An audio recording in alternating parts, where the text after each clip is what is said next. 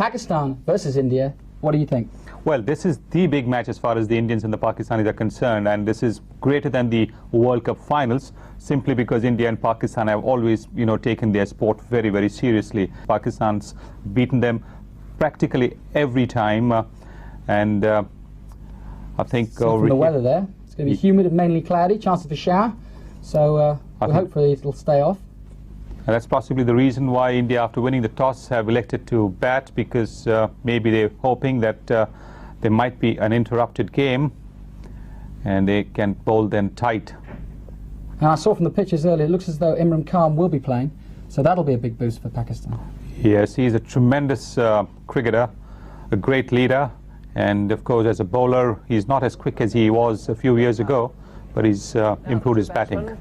First of all... Okay, well obviously they're live now and they're about to start, so let's go live now to watch India take the first innings, and they'll be batting. A very good afternoon to everyone. That's umpire Peter McConnell from Australia, just getting the screen into place there. That screen is moving across behind Wasim Akram, who's going to take the new ball. And as Richie Benno pointed out, Jadeja is on strike. And this could be an interesting little start here. These white balls have been known to swing around a bit, and of course Wasim Akram is quite a prolific swinger of the ball on his day, and he'll be looking forward to seeing whether he can control it. So this match underway with Wasim Akram straight away thumping into the thigh pad of Jadeja. Lots of interest from the local Pakistani and Indian community, as well as the Australians, plenty of them out there as well. But I think it's going to be a pretty rowdy day. Very, very keen competitors, these two sides. An important game too. India looking for a victory. They haven't won one yet. Played 3, lost 2, no result in 1. That's a wide. That's what umpire Peter McConnell, showing that he's not going to allow those very wide balls outside off stump to go unpunished. And with me in the commentary box for the start of play today, Bill Laurie. Good afternoon, Tony. Good afternoon, all. Yes, that was certainly a wide, as wasn't Akram going for that extra yard of pace, angled that ball way towards second slip. It's a vital match for both teams. This is every game now in the World Cup. It's so close that anything could happen by the time the semi-finals come around. So they'll need 240 here on this ground. Fast outfield. Oh, well bowled. Beautiful delivery. Beat him for pace, really. May well have did hit the inside edge, went flying away down towards fine leg. Must have been very close to the off stump. Very, very quick action. He sort of lumbers up to the stumps, and then all of a sudden the ball goes hurtling away. That was lucky. Certainly was. It was beautifully bowled. Not only did it come back with the arm, but it bounced as well. An inside edge went over the stumps, and the man finally did a good job to save the extra 2 runs there. Srikanth a little bit slow. So you see that go over middle and leg. And Srikanth quite slow getting away there. They should have been looking for 3, but just get 2.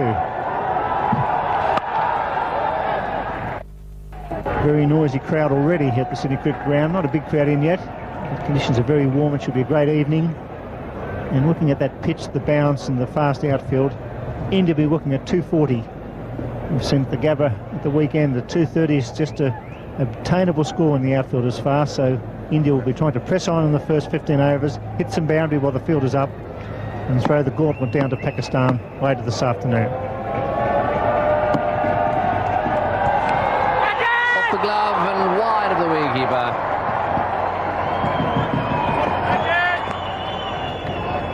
Moin Khan doing his best to get a glove on that one. Didn't quite make it.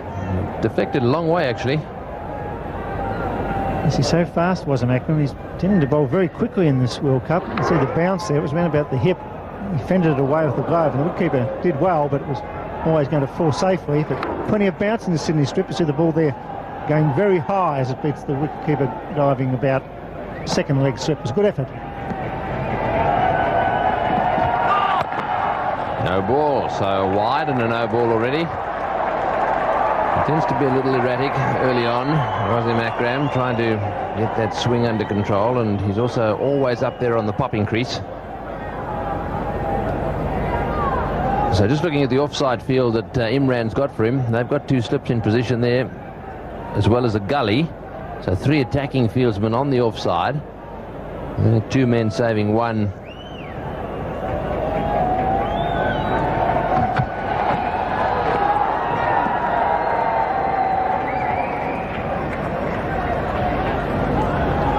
And so 2 slips in position and a gully, and those 2 men moving back now to save the 1 on the offside.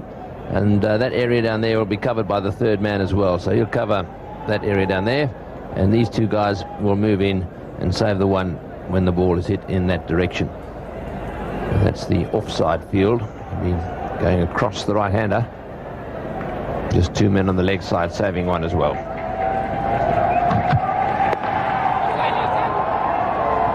Off the pad of Srikanth.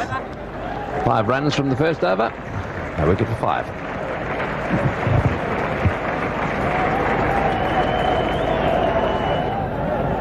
Aqib Javed is going to take the new ball from the Randwick end.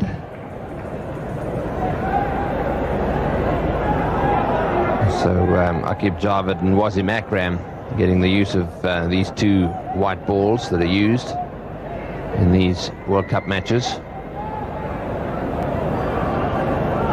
Umpire David Shepherd down his end.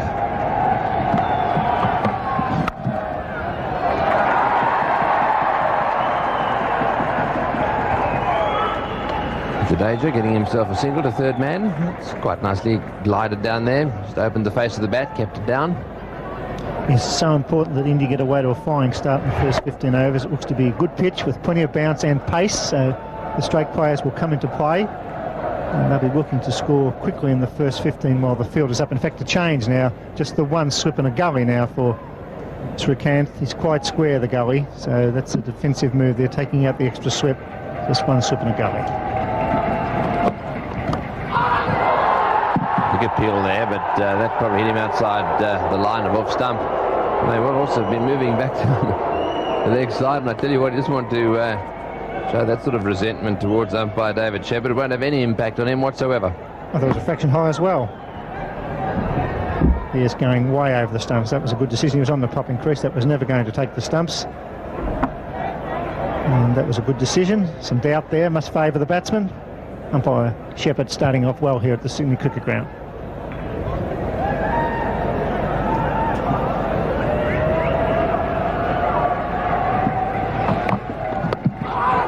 Big appeal there, and he had a little look at that one. That looked as if it kept low. And that really did look very adjacent, and as a result of that appeal, he wants the screen moved. Well, let's have another look at it. That looks to be much closer, that one. He's close to the stumps, pitches and goes on, but was going down leg side. Would have missed the leg stump, but Chris Srikanth struggling to put bat on ball. He was the same at the Gabba last Sunday. He made a duck after facing 10 deliveries. He's playing nowhere near the ball. One stayed down a bit as well.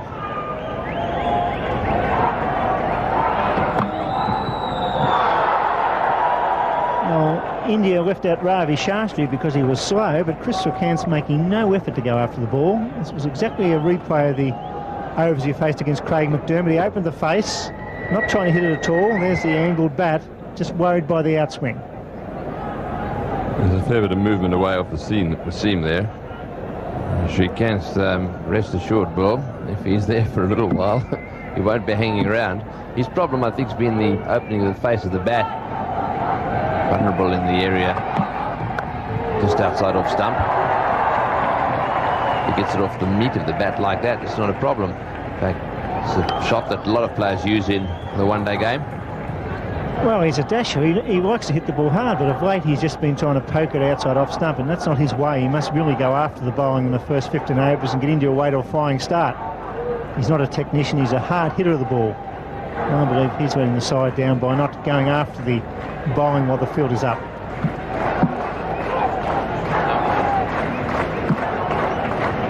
It's a good start by Aqib Javed. Just a little wide, but a good start for him. 2 runs from that over, no wicket for 7.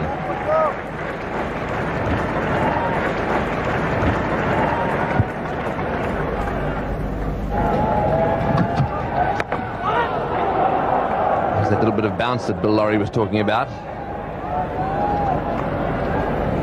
Srikanth said a lot of cricket, 142 one-day internationals, 427 50s, a good strike rate of 73.2, but of late he's lost his way.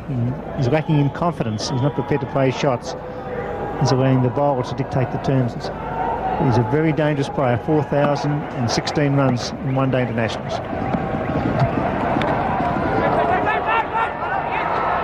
A few weights called there.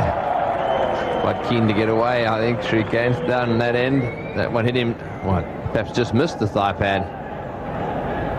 He's a quick bowler. Mtach, and that one just flicking off the side of the leg there.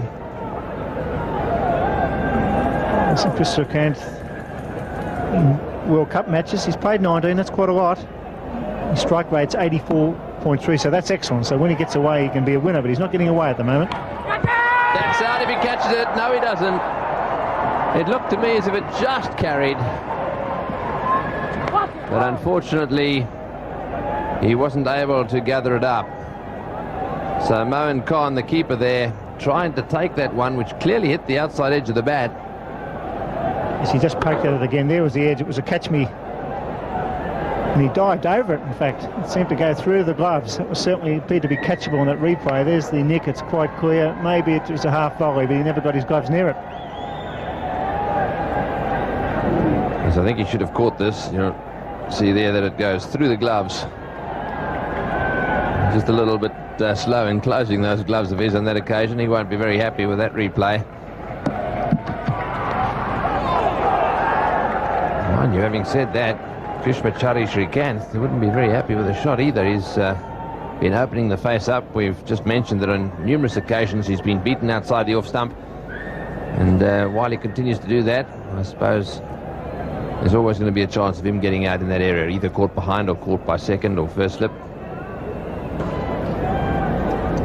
Yes, he's out of touch and he's strong around there at the non-strikers end. He's aware that he's got to put bat to ball.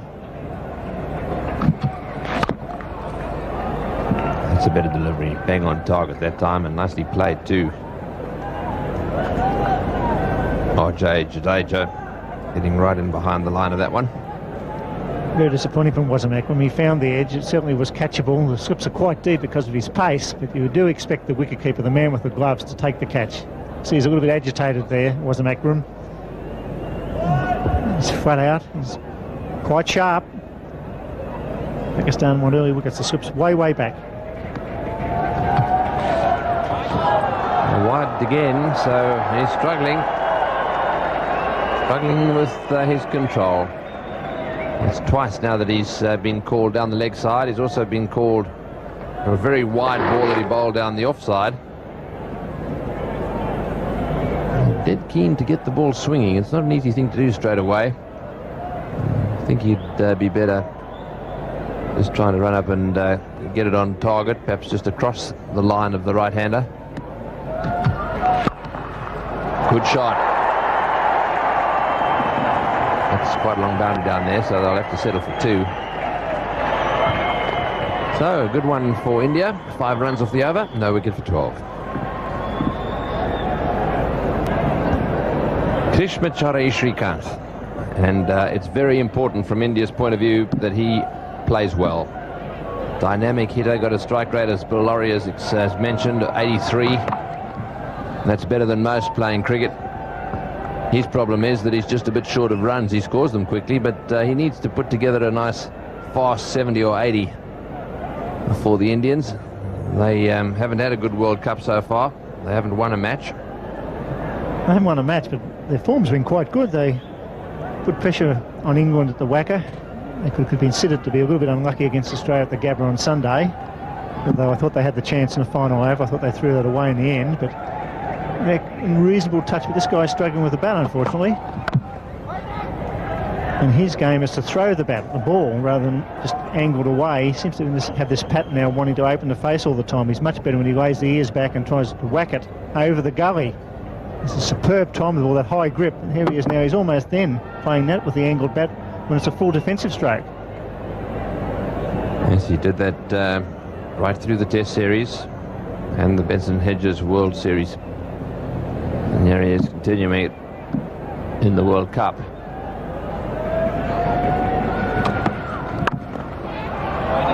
Trying to hit that one straight down the ground. There'll be a lot of you very interested in the points table associated with this Benson Hedges World Cup 1992. Well, there it is. 4 sides go through to the semi-finals. There's still a lot of cricket left, obviously, in this World Cup. So things can change, and you must take note of the number of matches that each side has played, because that is pertinent. England have only played 3 for their 5 points, and the West Indies 3 for their 4 points. Having said that, the bottom half of the table, when I say the bottom half of the table, those who aren't in the top 4 at the moment, most of those sides, with the exception of Zimbabwe, have only played 3 matches. It's the wrong way to go yet. I'd say any side apart from Zimbabwe could make the final 4 at this stage. It's wide open. There could be interference because of weather. Could be 1 or 2 shock results. Always is the case in World Cup. That's why it's such a fascinating series. And 2 points here will be available to both India and Pakistan.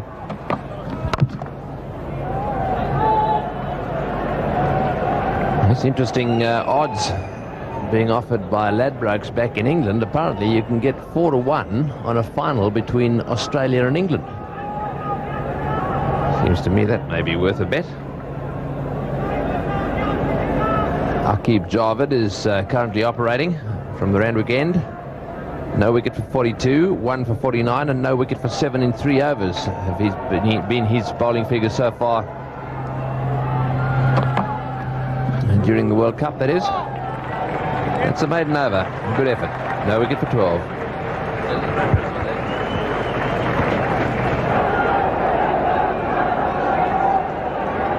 So 4 overs have been bowled, just the 12 runs on the board. Shrikant's faced most.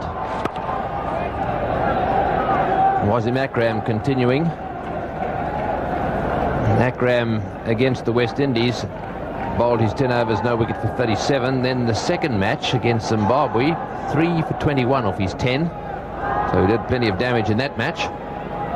And then, of course, against England, just the 3 overs, 1 for 7. He was causing a few problems there as well.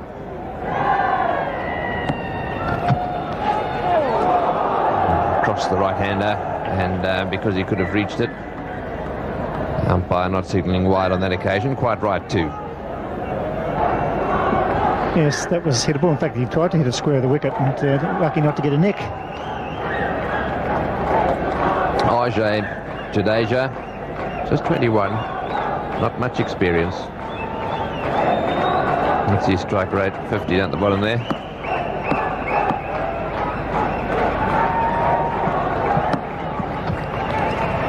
Oh, that is a big wide. Well, for the great bowler that he is, he really is struggling to get it straight. Yes, I think that Imran Khan will whip him off here. He just can't afford to have this to happen. It sets a standard for the whole team for the rest of the match. Imran will be very annoyed about his main striker, Wasim Akram, been so inaccurate. Just has to slow down and get the ball straight and make the batsman play. There's plenty of bounce here for him.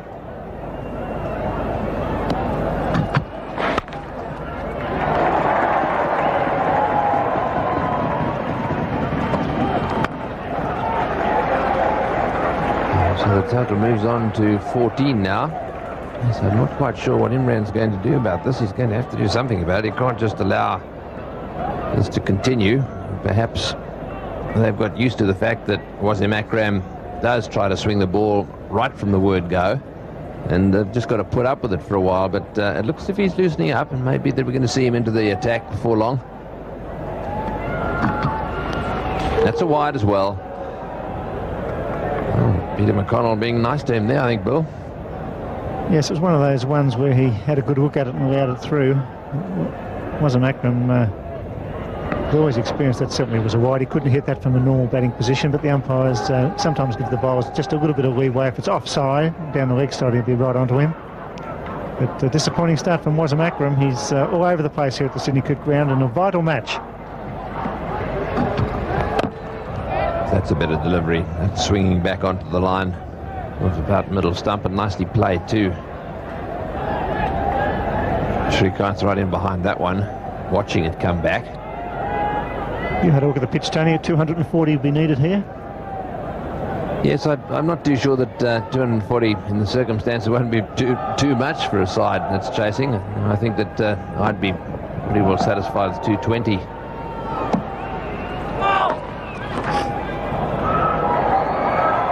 No ball called, so it really has got all sorts of problems. He's already bowled an extra over. And he walks past umpire McConnell there, who obviously said something to him. He doesn't seem to be all that fussed about it all. Makes it very hard for the batsman too when the bowl's all over the ship. It's hard to get into a rhythm with the bat as well.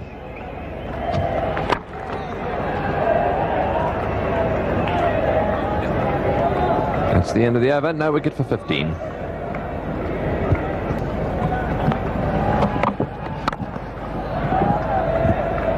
And that's where Akib Javed is going to concentrate. Just outside off stump, he's got a stacked offside field.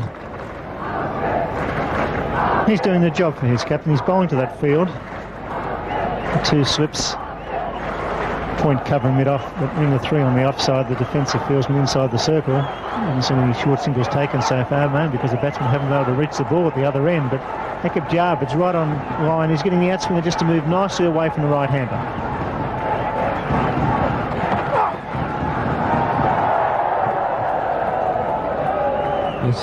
Also, just getting back to the conditions, Bill, the outfield quite quick. It's quite a big ground. The pitch itself looks like a normal 3-day, or 3rd day, if you like, of a test match. Just speaking to Peter Leroy out there, he was of the opinion that it would deteriorate a little bit as the match went on, perhaps even turn a bit later on, which would be good.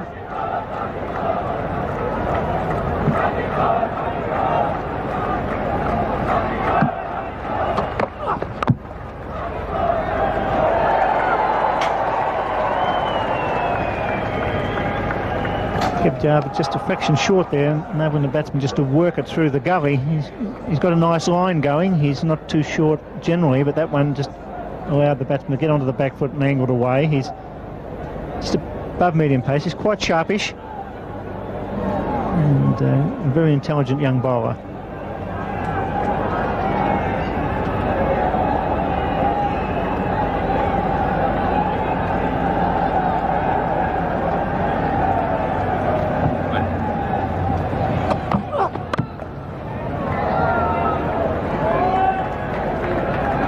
That's the view from stump cam, looking down this pitch, down towards umpire Shepherd, who's at the Randwick end. That's the surface out there. You can see there are a few little patches around, but basically a pretty normal looking Sydney Tree Ground pitch. Still a little green patch though.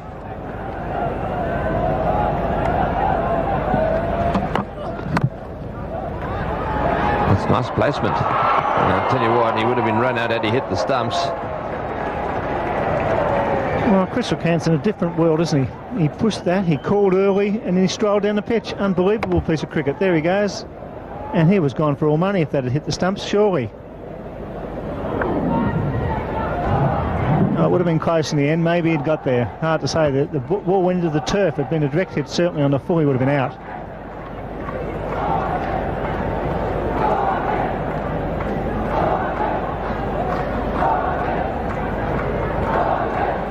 Just watch his bat here. He doesn't actually run it in. Umpires look for this. Just watch his bat. It's actually put down behind the line. Down it comes now, and he puts it down behind the line.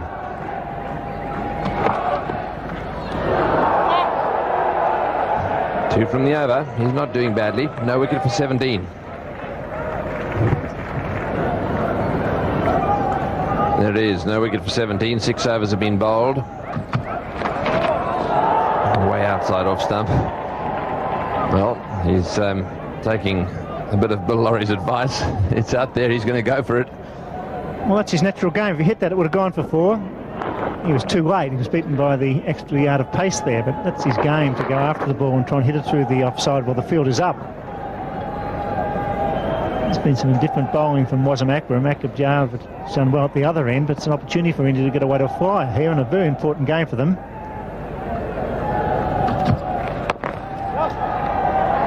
It's good running.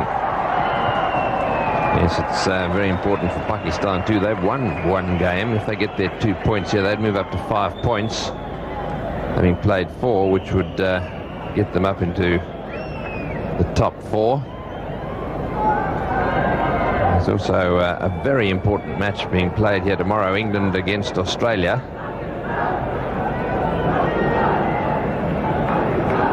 So it'll be a tremendous atmosphere out here at the Sydney Cricket Ground.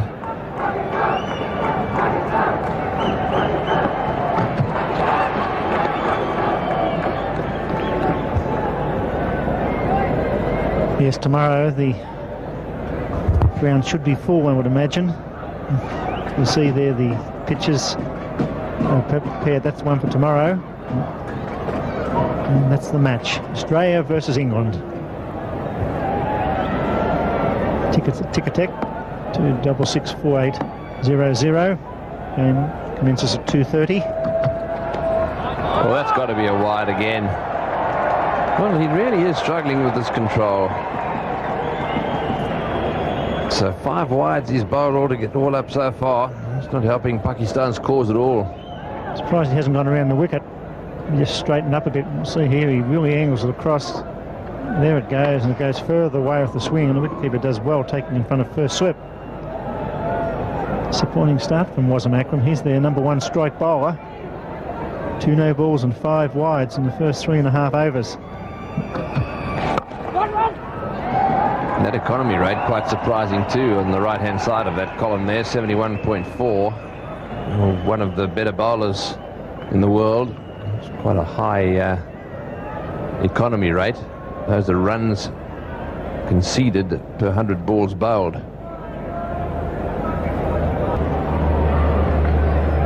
Imran Khan having a word to his striker. I don't think he's too happy with him at the moment. He's getting to settle down very quickly.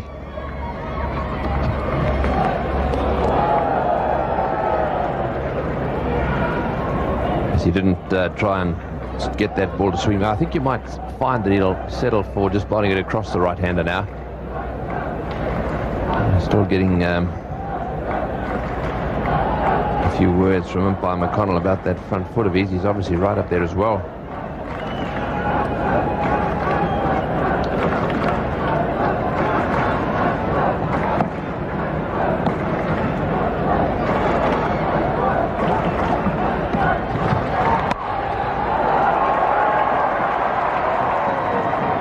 Another single. No wicket for 21.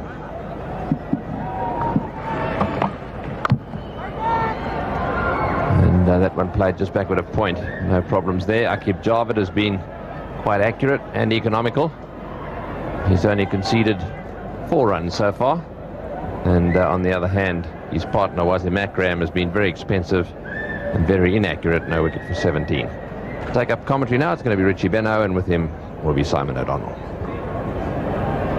Thanks, Tony. Afternoon, everyone. Aqib Javed had 2 big appeals against Chris Ricard a little earlier.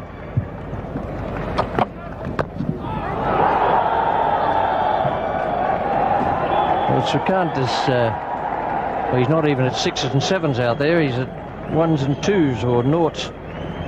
Can't get it away at all. Afternoon, Simon. Afternoon, Richie. You certainly can't. A lot of trouble. We're just moving the ball around enough to worry Chris Srikanth. It's been attacking outside that off stump, and I think Srikanth thought it was a Christmas present there with one angled in at leg stump. Tried to hit it well over mid-wicket and never got near it.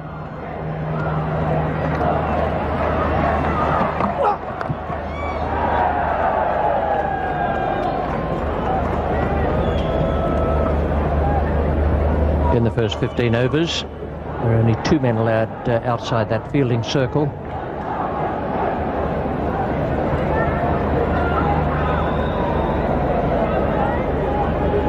That circle running around there, it's 30 yards from the stumps at either end. Have 2 semicircles made, and then they join them together. Only 2 men allowed outside that circle in the first 15. Must be too high.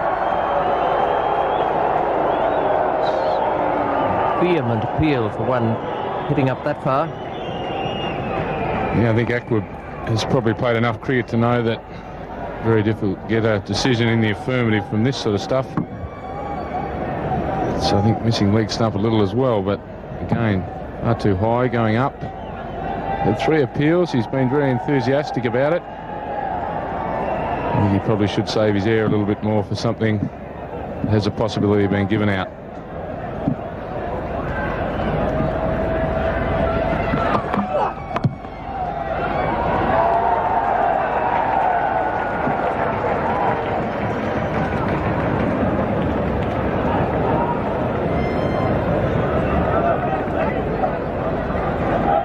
That's Chris Shrikant's record in the World Cup. 39 against England, the Globe against Australia, and then Sri Lanka 1 not out in that rain-marred game. And now he's unbeaten on 5.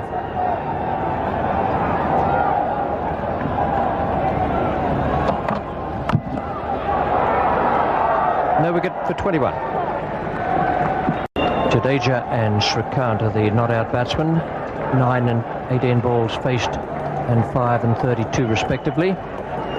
Shrikant batted 10 balls the other day against Australia without scoring. Now 32 for 5, and he's hardly hit anything in the middle of the bat. Imran Khan, who's had shoulder problems, strained his shoulder doing pre-match exercises, running through the routine, and he hasn't played in the World Cup until today as a bowler.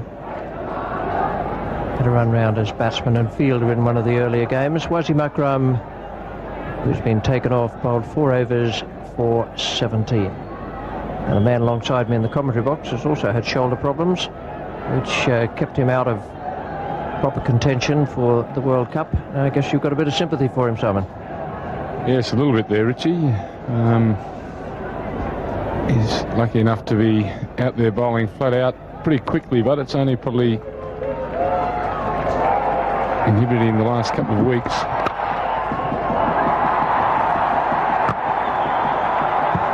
Jadeja has got that away, straight down the ground.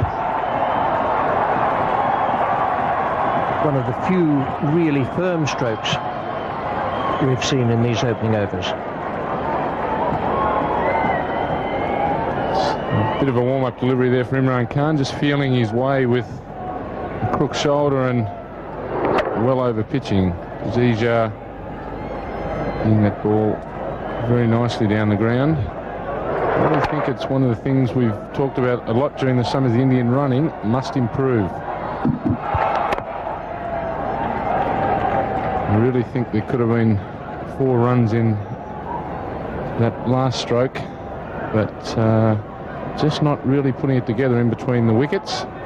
In a 50-over game of cricket, that can be crucial at the end when the runs are tallied up.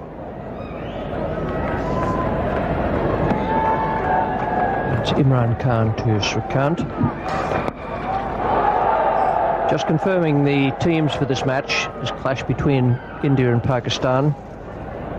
India have brought in Jadeja, Ajay Jadeja, who's out there at the moment, and Vinod Kambli, who is the brilliant young player who shared that world record partnership with Tendulkar a few years ago while they were still at school.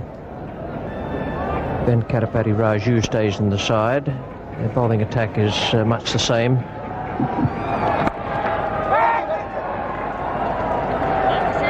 They've left out Ravi Shastri. That was foreshadowed in the morning journals around the country.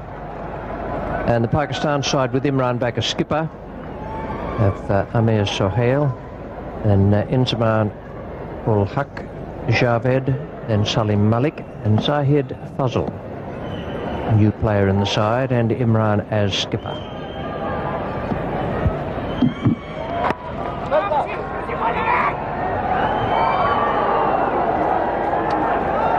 Communication should be the word, and there wasn't a lot there. Mtach, quite a handy little fieldsman for Pakistan. And fully fledged go up the stumps here. A little bit of confusion, seeing there was a chance, and very close decision if he had hit. He's got away with that down the leg side. It's no wicket for 24. 12 to Jadeja. Srikant has made 5. Aqib Javed is the bowler from the Southern All-Round weekend. None for 24 in 9.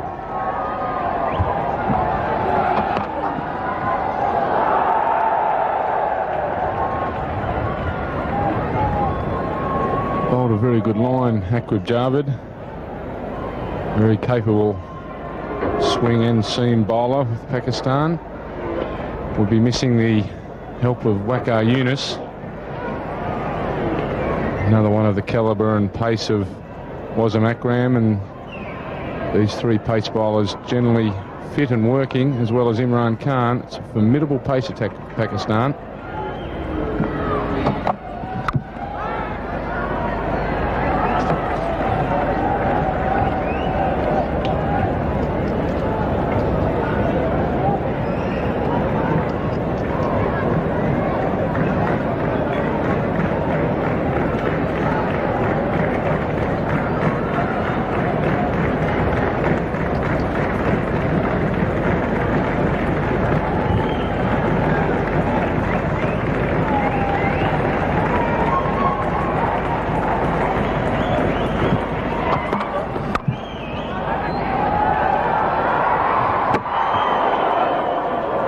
Bit of running and very well backed up by Imran Khan. It's the sort of thing the Indians have got to look for in these earlier overs. Aqib Javed bowling a very good line. They've just got to use the pace of the ball, knock the ball around for singles, which are very, very important in this game.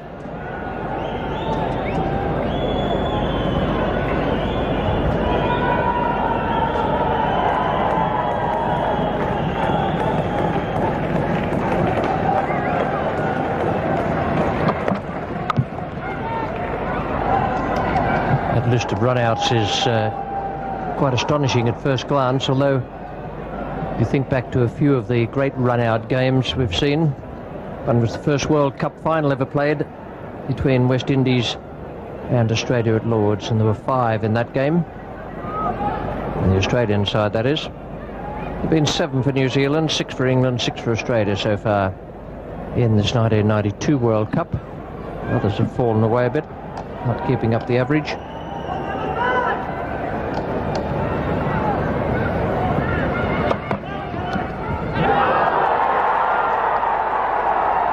And he's waiting, and umpire Shepard eventually said, yes, you must go. Aqib Javed had no doubt that the ball had been taken cleanly, nor that it had found the outside edge. So he's had a few goes at Srikant for LBW, finally had him caught behind.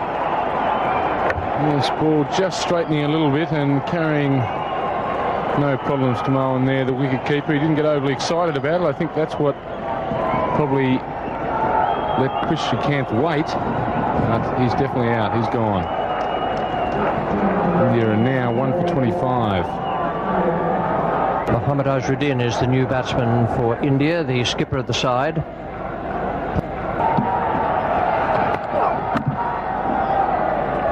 The breakthrough for Pakistan there, 1 for 25, and we're into the 11th over.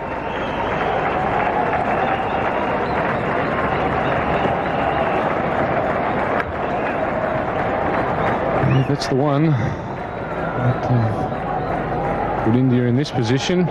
Just straightening a little bit on Chris Srikant, and no one having no problems.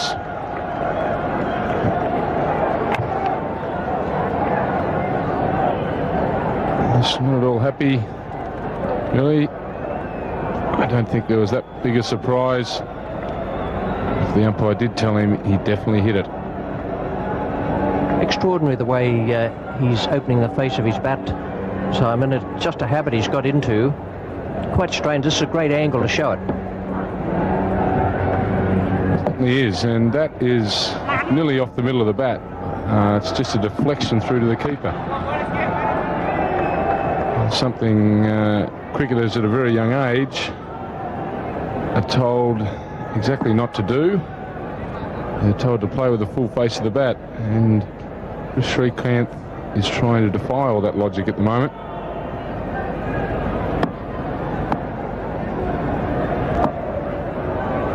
This is Imran Khan to Jadeja. Concentrating mainly on in-swing. Yeah, just going back to Srikanth and that opening of the bat face. It is quite extraordinary. To get it right, he would almost have to turn the edge of the bat to face the bowler, to exaggerate it around, so that in the end, if he's going to open it, it'll simply be presenting the full face of the bat. Extraordinary lengths have to go to that.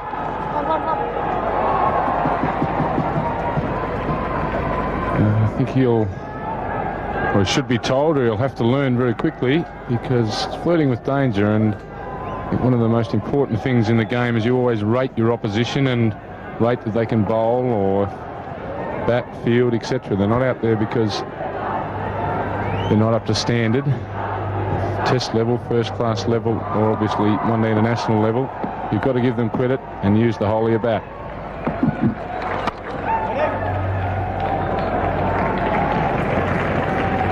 Azharuddin came out at Brisbane on Sunday, started quietly and then played some lovely flowing strokes, and it needed that quite wonderful piece of fielding from Alan Border to gather the ball in almost on his wrong side, slightly to his right-hand side, and then throw down the stumps, with David Boone not able quite to get over the top of the stumps.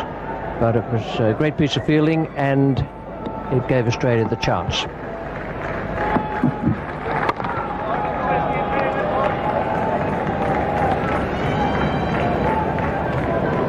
Great rivalry between these two nations, India and Pakistan, and both skippers head-to-head out there at the moment. Azharuddin in fine form. Imran Khan getting over a shoulder injury that's restricted him so far in this tournament. And it's 1 for 26 in 11.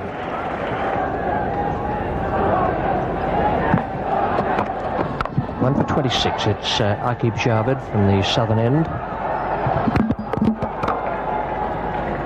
Jadeja is taking a strike. He's been brought into the side. They came in to the Indian side against Australia at the weekend. Didn't really have much chance to show what he had. He bowled very sensibly, bowled a good length and very tightly, and he fielded brilliantly, but we didn't see much of him with the bat. He came into time where the bat had to be thrown, wasn't really given an opportunity.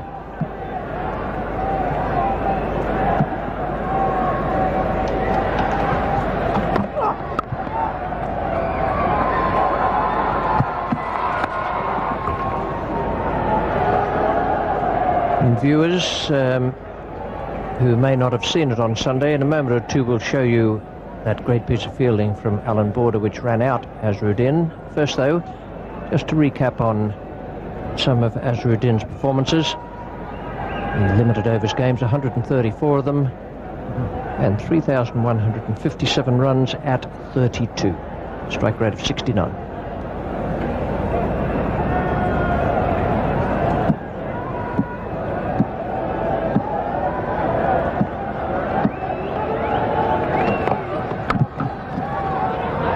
To be quick, or would have been out by a yard or 2 yards. Went to the left hand of the fielder. I think the major problem with Mohammad Azharuddin here was, as he played the shot, he was so far on his back foot, and his momentum, his weight was all backwards, and took him ages to get going down the wicket. Took him ages to get that momentum there, and he was well gone. Direct hit, the Indian captain would not be here.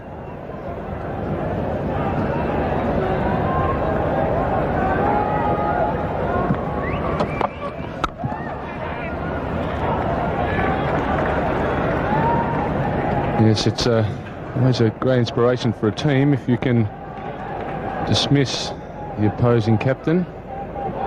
And Australia desperately needing a wicket, and the captain lifted the country.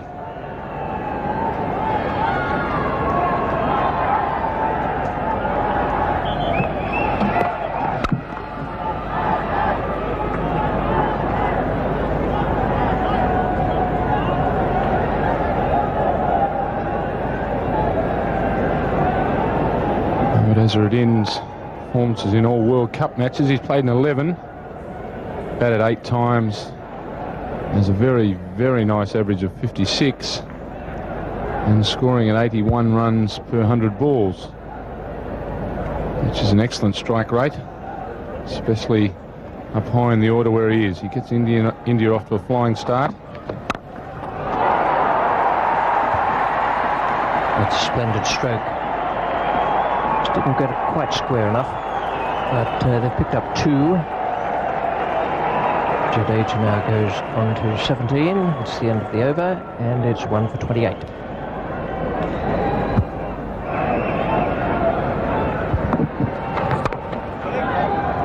It's been nothing but in-swing from Imran Khan so far. Just a little bit of flexing of the shoulder.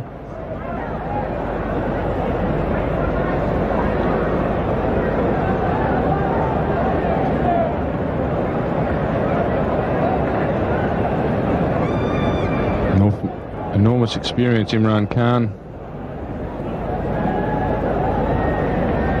A great bowler to have in a situation like this. Will never give much away. Will always be there and thereabouts at the stumps, not giving the batsman a lot of room.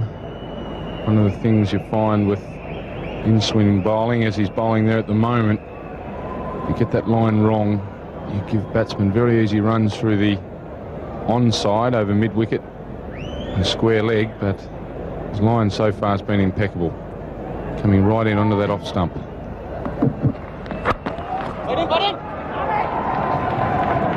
Amir Sohail, it's the man out at square point. It was Sohail who almost ran out Azharuddin in the last over.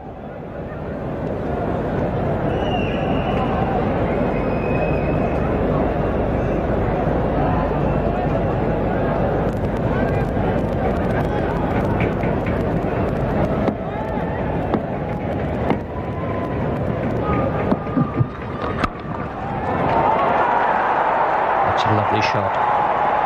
Just the most superb timing. Footwork good. Delightful swing of the bat. And perfect timing. Yes, that's definitely what timing's all about. Not too much energy expelled here. Full face of the bat. No problems getting to the fence. Magnificent timer on the ball, Mohammad Azharuddin. He's really in fine touch after a bit of a nightmare start to the summer between the Test series and the one-day internationals. The last few weeks he's really hit form.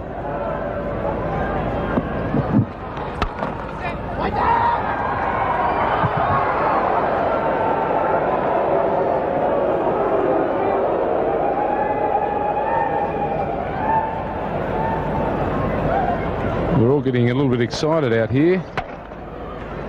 Azharuddin starting to go, sending his partner back, shot at the stumps, a few stairs, and we've definitely got a very competitive game on our hands. It's 1 for 34. Ajay Jadeja is 17 from 30 balls faced. Mohammad Azharuddin 5.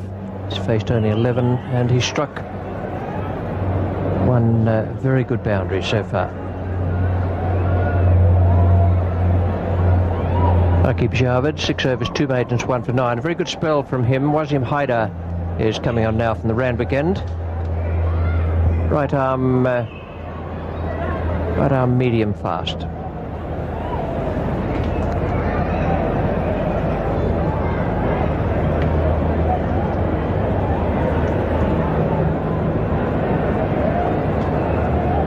Not a bad time for a bowler to come into the attack.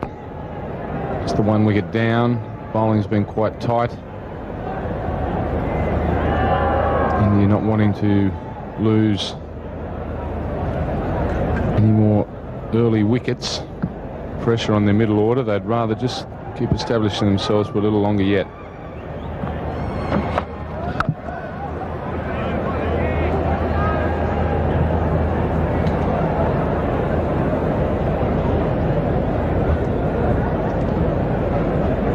Haven't seen a lot of Wasm Ida.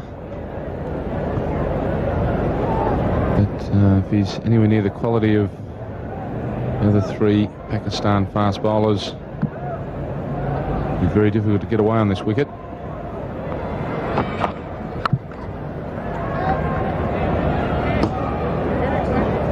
A warm welcome to viewers in the United Kingdom who are watching Sky Sports at the moment. Great interest in this World Cup in Australasia. 2 host nations, Australia and New Zealand, and interest right round the world. Sky Sports in the United Kingdom, Mnet in South Africa, and millions watching this game on the subcontinent, game between India and Pakistan.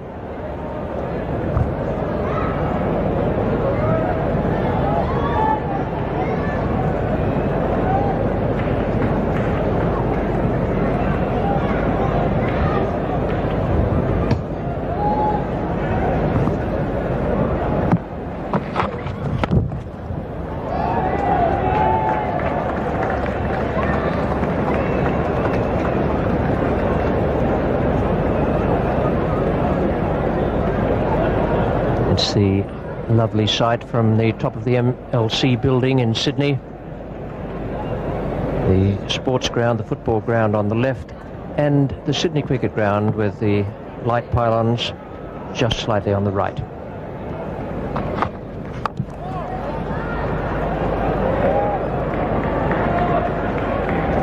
Not far out of the centre of the city, the Sydney cricket ground complex.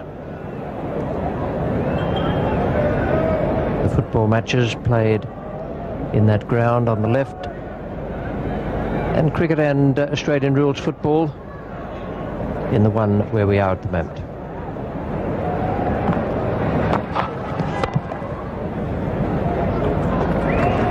One for 34.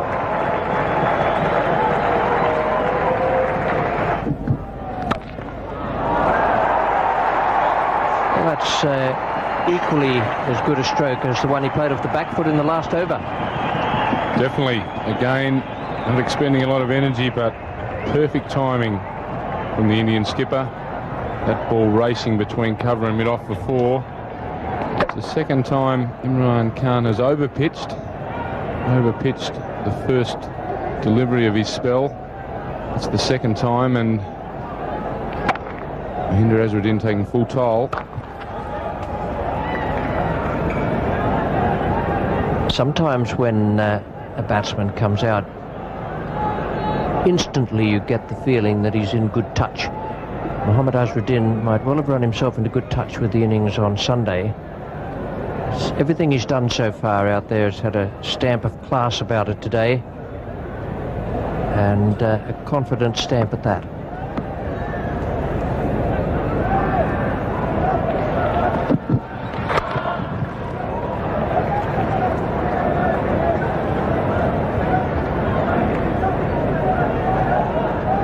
Imran Khan, now 39 years of age, has had a magnificent career. 169 matches altogether. His wickets taken is 175. That bowling average 26.32. Very good for one-day international cricket.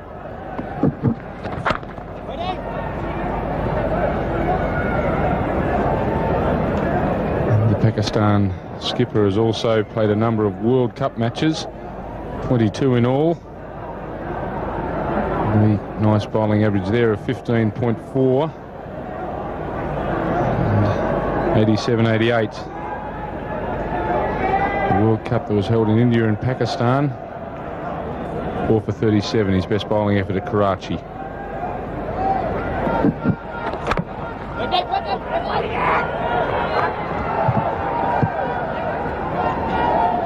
Amir Sohail, the fielder just behind point, he's left-hander, so he's coming in on the right angle there for a throw to the bowler's end.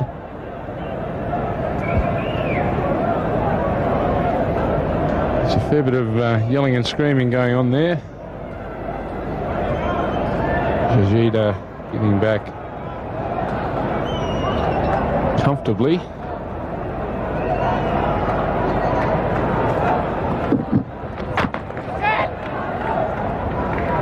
The end of Imran's over, 1 for 38, 15 overs gone. It's 1 for 38 here at the SCG.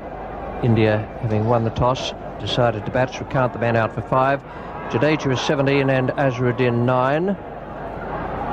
Take up commentary now, David Gower, and with him is Ian Chubb. Thanks, Richie. Good afternoon, all.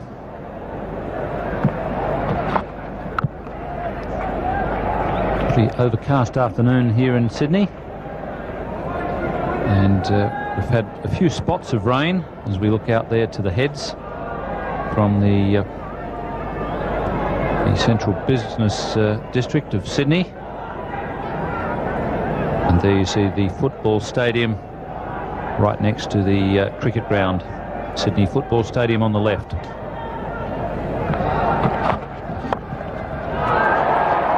Jadeja doing a good job for India as an opening batsman. But his partner, the man that's out, Chris Srikanth, to me, David, he looks like he's really struggling, Srikanth. Chris Srikanth has been out of form, really, for the last few innings he's played, and he's getting himself into all sorts of trouble.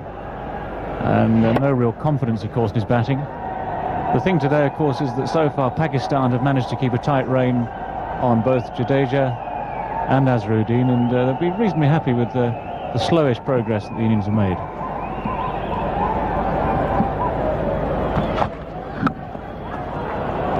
But the way they're flying off Azhar's bat is a little bit ominous. That one absolutely flying away there. If he continues the form he showed in Brisbane, then he'll be a problem for every team. Well, it always makes a difference, doesn't it? When you get runs, when you feel in nick, you arrive at the crease next time and the confidence is there, the timing is there, and he's played 2 glorious shots already this morning, one off the back foot, one off the front foot, both through the offside. They've both gone for 4.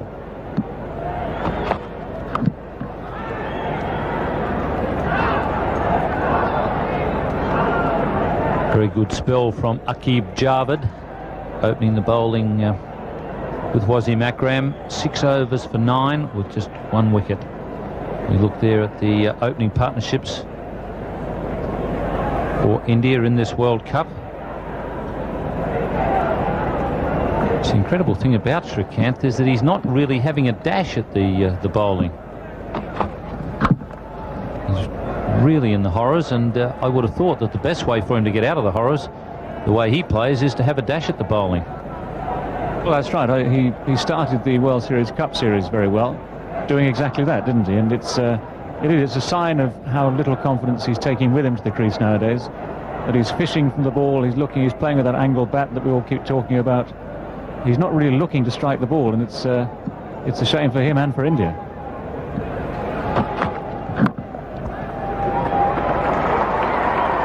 Azharuddin doesn't even really have to look to strike the ball. He's just got to push it and it flies off the bat. It's 1 for 41 after 16.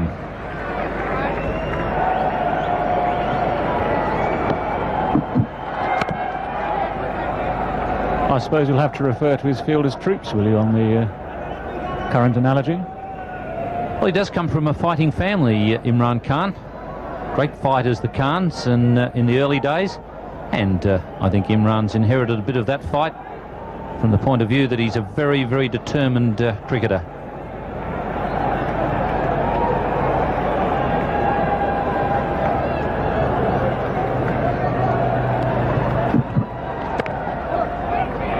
It's well run.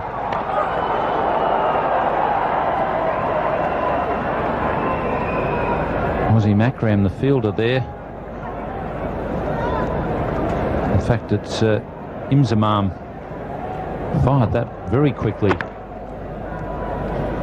Actually, Moin Khan behind the stumps, not having a wonderful day at the moment. That ball coming very close to the top of the stumps, and certainly not going cleanly into the gloves.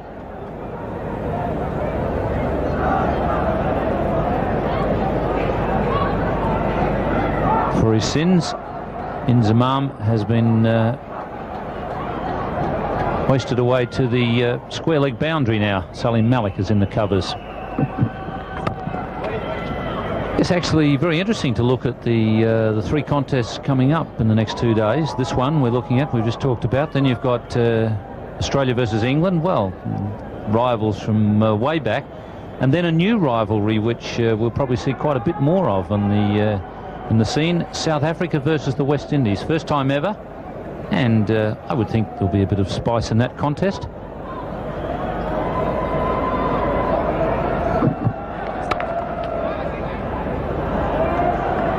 Yes, given the recent history of South Africa and the West Indies, and not to mention the ancient history of South Africa and the West Indies, there'll be a little bit of spice there.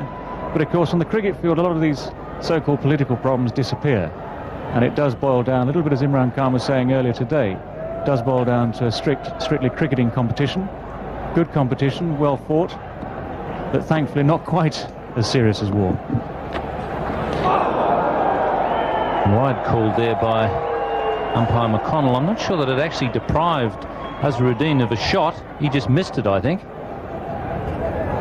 Well, Imran Khan holding his shoulder there. That's the problem shoulder for Imran, and he's for once dragged it wide there. And I think Azharuddin will be more disappointed that he hasn't made proper contact with that. Looked like a wonderful scoring opportunity.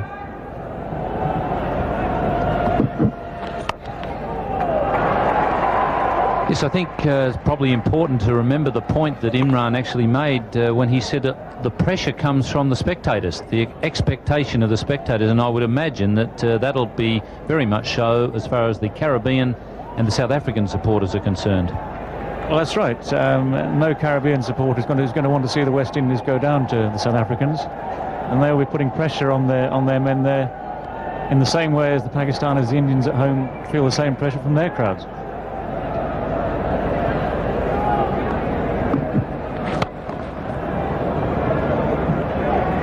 It's 1 for 44 after 17. Hyder to continue.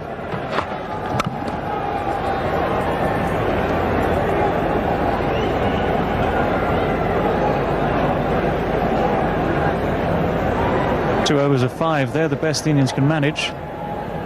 Proof there that Pakistan have managed to keep a fairly tight rein on the Indian batsmen.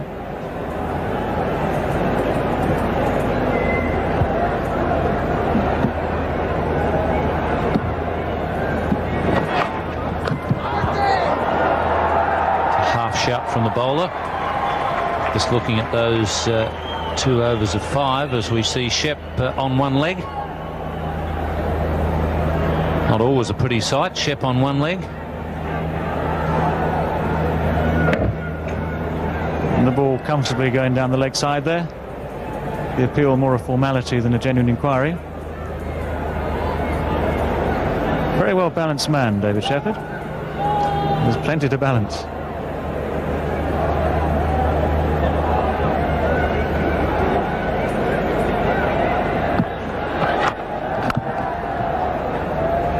Yes, those 2 overs of 5 that we saw there in India's run rate, they were the first and third overs when Wasim Akram was having trouble with his accuracy. A few wides involved in those 2 overs of 5. Akram actually prefers, certainly in county cricket in England, not to take the new ball itself. He likes to wait for a few overs to let the ball get slightly older.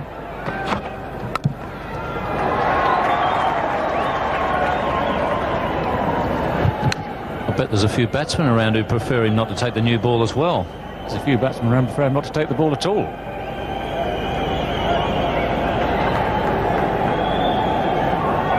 Yes, he certainly had trouble with it today, getting it online. But he is a very fine bowler, and he's probably the best in the business at polishing off a tail. Really does make a mess of a tail. Once again, umpire Shepherd just shaking the head with a wry grin. Well, Wasim Haider, in common with his captain Imran Khan, bowling at the other end. They're both trying to swing the ball into the batsman, and bowling from slightly wide there, the angle of the ball would have taken it well past the leg stump again.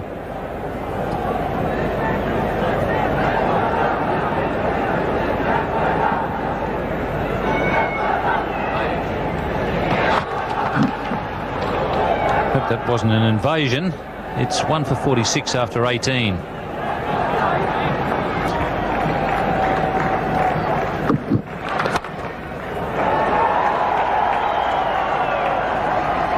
Zamam is the fielder at just in front of square leg.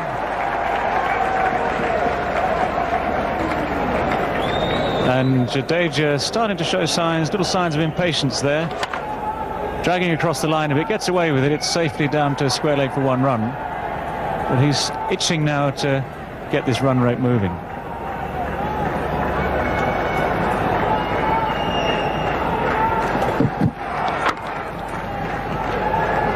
Very wristy player, Mohammad Azharuddin.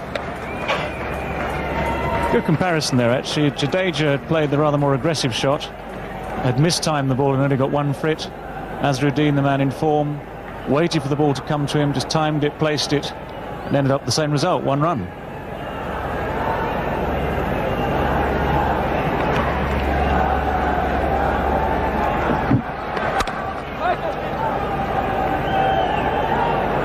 Yes, the placing is so important, and you usually find that the more you get frustrated and if you get tied down, you start to grip the bat a little tighter, you try and hit the ball a bit harder, and all that happens then is that you mistime the ball more and more.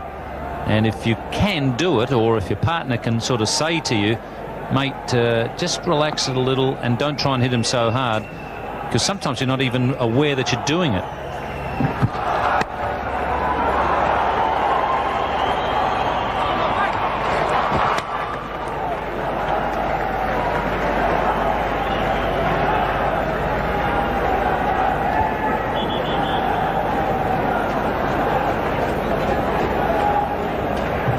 This time Jadeja going down the wicket, trying to upset Imran Khan's length, guides it down to 3rd man, 1 more run.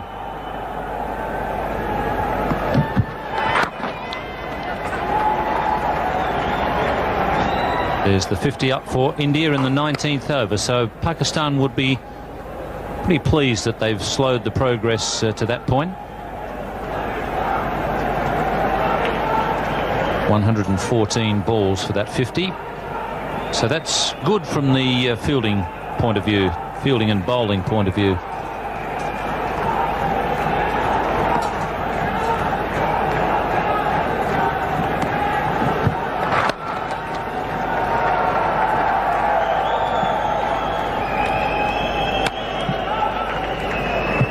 It's 1 for 51. Support for both sides here at the SCG. I think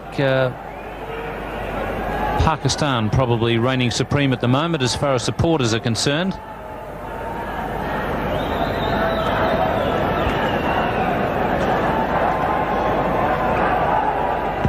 In fact, you can see the mixture of Indian flags and Pakistani flags very close there. I can imagine tempers flaring slightly if this game gets close towards the end of the night.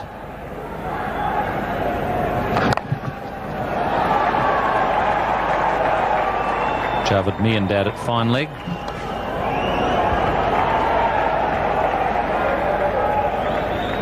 I think the Indian batsmen have probably got to improve their placement into the outfield a little bit and start pushing for 2s. Javed Miandad, of course, used to be a very fine fielder, close to the wicket, good catcher, very quick mover, a good thrower at cover. Now languishing in the outfield a bit. He's a long way away from the main part of the action.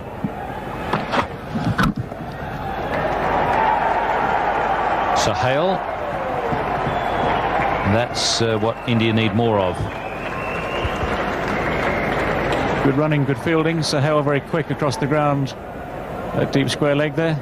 But this time the ball placed widely wide enough for the batsman to take 2.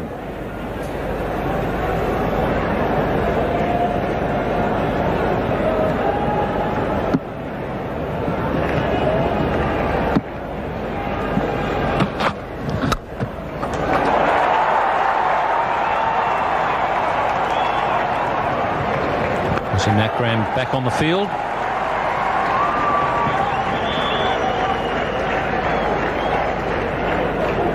This time the Indian batsman respecting Wasim Akram's arm. Very good flat thrower, deciding not to take 2.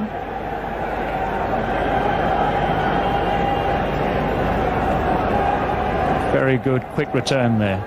Good positioning of his feet, allowing him to throw very quickly, having picked the ball up.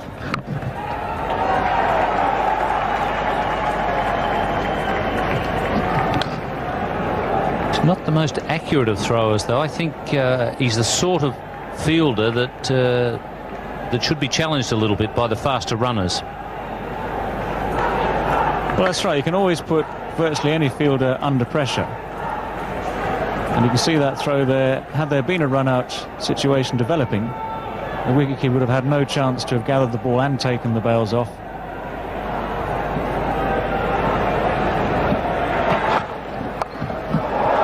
Beautifully placed. Bisected the 2 outfielders.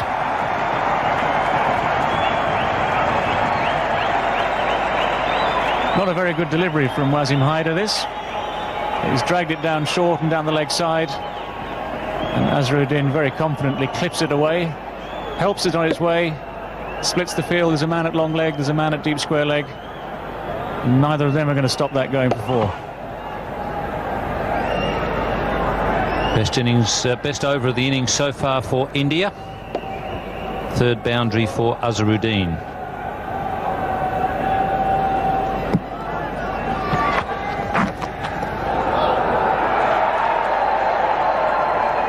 Wide called there by umpire Shepherd. A man who knows all about wides.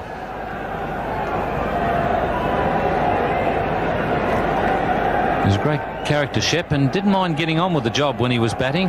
He played for Gloucestershire. He and David Green could give you a bit of a touch-up if they got going together. I suppose you have to say that David Shepherd's not the man exactly built for the quick single, is he? So stroke play is probably his major option. 11 runs off that over. A good one for India. It's 1 for 62. 21 off just 34 balls, 1 for 62, and Imran Khan has taken himself off at the Paddington end and bringing Mtach, the leg spinner, into the attack. Now, what will be interesting is whether Imran can come back again. Had 6 overs in that spell. Now, because of that shoulder injury, there's some doubt as to whether he can come back and bowl another spell. He does have certainly one more bowler in Sohail, the left-arm spinner, up his sleeve.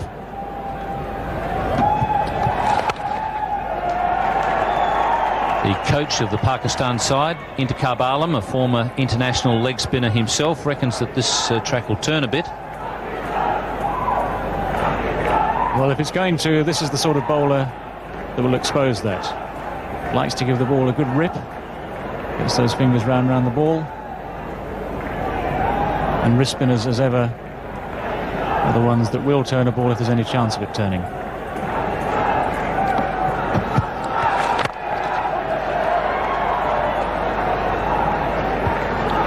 Pakistan have 2 leg spinners in their squad.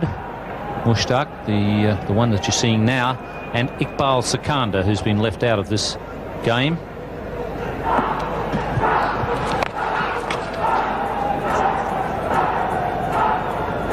Iqbal Sikandar played against the West Indies at the MCG. Gave the leg spinner a bit of a flick. Iqbal. He's an older player. In fact, that MCG wicket did take some turn. Both the leg spinner and the slow left-arm spinner Sohail managed to turn the ball sometimes quite alarmingly at the MCG against the West Indies.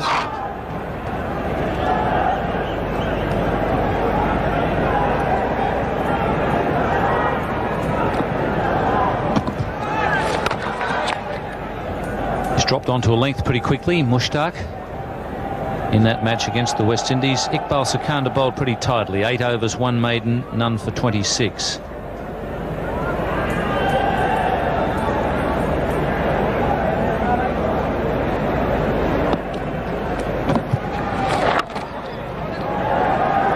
It's a good start for Mtach. India 1 for 65 after 21. Just a few kilometres from the cricket ground and football stadium to the city, as we look out across the grounds. 26 to Jadeja, 23 to Azharuddin. In the commentary box, Richie Benaud and Greg Chappell. Thank you, Ian. India needing to up the run rate. No one will be more aware of that than their captain, who's at the crease at the moment. He's on 23. Jadeja, who's been there for 21 overs, it's on 26. A run rate of 3, which they have been picking up over the last few overs. Need to be very aware of it. A more orthodox field placing, that may have been trouble.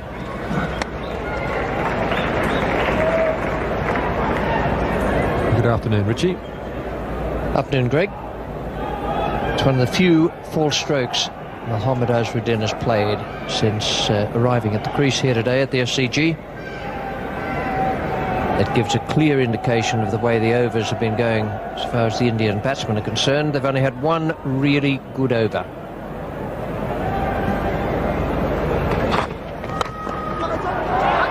Jadeja pushing the ball firmly to mid-on and running, but never in danger.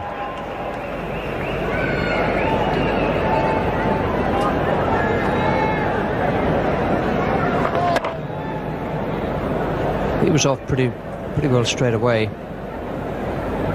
No real problems there. The fielder is quite deep, almost inviting the single.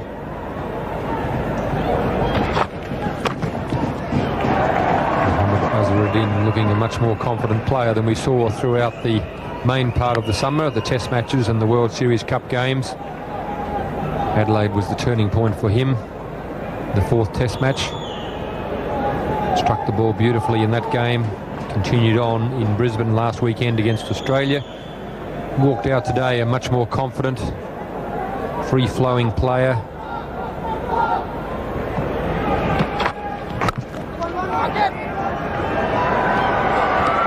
Again, kid fairly deep there at mid-on. Jadeja just trying to keep the score ticking over, pushing the singles, getting the strike back to his captain. That man at mid-on, Aqib Shahbad, will need to be on his toes. He could have a dash at a run out simply by moving a little quicker even before the ball is bowled. It's another shout, but umpire Shepherd not interested. That's the end of the over. India after 22 overs, 1 for 69.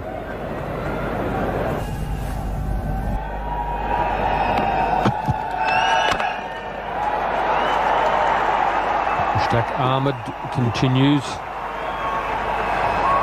Jadeja stroking the ball better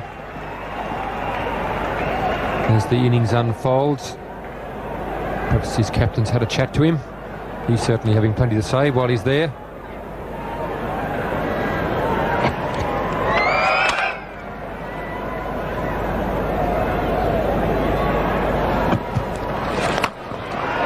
This time he's gone a little bit higher and a bit wider.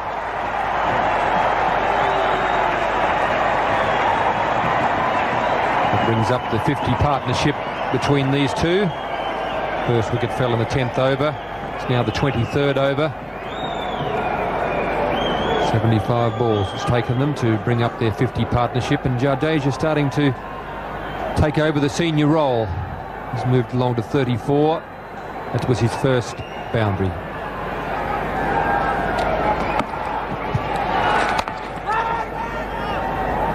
Oh, and Khan moving very quickly out of the blocks there. Had a very slippery grip on the ball. You just got to keep your head out there. No point in rushing and not thinking. No one's running.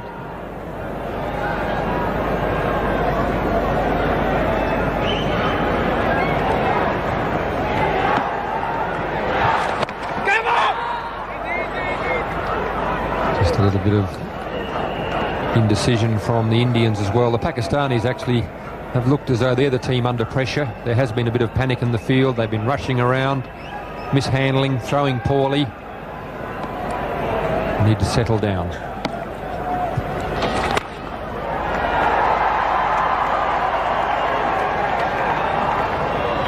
The run rate had moved up to 3.13 at the start of this over, so Jadeja hasn't done any harm there. He's boosted it even further. Having started off at 5 runs and over, it slowly slipped back. 2.36 at the lowest point. They've now got it up well over 3, heading in the right direction.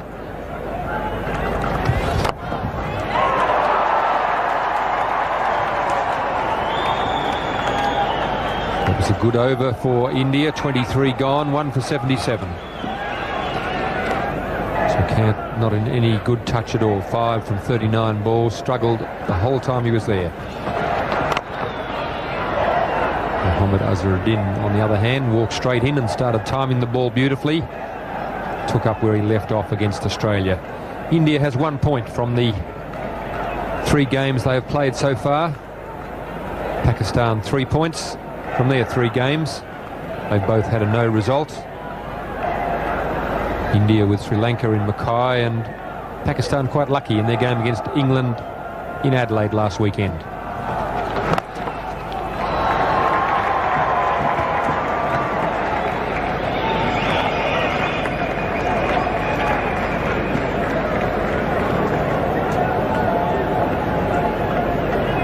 So there we have it, New Zealand and England at the top of the table. Sri Lanka and West Indies in the top 4.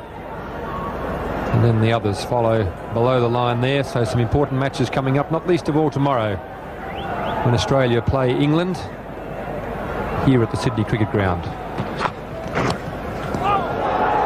Owen Khan, the wicketkeeper. So tomorrow afternoon and evening here at the Sydney Cricket Ground, a 2:20 start for our telecast. Tickets are available from Ticket Tech. Anyone who is interested in coming along. Not quite a do-or-die effort for Australia, but a very important game. Each game now they need to win. England, on the other hand, can perhaps afford a bad one.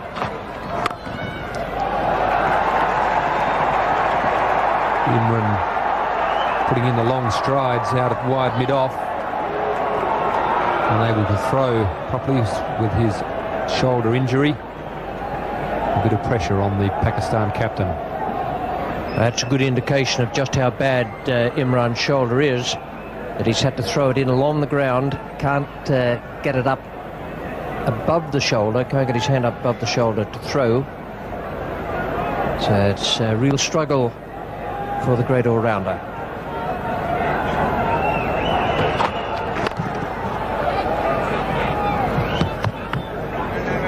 Just going back to that match here at the SCG tomorrow, that's between England and Australia. Tickets from Ticket Tech, and I can tell you there are just a few reserve seats left, and there is room on the concourse as well, but it's going to be a big crowd. There are just a few reserves left. Phone Ticket Tech if you want to have a go at those, and some room on the concourse, but that has all the portents of being a splendid game of cricket. 3 runs from that over. India moving along quite well at 1 for 80. 24 overs gone. Total of 146 balls. Pakistan have wasted a few.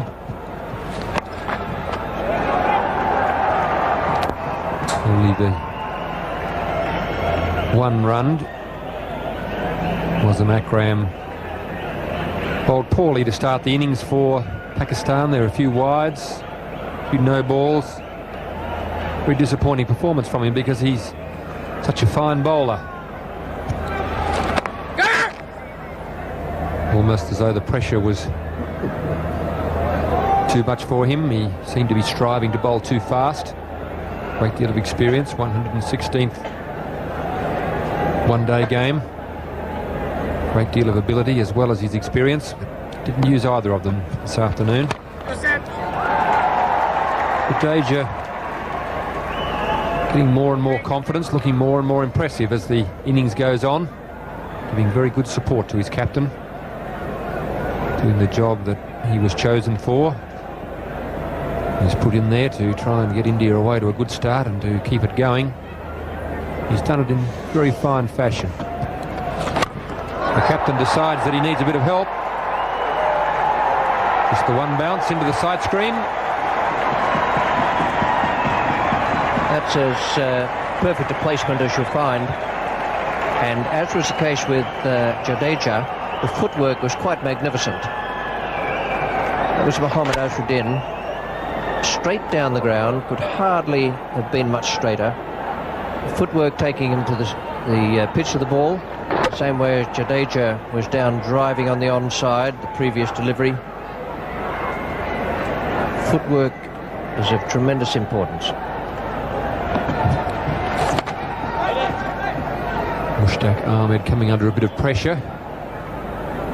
Mohammad Azharuddin taking quite a risk with his hit down the ground. Two men back, one at mid-off and one at mid-on, but able to split the difference. They've decided that the spinner has to go. That's out. He's caught behind, trying to cut it very fine and very hard. Mtach Ahmed comes back the best way possible. He takes a wicket of the Indian captain, Mohammad Azharuddin. Well, that's the first time I've seen Mtach Ahmed really put any work on the ball out there. He's been rolling it out. That one he gave a real tweak. And it spun a little and jumped as well. Got a thick top edge. It's pretty well held by the keeper. It wasn't an easy catch because of the extra bounce.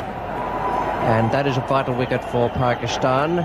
Mtach Ahmed takes it, and it's 2 for 86. Young player with a great reputation. He's played 8 matches, only one in this World Cup series. He made 3 against England. Has a higher score of 40, a career average of 32 and a strike rate of 60, so he's a very promising young batsman.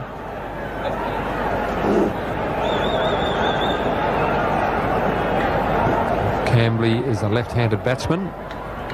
He will be at the non-striker's end, as that was the last ball of Ahmed's over. Jadeja back on strike.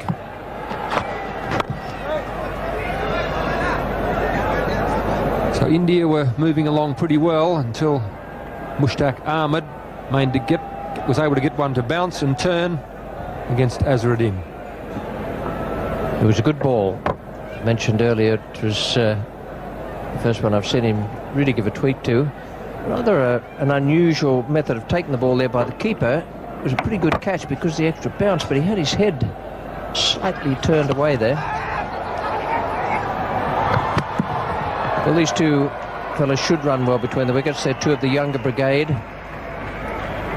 Jadeja, introduced to India's World Cup squad. And Cambly, the youngster we were talking about a little earlier, is having a few years ago shared that world record partnership with Tendulkar. More than 600 runs in that partnership. That's a different class of cricket from there to now in the World Cup. He's a left-hander with plenty of strokes.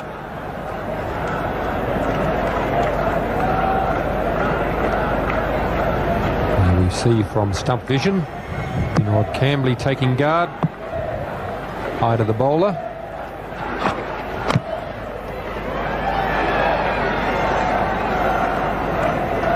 Just another look at Moin taking that catch of Azharuddin. Just watch his head. Well, he may have been expecting it to go somewhere else, but it went into the centre of his gloves. That's all you can do. He has 2 catches today.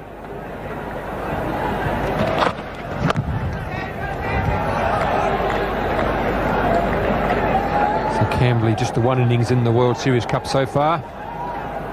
He was in the side against Sri Lanka at Mackay, but that game was washed out with only 2 balls bowled. So hasn't had too many opportunities so far in the World Cup Series, but here's a great chance for him. Spent a bit of time at the crease.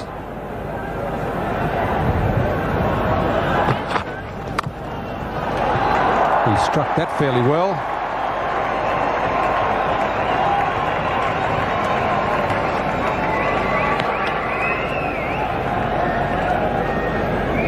Zaman al-Haq and the covers had a little bit of bad luck trying to field it. Wasn't quite what you'd call bending one's back. It was nicely timed.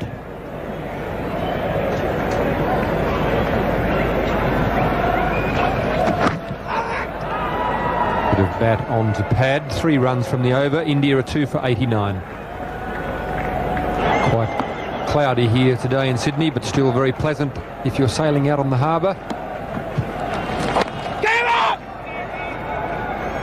One of the great sights around the world, Sydney Harbour, surrounded by the city and the suburbs. Obviously quite a few people with an afternoon to go and enjoy sailing on the Sydney Harbour. Come on, Chaudhary. Come on, Chaudhary. Isko ek wicket de dena idhar. Ye roke le ga idhar.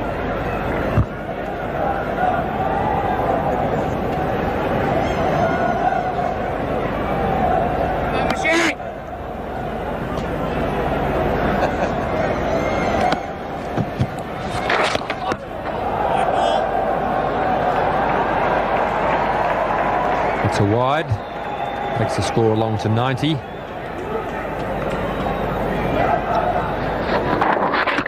That's quite a good call from Peter McConnell. Ball speared down as top spinner outside leg stump, so it was angled even further away. Perhaps there's no great understanding out there between the 2 batsmen. The bowler, Mtach Ahmed, is an interesting character. He's come into the side a year or so ago to bowl leg spin. Looks to me as though he's changed his bowling action in the meantime. And he still has that extraordinary follow-through, which takes him pretty much straight down the pitch.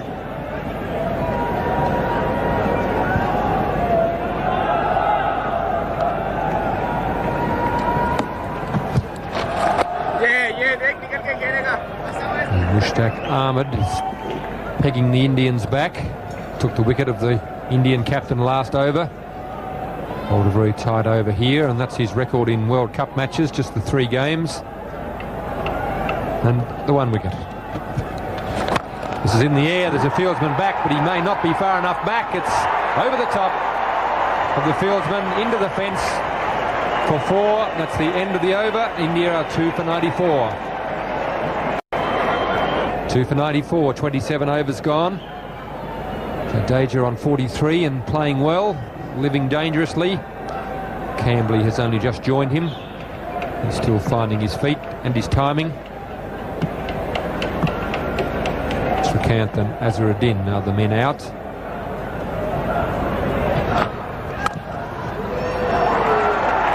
Cambly gets the gap. Sohail fielding down there. Cambly's got a wristy, flowing style. Holds the bat up around about chest high, makes Graham Gooch look like he's bent over. And he delivers it with some power. Looks as though he's using a short-handle bat with 1 or 2 extra thicknesses of grip on it. Not quite as thick as Clive Lloyd's bat handle, but not far off.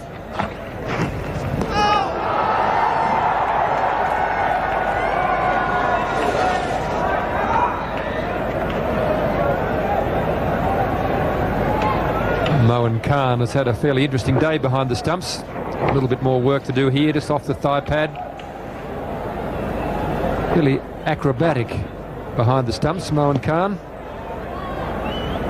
A lot of activity, a lot of movement.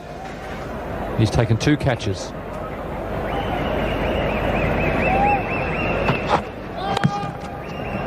It's a no ball.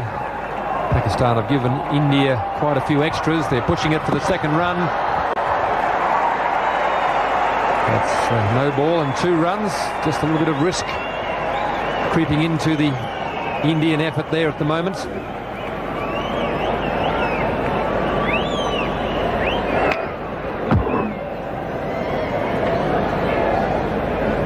Jadeja throwing himself into his work. Went down quick, but he was back on the feet very quickly as well.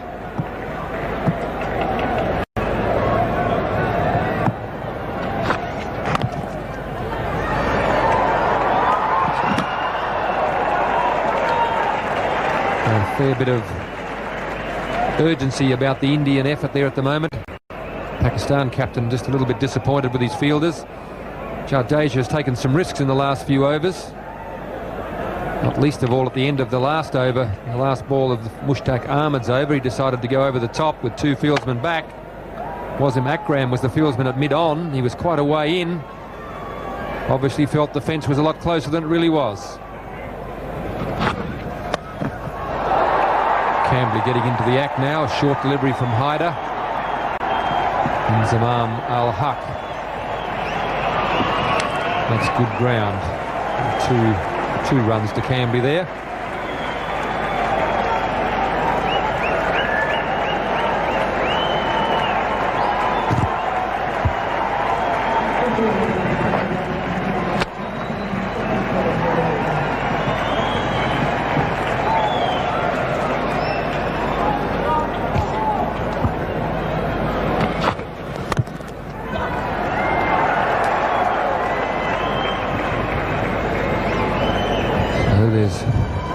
Increase in activity now as the Indians try and boost their run rate.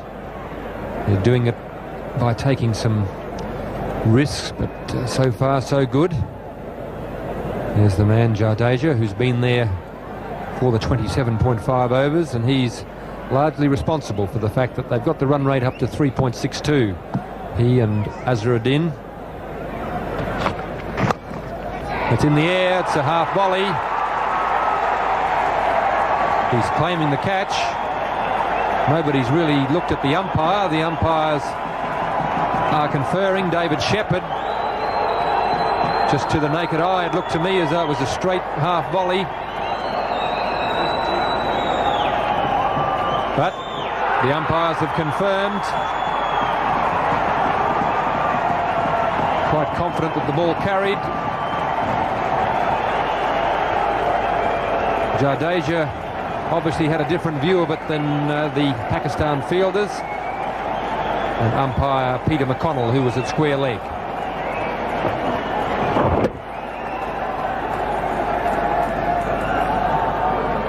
It's a good piece of fielding. He's got forward. It could well have been a half volley if he hadn't been as agile in coming forward. Got the hands under it. He's come up with the catch. Just so confident it was a catch, he didn't even bother to appeal. India 3 for 101. These low catches with players diving forward and slightly sideways.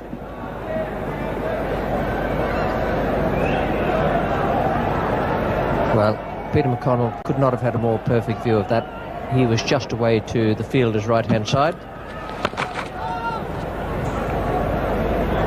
Yes, the angle was pretty good for Peter McConnell. He wouldn't have been inconvenienced at all, and he was obviously happy when umpire David Shepherd walked across to check with him.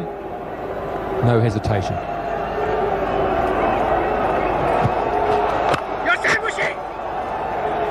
So Mtach Ahmed has put in a couple of very good overs, 3 overs in a row, including the wicket of Mohammad Azharuddin. Has slowed the progress of India down. He comes to the end of his 5th over. 2 runs from the over, 3 for 103. 29 overs gone. India 3 for 103. We have a change in commentators as Simon O'Donnell and David Gower move in. Thank you, Greg. And it's Wasim Haider to continue from the Rambik end, bowling to the new batsman, Sachin Tendulkar, who's arrived at the crease and is now 1 not out.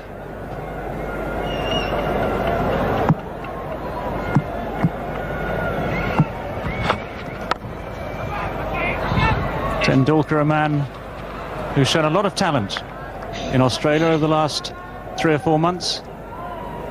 Prolific young player, lovely stylist, very good stroke maker, very savage on anything short. That's his World Cup so far. 35 against England, 11 against Australia. He'll be looking to do a lot better than that here today at the SCG against Pakistan.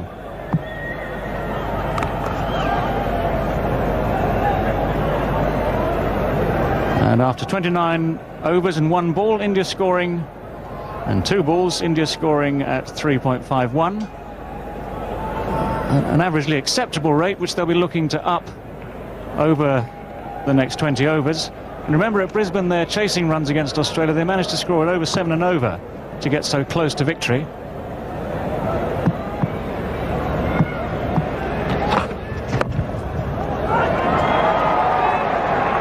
Tendulkar off looking for 2, and he's coming back. Will make it comfortably. The fielder at deep square leg, Sahel. Very quick over 22 yards there, Sachin Tendulkar, putting pressure on the fielder. Good pressure there. That's the sort of stuff India need at this stage to keep that run rate ticking over.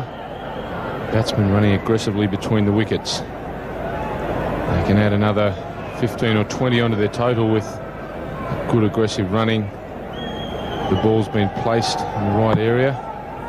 Got to take risks in one-day cricket, and Sachin Tendulkar's led off very well.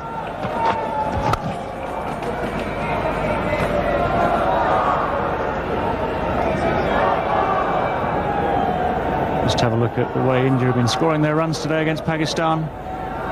1 big over there in the middle, 12 runs off the over. By and large, the Pakistanis kept control over the first 18 overs, no more than 5 and over there. And recently, as the Indians have been increasing the pace, a couple of wickets have gone down, but the runs have started to flow a bit. Even so, the last couple of overs, only 2 runs apiece. Well stopped at mid-wicket. Zahid Fazal, the man who caught Jadeja. Fine, low, tumbling catch. And here he is tumbling again, saving the single.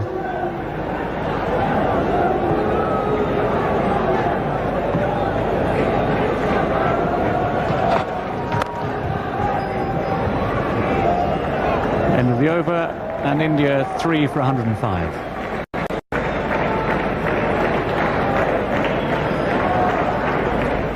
Now, Sachin Tendulkar, excuse me, bit of a boy wonder, as you might say in India. Where did he come from? He came up from the ranks. He started to do well at the schools level, both he and Vinod Kambli. And India has a very good system of spotting talent at that age. You have the under-16 tournaments, you have the under-19 tournaments, there's inter-school, inter-college tournaments. So the young cricketer gets every opportunity to show his skill and come up to the top. And we're really seeing the elite here now, as we go back now live to Sydney. Mushtaq the bowler, Kambli the batsman, pushed out to long off. Comfortable one, and a very uncomfortable throw. And there we have the view from the top of the MLC building. The ferry coming back from Manly.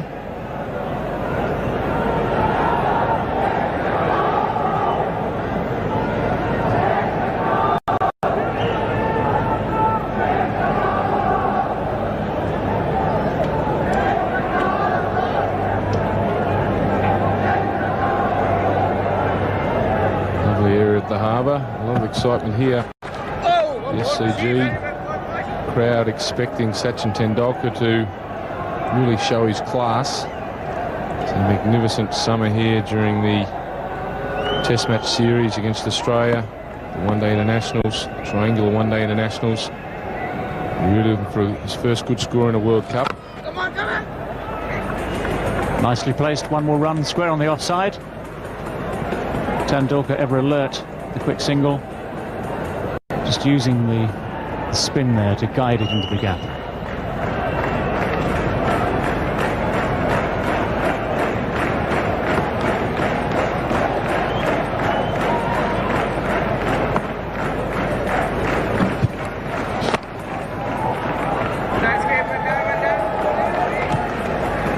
Mtach's been pretty accurate today. Leg spinner's always run the risk of erring in length and line, but he's held it together well.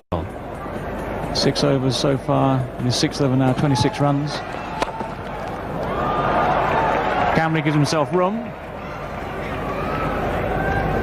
There's a man out at deep cover, sweeping up in the outfield.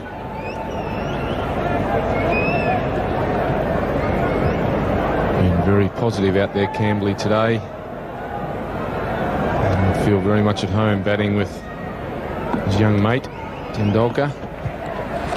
Come on, escape! 4 off the over. Gentle misfield. But India now 3 for 109.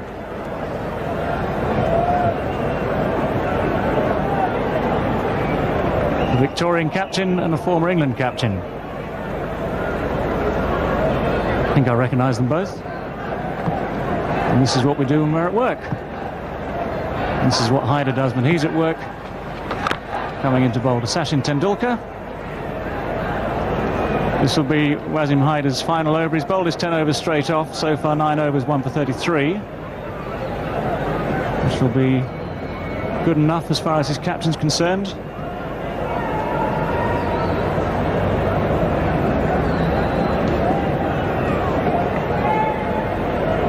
Sachin Tendulkar, still a young man, still inexperienced in one-day internationals.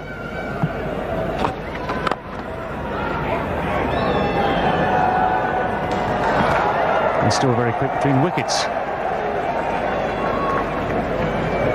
Certainly is very quick between the wickets, but at 18 years of age, there's not many international cricketers that had played 35 one-day internationals. He's got 8 50s in those 35 matches.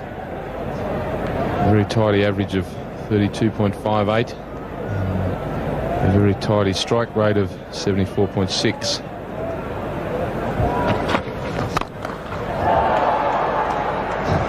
Camley opening his shoulders there. He was eyeing a spot somewhere over long on.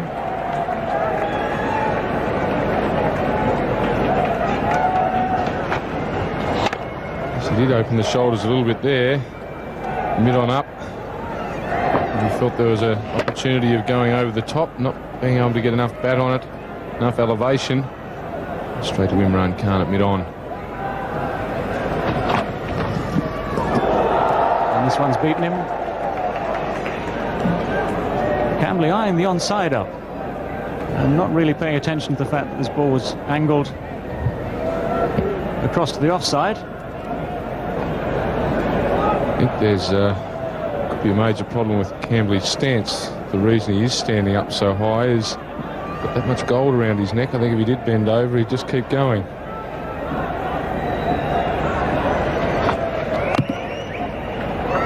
There's one there. Easy single, just a moment's hesitation between the two batsmen. They'll give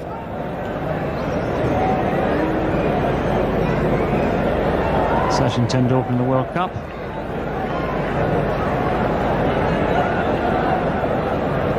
So far, an average of 26 won't be keeping him happy.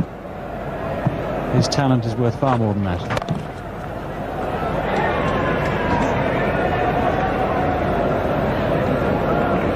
End of the over. Haider 1 for 36. India 3 for 112.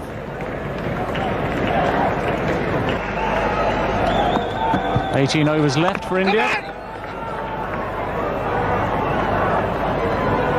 They'll be looking for something in excess of 200. Certainly 220, 240 would be the sort of target they'd like to look at.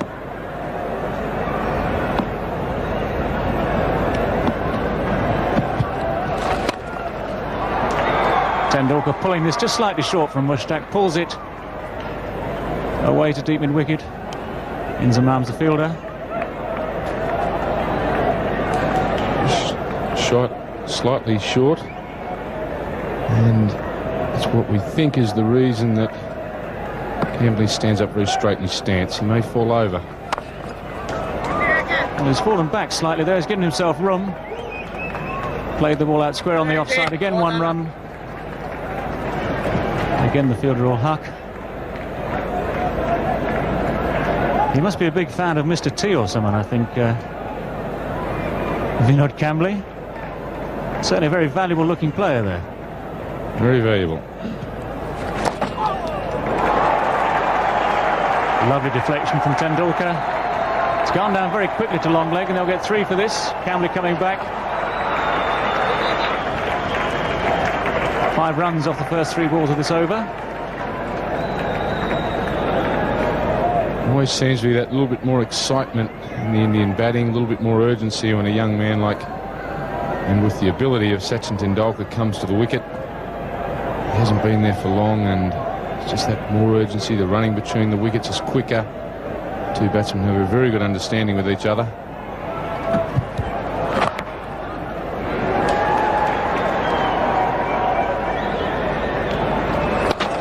Kembley again looking to come back for the second. But Sahel at square leg comes in very quickly with a good throw to Moin Khan, the wicketkeeper. And of course these 2 young men aged 18 and 20, they should be capable of running well between the wickets.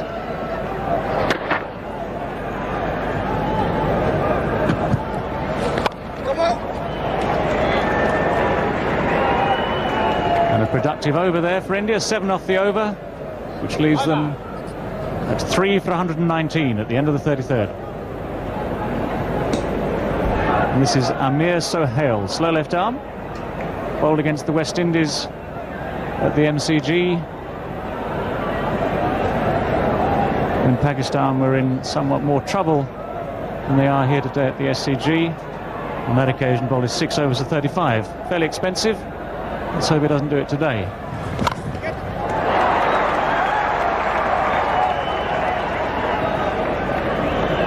It's a difficult time to come in and bowl. Left arm spinner, 2 batsmen pushing the singles around, looking now to increase the run rate for India. Have a good middle part of the game, which is very important. Hold their wickets together, but still score in the vicinity of 5 and 6 and over. So Amir Sohail has a very difficult task here. You can only obviously do your best.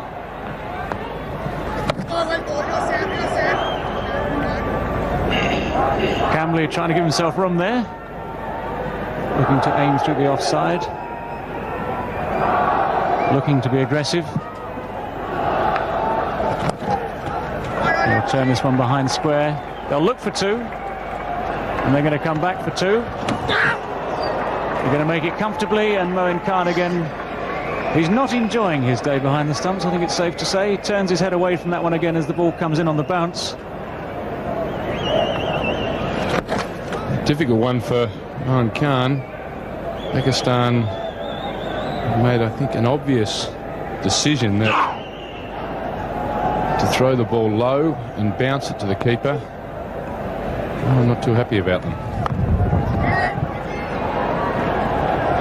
Of course, the art with throwing in from the deep is either to try and get the ball immediately over the top of the stumps, that's plan A. If the fielder's going to bounce the ball in, it's got to be bouncing short enough to be a comfortable height for the keeper to take. These half volleys and not the sort of things that keepers want.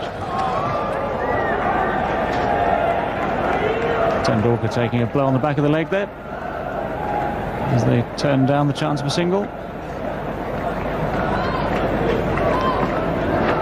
Always make sure you get in between the ball and the stumps.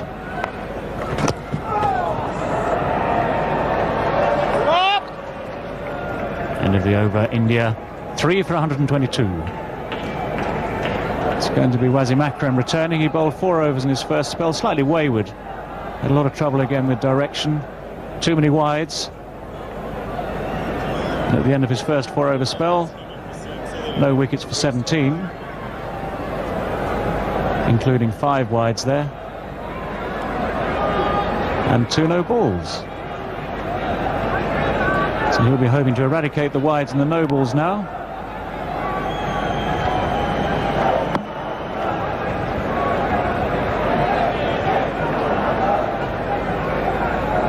He'll be bowling to Sachin Tendulkar. India's current run rate there, 3.58. They'll need to up that somewhat.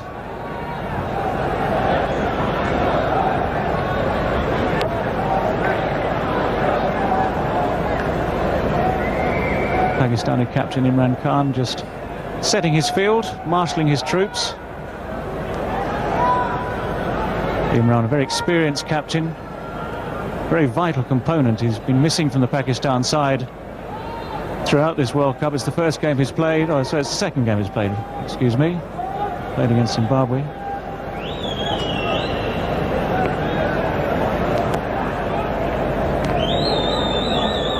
And Akram comes in. Well, no problems with accuracy there. Right on the mark. Tendulkar forward, defensively, and no run. Good move from Imran Khan here, with Akram being used for only 4 overs in his initial spell. He's probably got 2 or 3 overs here to try and break through this middle order of the Indian batting with his major strike bowler. So he's in a good situation. He wouldn't have been happy with Akram's initial spell, but he now has the opportunity to make up for those early errors. And Khan will be very hopeful he can do that for his country. Imran Khan has a little shuffling of his bowlers to do. Imran himself has bowled 6 overs.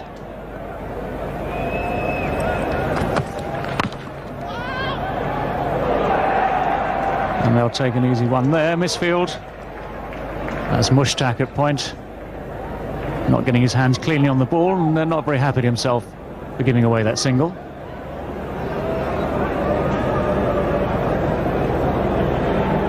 There we are, you see the Pakistani bowling figures.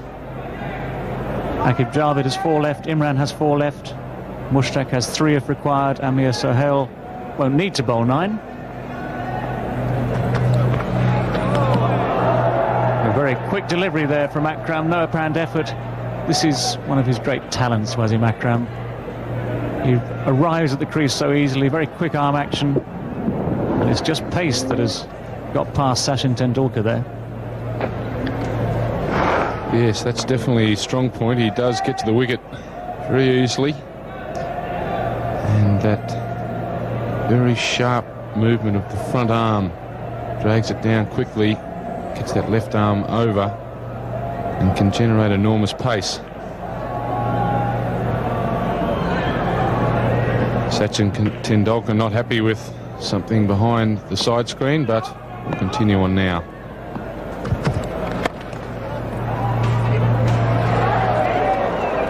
Salim Malik at mid-wicket.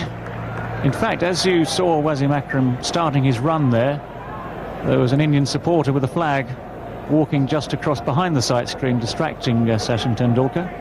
One thing I will say, though, is that when you're facing anyone like Wasim Akram, your concentration is fully on the bowler, or certainly should be. And even people waving flags, like he's not a very clever man, that I have to say. He's an Indian supporter, a true Indian supporter. One thing he could do for Sachin Tendulkar's benefit is move well away from that screen and wave that flag somewhere completely differently.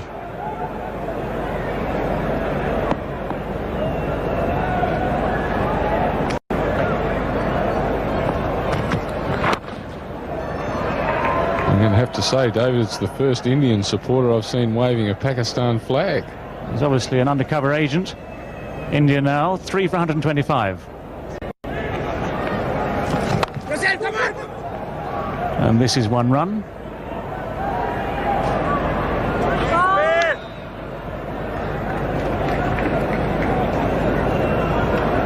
That, of course, name is that flag. The Pakistani flag. We're getting the hang of this now. And I'm afraid I've got absolutely no clue at all what the red, green and white one was, nor have I got a clue what the green with the red circle is. And perhaps anyone would like to phone in later and let us know. We'd be very grateful. Sorry, don't phone in.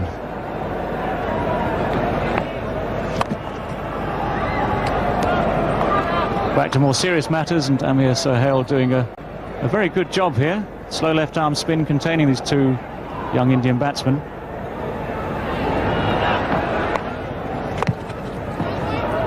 Yes, he's frustrating Cambley. He's bowling at the stumps. The odd ball is turning, which is making it difficult for the batsman. India will really be looking at increasing that run rate at the moment at 3.54. It's really time to turn on the heat.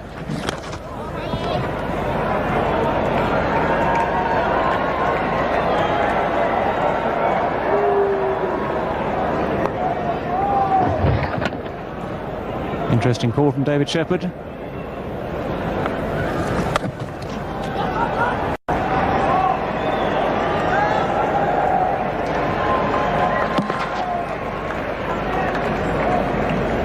India have been sitting on that run rate for 7 or 8 overs, and it's very important here in the middle. The 3 wickets down, they increase that a little. I would like to see it build, but they've been pretty stagnant for 7 overs.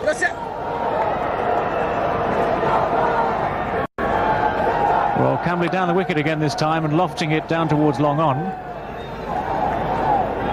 The Indians do need a bit more than that. In fact, the highest their run rate's been has only been 3.6 at any stage during the innings.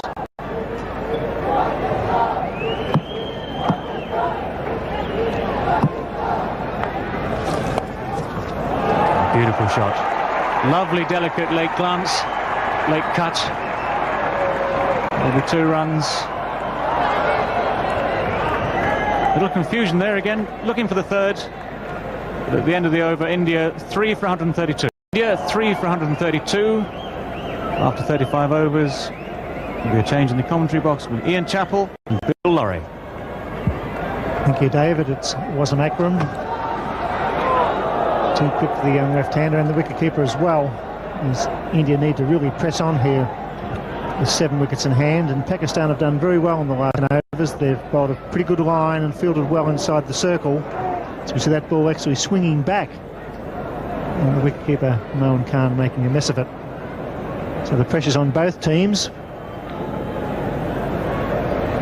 This is the 37th over, so there's plenty of batting left for India as Akram gets some attention there from Sohail at mid-off. But really these 2 young batting stars to play some shots, find the boundary and not panic. Tendulkar at the non-striker's end. And good evening, Ian Chappell. Good afternoon, Bill. Yes, Cambley pretty late on that previous delivery from Wasim Akram. He caught up with that one, but the one before he was very late. He's going to keep swinging and missing like that. The wicketkeeper will need an overcoat. Ball was virtually in the keeper's gloves when the bat was coming down.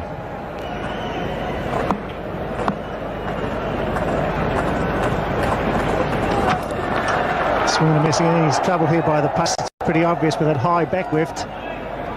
Wasim Akram's getting right through him before the bat comes down. And he really flashed at that one. It was quite wide.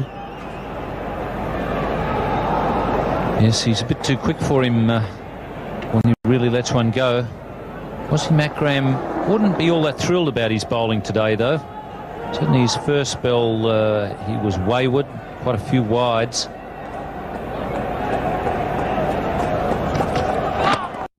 No ball, and that was a fine shot. Attempted Yorker possibly. Hit it right off the meat of the bat.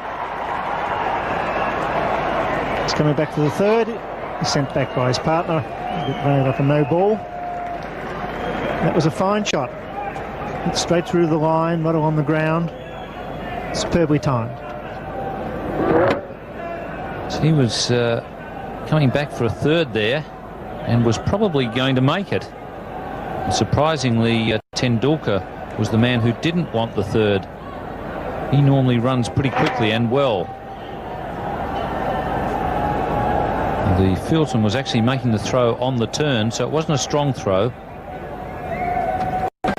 Beats him again. It's too quick, a little bit of movement away.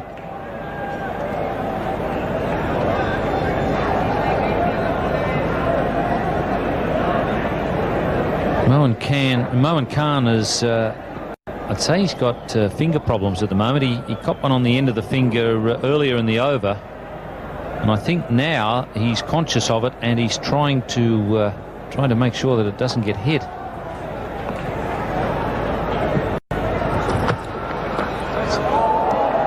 Well, the extra yard of pace here, troubling this young batting star from India. Really not coming to terms with the quick arm action of Wasim Akram. Far too late.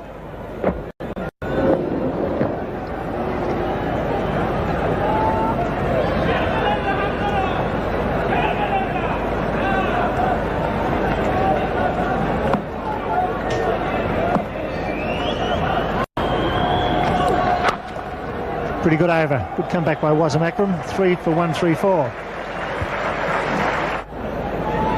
A warm, overcast afternoon in Sydney. So Hale pulled away. He's a beautiful puller.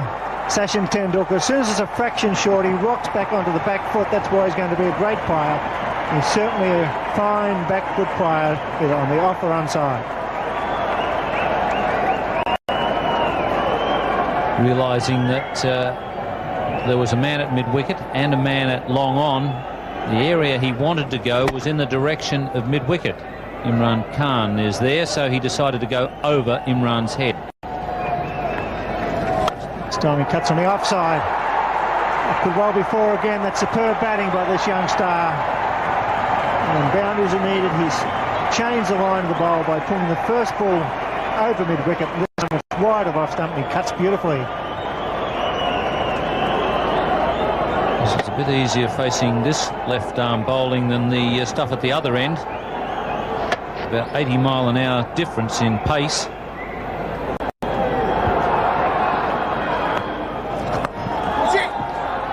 Oh, he throws, if he overthrows here surely. Yes, silly cricket. The pressure applied now by the Indian batsman. That was foolish play by backward point. There was never a run out on there. Concedes the overthrow. Mtach was the man at backward point, and he had him if he'd hit. So really it was the bowler at fault. He should have been behind the stumps in a position to take the throw. Nice placement. Beats mid-wicket. They look for two. Happy with the single. So there's a bit happening here at the Sydney Cricket Ground now. In the 38th, they need to lift their run rate. They have 7 wickets in hand, India. Sachin Tendulkar, the bright star of the summer. The bat, he really has given us a lot of pleasure in the Test and One Day Internationals. Made a magnificent century here on the Sydney Cricket Ground in the Test match. It was all class.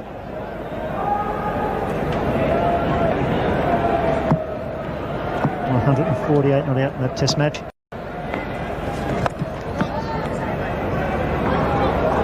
Three for 144. Pakistan need wickets. A new batsman to the crease. 6 for 20 in his first spell. He was quite tidy.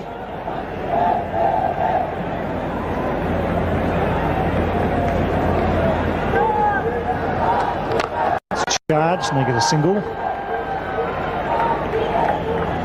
This will be interesting to see how Imran goes in the second spell. He's got a shoulder problem. He's had pain-killing injections for the game so that he could play. And the hard part, I would imagine, would be bowling, getting warm, and then cooling down and having to come back again. He was doing a few exercises in that last over while Sahale was bowling. But it won't be easy for a man of almost 40 to come back with a shoulder injury.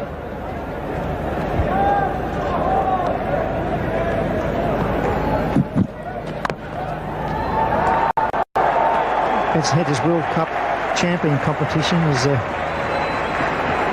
competition where a player will be chosen from all the teams competing in the World Cup. The prize is a magnificent new Nissan Z ex-Nissan sports car. There it is, it's a ripper. Great design, advanced technology, functional beauty, beautiful car to drive. Well, there's a chance of a run out short. If he hits, gets back. Imran not behind the stumps. That was fair enough. Didn't have much time. But that was very, very close. As Cambley was charging, good piece of work there by Sahel to throw on the turn. And they had him either way with a direct hit, or if Imran had hit them, Imran just didn't have time to get back to the stumps. Yes, the Benson Hedges World Cup champion will win that magnificent motor car, the new 300 ZX Nissan sports car. Some wonderful competitions throughout the year. 24 valve, 3 litre, magnificent motor car. The competition is wide open. It's early days yet in the World Cup. There'll be plenty of great individual efforts before this series is over. Nice shot, but doesn't beat Malik at mid-wicket. So Imran Khan just putting on the brakes by bowling a very good line.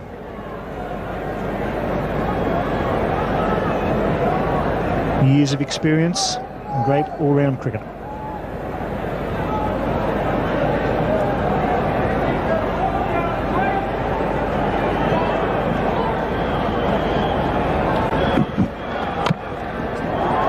One run off the over, 3 for 145. The leg spinner who bowled very well in his first spell, I thought. 7 overs, 1 for 35. The wicket of Mohammad Azharuddin, who's in great touch. He comes on from the Ramwick end to the left-hander, who hasn't played him all that well. This time he plays the glide, gets away.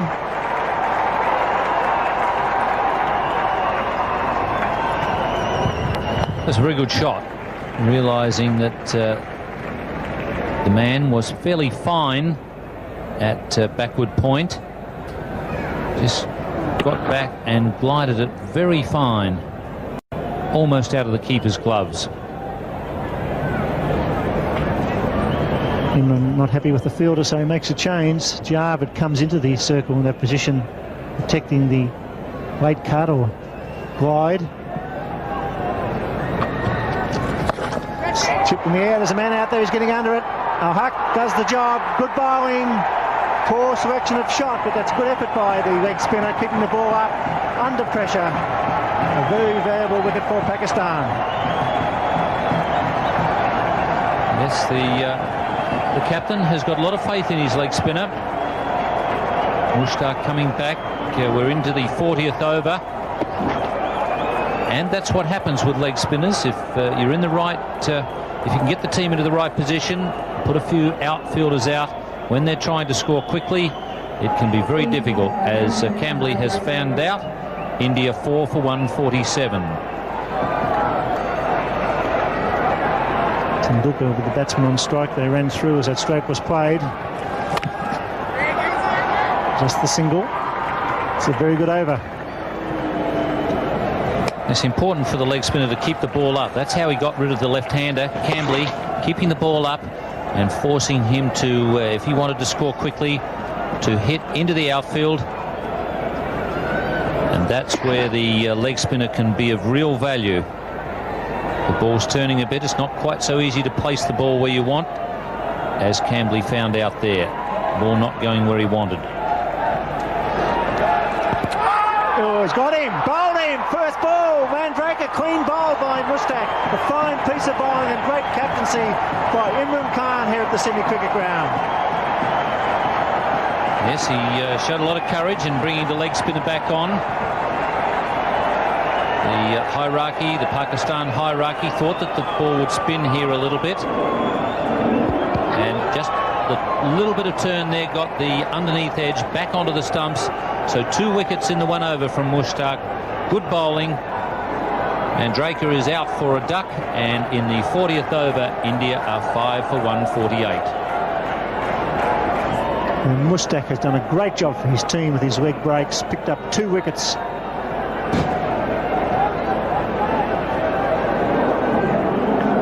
Mandrake was the second of the 2 wickets in the over, getting the underneath edge onto leg stump. He followed Cambley, who was caught in the outfield. Mandrake looks so good in Brisbane against the Australians. And then he's out first ball for a duck.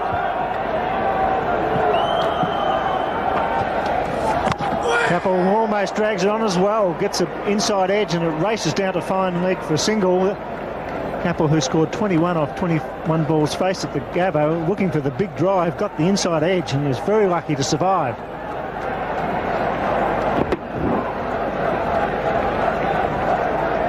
Just enough turn there to trouble the batsman. May have been the wrong in that one. End of a fine over. 2 wickets, 5 for 149. After 40 overs, India 5 for 149. They're in trouble here at the Sydney Cricket Ground 1 fields. Seems to be a good batting strip. There's some turn there, but the batsmen have played some nice shots off the back foot. As Kapil Dev takes guard against Imran Khan, 2 of the world's great all-rounders.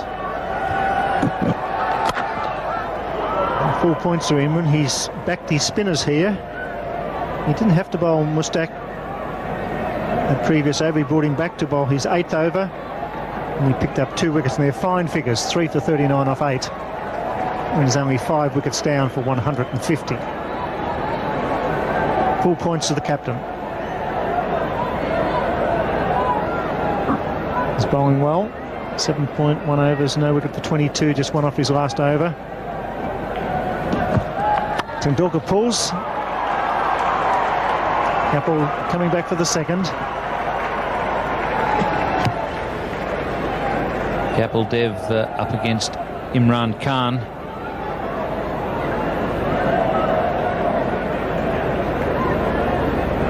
That strike rate is the important thing to look at there. 94.4 per 100 balls received. Nicely played. Yes, considering he comes in low down the order as well in one-day internationals, he's batting in the final 10 overs on most occasions. His average is quite good also. He's scoring at a run a ball almost and averaging 25, just the 100, that's understandable, and 14 50s, so he's made a lot of 20s and 30s and 40s in those 185 matches. He's been at the crease 168 times, not out 36, 3,364 runs. A great record, a fine bowler, a great cricketer.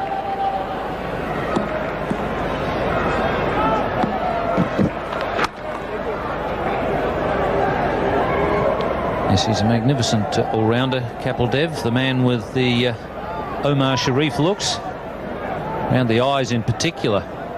Looks like the actor and bridge player. And that's his World Cup performance. 175, his top score against Zimbabwe, coming in when India were 5 for 17 at the time. And they needed all of those 175 to win the game. Well bowled, and Imran Khan not giving the batsman any width here at all. He's a magnificent all-rounder.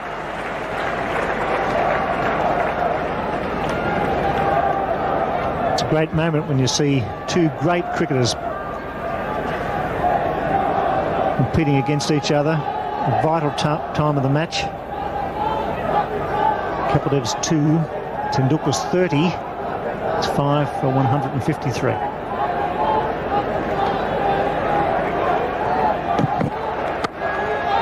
Fine over, 5 for 153. The 41 over stage, a 5 for 153. Tendulkar 30 off 39, a fine short knock again. And Kapil Dev 2 off 5. The run rate still struggling at 3.731. Feels that's not enough here against a good batting lineup of Pakistan. What appears to be a good pitch. Imran there trying to stay fit in the stretching exercises. Mtach armoured the leg spinner to bowl his 9th over to Sachin Tendulkar.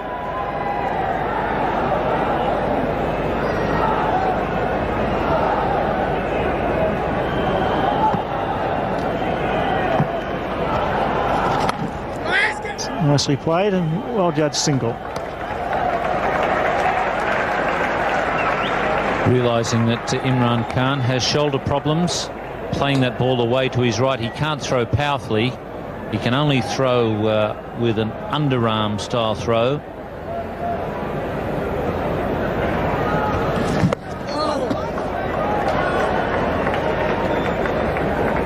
Sydney Cricket Ground does give assistance to spinners. We're seeing Raju bowl well here this season. He'll be bowling later this evening. And Mtach Ahmed doing a great job. He's a quickish leggy. He pushes the ball through. Stump vision was showing coming in there. Right arm over the wicket.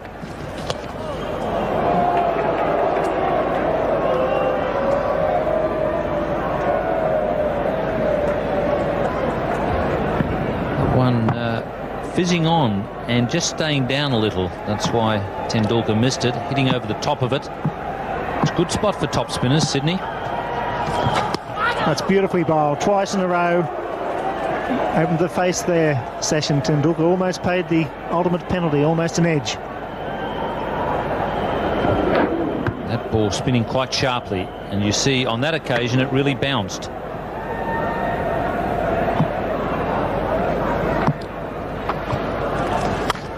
Nice shot with just the single.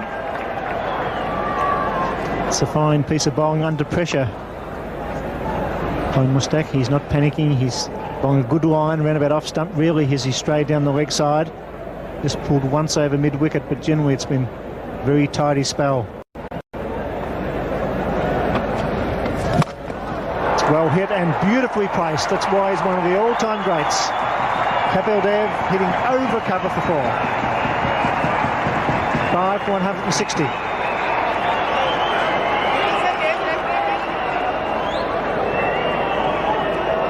Magnificent shot by Kapil Dev, over cover, hitting with the spin. And that's what it's all about. We saw Ravi Shastri do that in the test match here, hit inside out, and that was a glorious shot from the great all-rounder. This is a wonderful timer. That was a pretty good shot because the ball spun and spun quite sharply.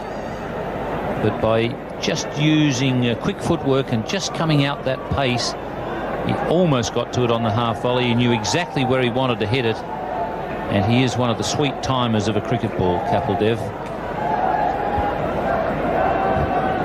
Wasm Akram back into the attack. Shortly, our Adelaide viewers will be losing us for their National 9 News and a current affair.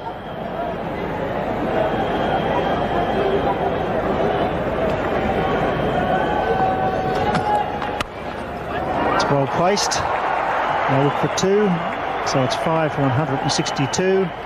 It's time to say goodbye to our viewers in Adelaide, who will join us when Pakistan will begin their run chase. Goodbye for now. Well, Wasm Akram, the quickest of the Pakistan bowlers, will try and get through maybe Kapil Dev with his pace. Tendulkar's been there a while for his 34. He should be set.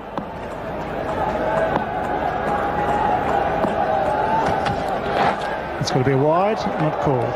But Peter McConnell been a little bit lenient today, compared with his counterpart David Shepherd, who's been spot on. It's square leg. Once or twice Peter McConnell's allowed 1 or 2 to sneak through, but not David Shepherd. He's been right on the ball.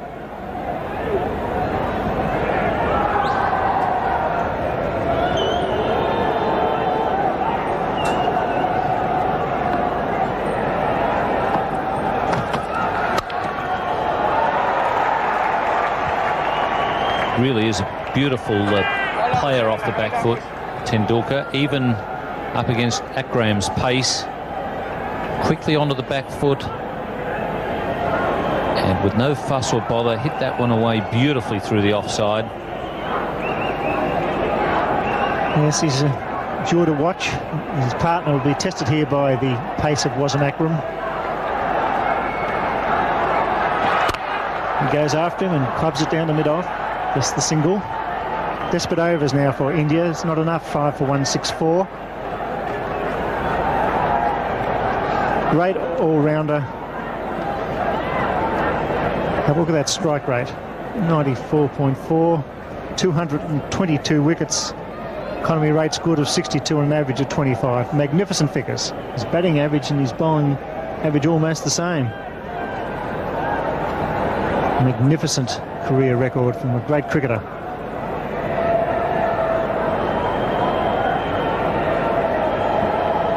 Wasm Akram coming around the wicket now. to Tendulkar. Beautifully played.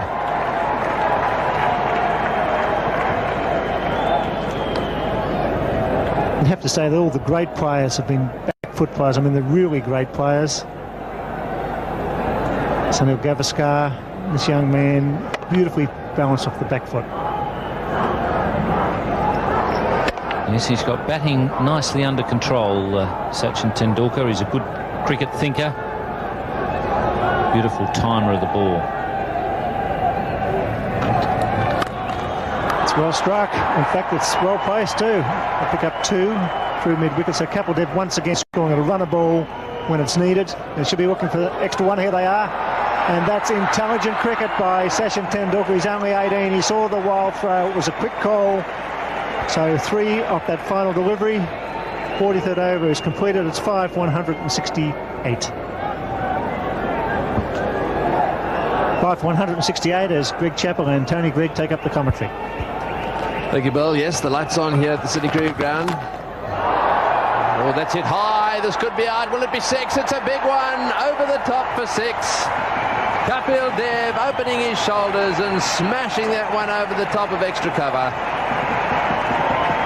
Lovely, sweet hit that was. Not the easiest shot to play, over cover. It's a long boundary out there to the Brawangal stand. It's gone 5 or 6 rows back and he's put it down.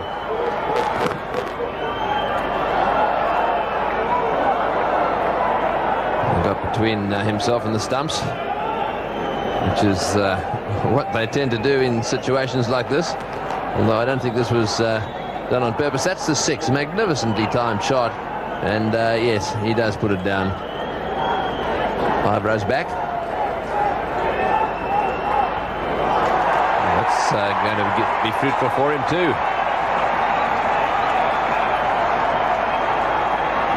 This gets India up to 4 and over for the first time in this innings. And Dev now starting to turn it on. Another 3 for him.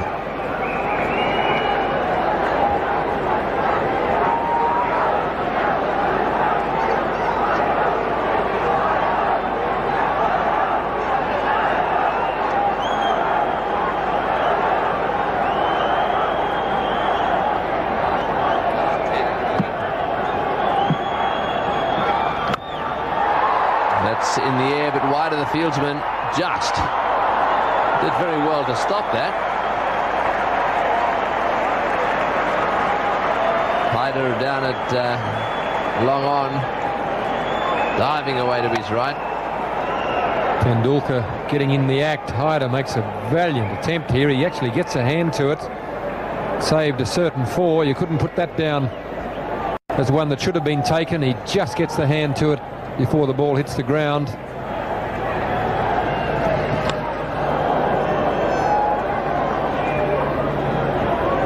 Sachin Tendulkar has signalled his intentions. It's one short and wide of off stump. He's such a good player of the pull shot that he wanted that to go on the leg side, but lack of bounce defeating him. That's Mtach's last ball.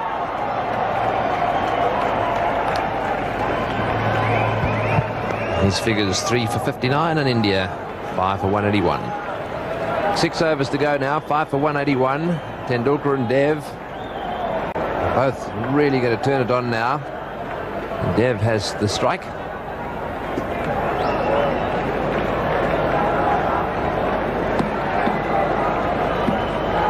Akram going round the wicket to him.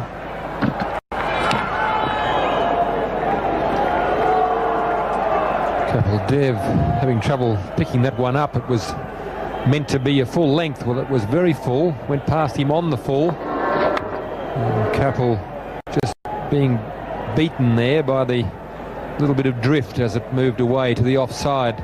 The lights are on here at the SCG. It's been quite dull with a lot of cloud cover around. Well bowled. Can't bowl much better than that. Right up in the block hole. The umpire having a little talk to him again about that popping crease. He's been no balled a few times. Right up in the block hole, that one.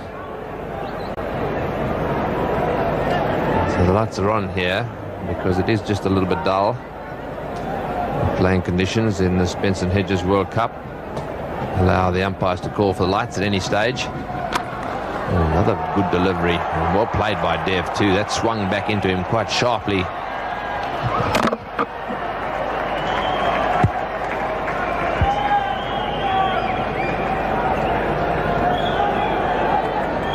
Dev is well aware of just how good the bowling from Wasim Akram is. Full length in line with the stumps. Kapil Dev is good enough, as we saw, to hit them over the boundary. Very hard to hit them over the boundary from that length. Yes, and it looks now as if he's going to concentrate on over-pitching rather than under-pitching. He's aware of how good Tendulkar in particular is at pulling the ball. Anything slightly short, he plays beautifully. They've got a man down at square leg. He's down there waiting for anything that's pulled in the air from Tendulkar, who's on strike now. He's also there to cover that boundary.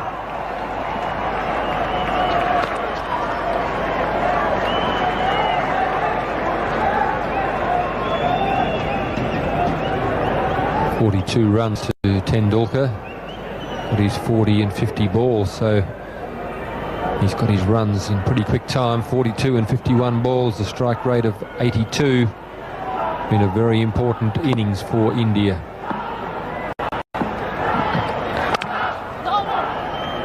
Straight to backward point. 5 off the over, and it's also 5 for 186. Well, it's almost 5:45 in the evening here in Sydney. And perhaps it's appropriate that we should welcome our viewers in England watching this telecast through Sky Sports. Around about breakfast time for you. That's the situation here. Aqib Jod, who opened the bowling earlier with Wasim Akram, and bowled very well too. 6 overs, 2 maidens, 1 for 9. He's being brought back into the attack now to finish off his spell. There his figures are. Very economical.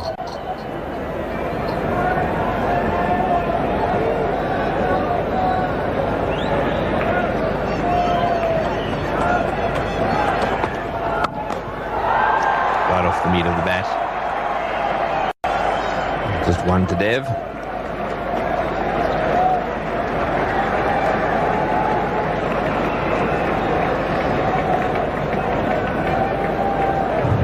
Kapil's a very fine striker of the ball.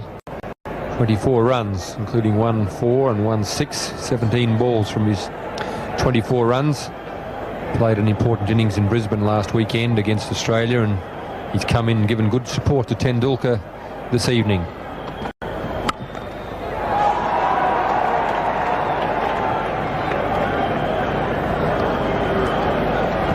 Very, very important game for Pakistan. If they win this match, having played 3, they wouldn't have won 2, and they had a no result as well, so that'll take them on to 5 points, which is right up there amongst the 4 sides that will be qualifying for the semi-finals.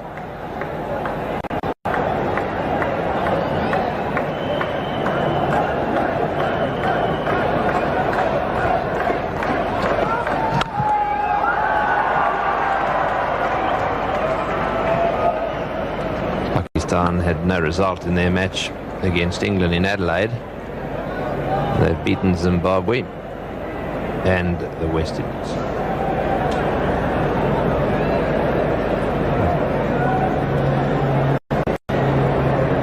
In fact, the West Indies won by 10 wickets in that match, that first match against them. They've beaten Zimbabwe, no result against England, and now this very important match against the Indians. Oh, and there's the slower ball. That's the one that's been used so effectively by the Australians, and a lot of the other sides now beginning to copy that slow ball. Hard to adjust. Aqib just lets that one roll out. Absolutely mesmerised Sachin Tendulkar. He could see it. He wanted to hit it. Didn't quite know how to go about it.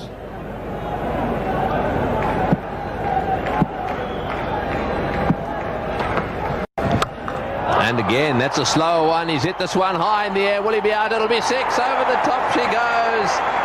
A magnificent blow. That was also a slower ball. Well, he's a quick learner. He didn't know what to do with the one before. This one he's hit out of the ground. He was obviously in two minds before. He didn't know whether to hit it for 4 or 6. So he decided 6 was the one. In fact, it seems to have landed in defence.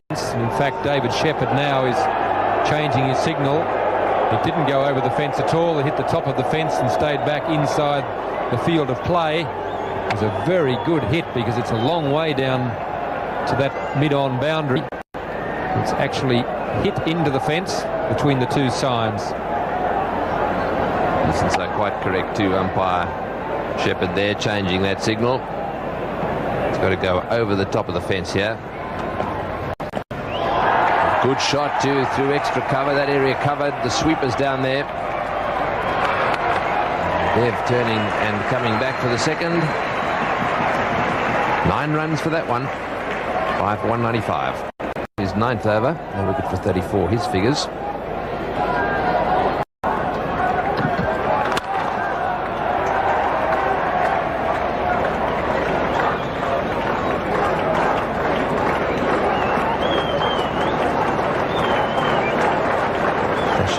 Tendulkar on 49 now.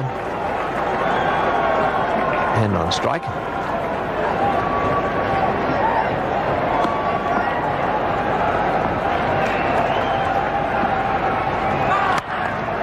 No ball called, and that's his 50. 50 or 57 balls. He's a lovely little batsman to watch. Very accomplished player, Sachin Tendulkar. 3 4s, almost a 6. Strike rate of 87.7 in very entertaining cricket.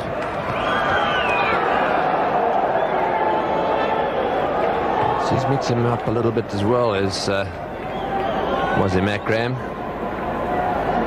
Just a bit slower, that one outside off stump, and Dev struggling to pick up the pace.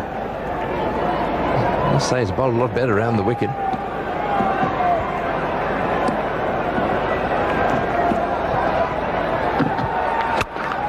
Good ball again, that one quicker.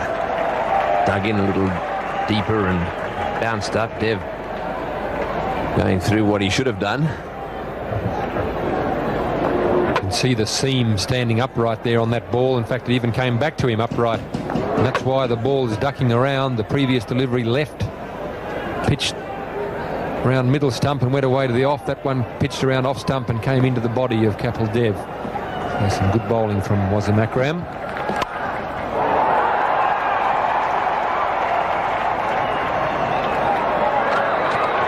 Very nearly came back for the second, which would have been disastrous. In any event, the single gives them their 50 partnership. 50 partnership in just 43 balls.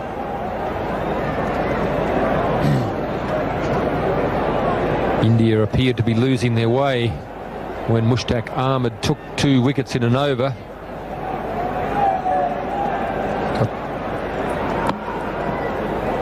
Mandrake first ball.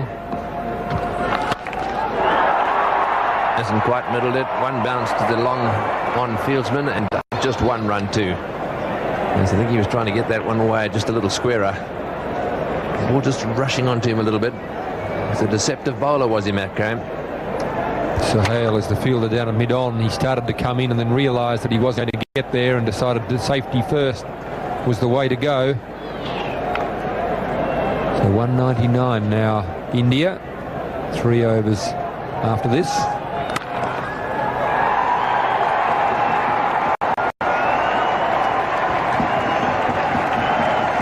So 6 runs off the over, and that also brings up the 200. 5 wickets down. Welcome back, 5 for 201. Tendulkar and Dev.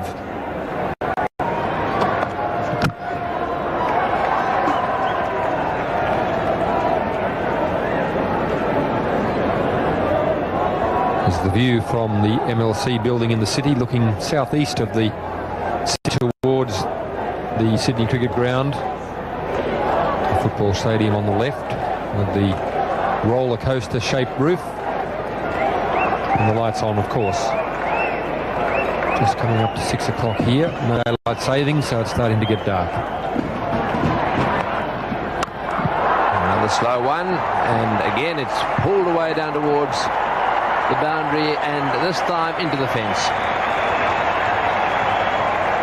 Dev really latching onto that one, and Akib Javed just a little frustrated there. It's very, very tense in the centre at the moment. It's the slower ball, it's on the full. Dev hits it away to left field.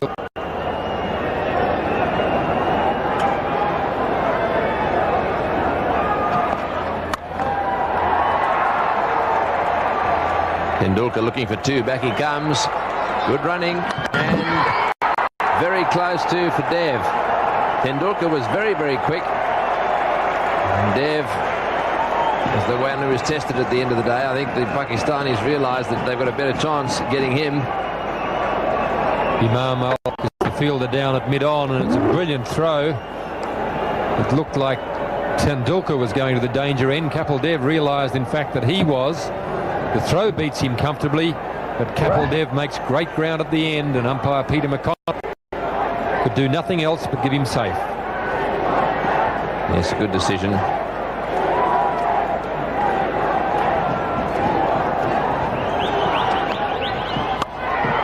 In the air and out. Imran making the catch at mid-wicket. Dev not quite middling that one. And it just spooned up to Imran, and there was no way in the world he was going to drop that one. So a little gem of an innings really from Kapil Dev. 35 runs from 26 balls. Akib tries the slower ball again, this time just holding it back with the slower arm action. Imran is fielding right on the white line of the circle. He's the line to take the catch. Another very good knock from Kapil Dev. India 6 for 208. Moray is there because Kapil Dev left to the slower ball from Akib Javed. Straight to Imran Khan. The worst thing about Kapil Dev is that he appeared to be limping as he walked off the ground.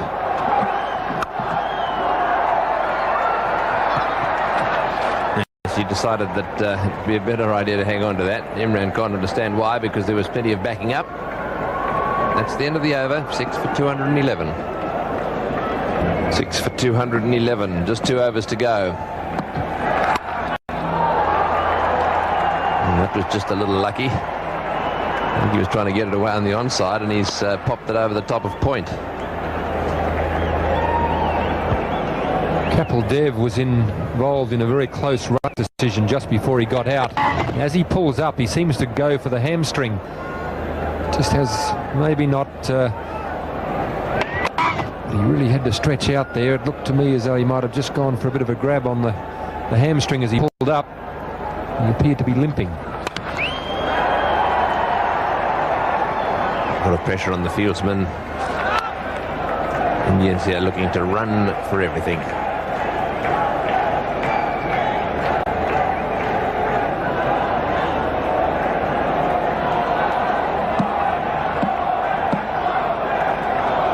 Very good at lifting their run rate towards the end of their innings, the Indians. And Moray was just short. Almost the perfect Sandshoe crusher to start with. Moray did all he could do to get... Moray on his way for 4. India 7 for 213.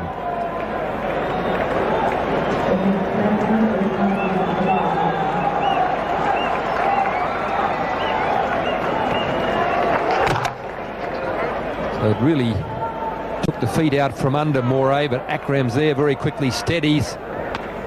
Very good throw. Moray is on his way down again. Peter McConnell had no trouble at all in that situation. He was well placed to see it.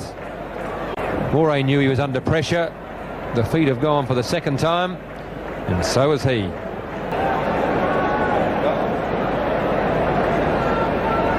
Prabhakar is the new batsman. Ooh, and very, very nearly taking the off stump, that one.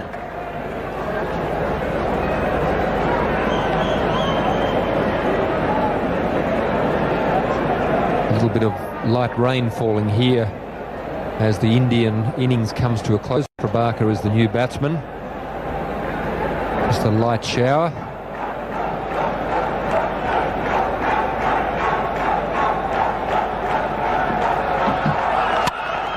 He's got that one straight away to mid-off. There'll be... No, there won't. Time now for our Eastern Australian viewers to leave us for their news. Don't forget to rejoin us for the Pakistani run chase.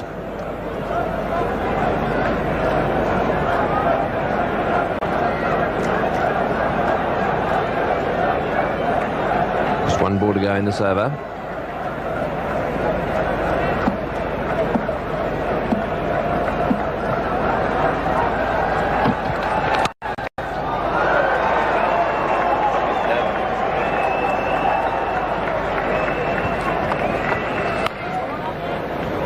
So the clock ticks over to 6 o'clock, which means that they won't get the extra over in. This now becomes a 49-over game. And the Indians look just a little bit surprised about that. So the Indians have scored 7 for 216. They've done that off 49 overs. 7 for 216 the total. A 49-over match, 299 balls, lots of wides and no balls there, and a little gem of an innings from Sachin Tendulkar. 54 he scored, and it was marvellous to watch.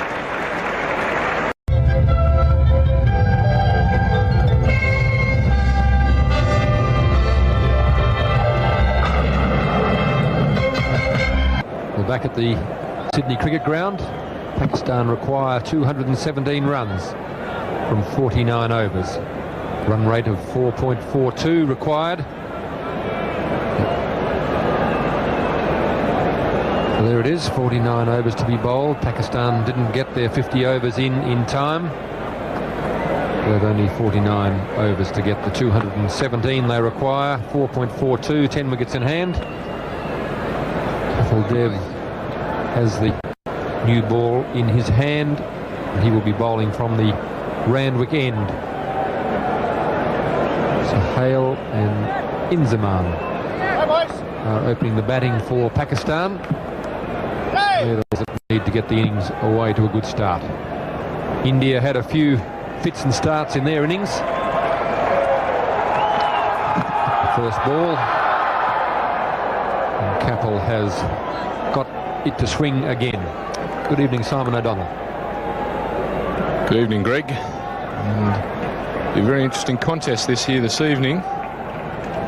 One of the important things the Indians will be looking for is a couple of early wickets just to help guard that 4.42 run rate Pakistan require. They can get those early couple of breakthroughs and keep the pressure on to step that run rate up, in with a great chance of victory. It's a no ball.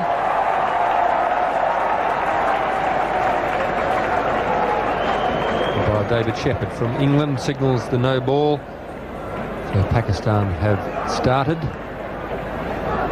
Sohail has also opened his personal account as he got bat on ball, and they ran through. So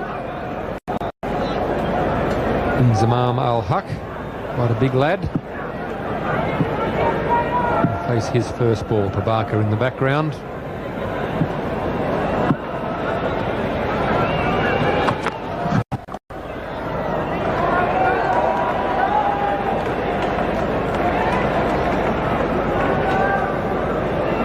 Tall opening batsman Inzamam. He's had enormous success so far on this tour. There are big raps on him within the Pakistan camp.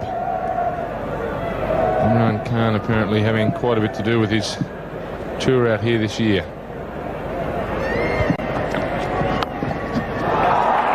Whipped that away and timed it very well. Srinath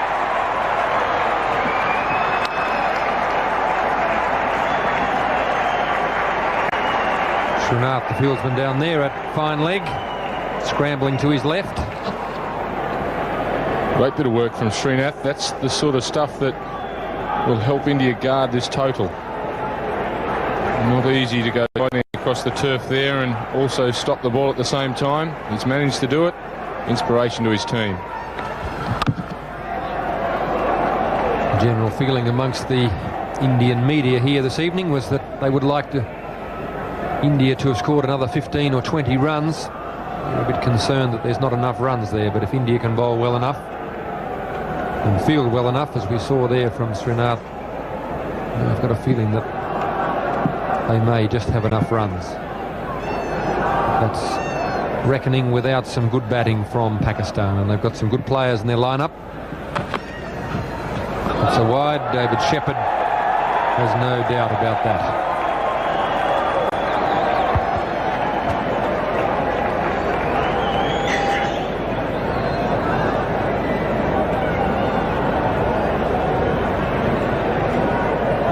So Sohail is opening with Inzamam. Sohail scored 114.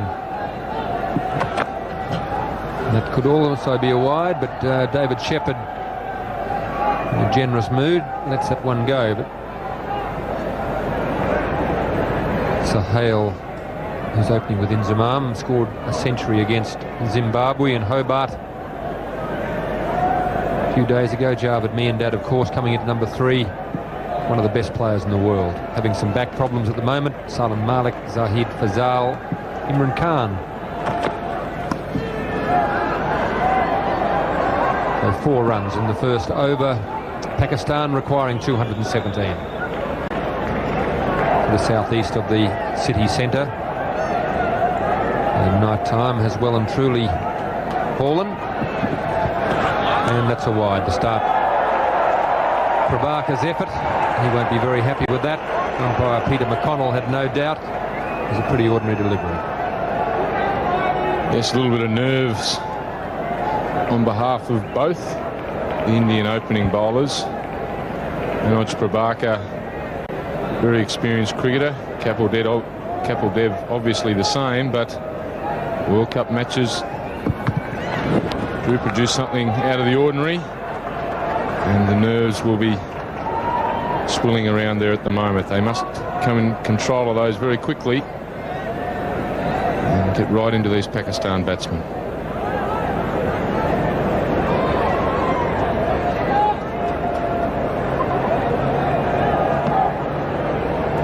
Imran Khan playing in this match. He captained Pakistan for the first time in the series. He's batting at number 6.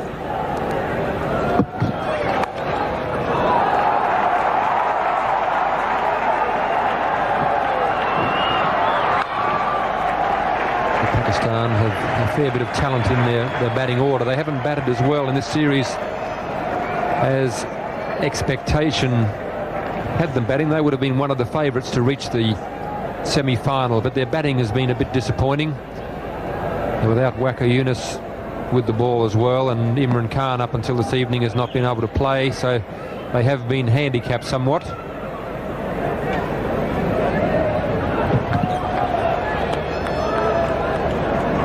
They had a stroke of good luck in Adelaide last week when their match with England was rained out, when they looked fairly certain to lose the match, so they picked up 1 point there, which was against the odds early in the day. So their batting will have to do better than it has so far in the series, but this man, Sohail, has already scored a century. They're relying on him to get them away to a good start. Some swing there for Prabhakar as well. Certainly is a little bit. Majority of deliveries he's pushed across the left-handed batsman. But this one just bringing it back very nicely, straightening there off the wicket. A little bit of swing. And taking Sohail with a little bit of surprise there. Prabhakar, after that first delivery, is settling in to a nice rhythm, nice length and nice line. There's the away swinger, and that's another wide. Peter McConnell not happy with that. So Prabhakar has had some problems with the outswinger. He can't quite work it out. And I think he might be complaining a little bit about the white ball, Simon. Well, I think the rhythm was okay. I think the length was good. I think the line was wrong. You think he needs to adjust the rangefinder a little bit? It's more like the line that he's been looking for. The radar obviously been affected by the little bit of rain that's hanging around Sydney, but fortunately hasn't been much interference with the cricket. Just some light rain towards the end of the Indian innings, but it had no effect on the match. The play continued through that. And hopefully we'll get through the rest of the evening, because when we get the rain interruptions, it really does throw everything into confusion. It's a genuine play and miss there. So Prabhakar, a mixed over from him. Pakistan none for 8.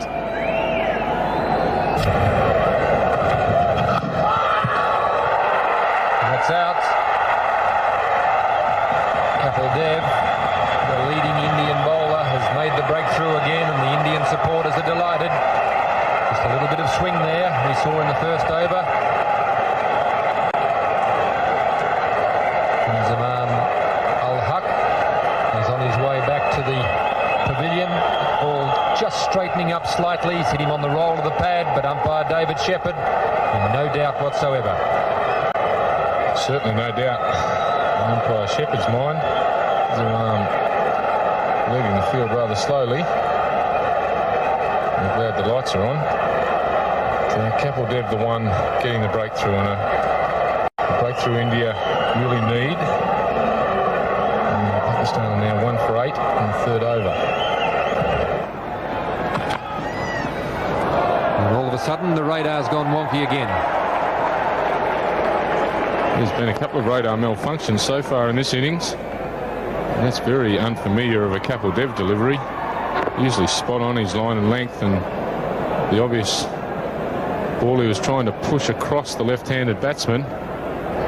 He certainly pushed it across, but I think he was aiming at another wicket. It didn't really come into play for the man standing in front of the stumps there at the moment. One swings the other way. David Shepherd has a good look at it as it disappears down the leg side. He's just suggesting that I want to slip them too far down the leg side, otherwise we'll have a few more wides. What the umpires are concerned with is the variation. If a bowler is bowling a line around off stump and all of a sudden one slips down the leg side, they're very quick to call those.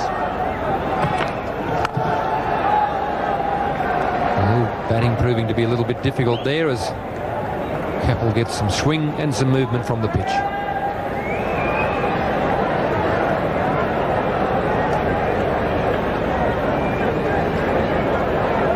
There's no shortage of that when Kapil Dev bowls. So Hale will be concentrating very hard, trying to get through this initial spell. That's a no ball. David Shepherd, not influenced by Kapil Dev, showing him where his foot landed earlier in the over. Obviously he stepped a bit further this time, and he's just going to remark his run-up. 6 extra balls already the Indians have bowled to the Pakistanis. And the wash up at the end, it may be a very important statistic.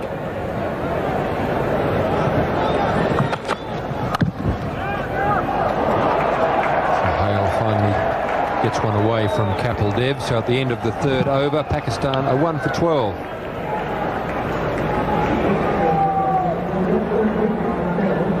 Pakistan are 1 for 12. India at the same stage were none for 12 and went on to score 216 in 49 overs.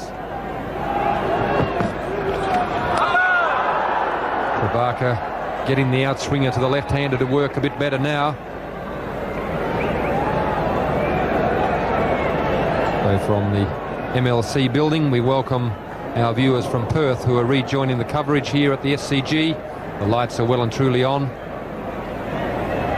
Pakistan are 1 for 12 in their chase of 217 runs required in 49 overs. There's the outswinger again. It's in the air, but landing short. The gully fielder. Jadeja in the gully. We saw him on Sunday against Australia pull off some very good pieces of fielding. Certainly a class act this. Jadeja getting across and getting that ball away very quick, which is a real necessity. You can't roll around and waste any time. You always that opportunity of a run out after a brilliant save, and it's very well done. The Indians are fired up. They know they're going to have to work hard to protect their 216. Some quarters feel that 216 is not enough, but it's a competitive total if they can bowl well enough and if they continue to take wickets at a regular rate. Already have one wicket to their credit. Inzamam Al-Haq was out LBW to Kapil Dev for 2. Basil is on strike now. He's on 1. Mir Sahel is on 5.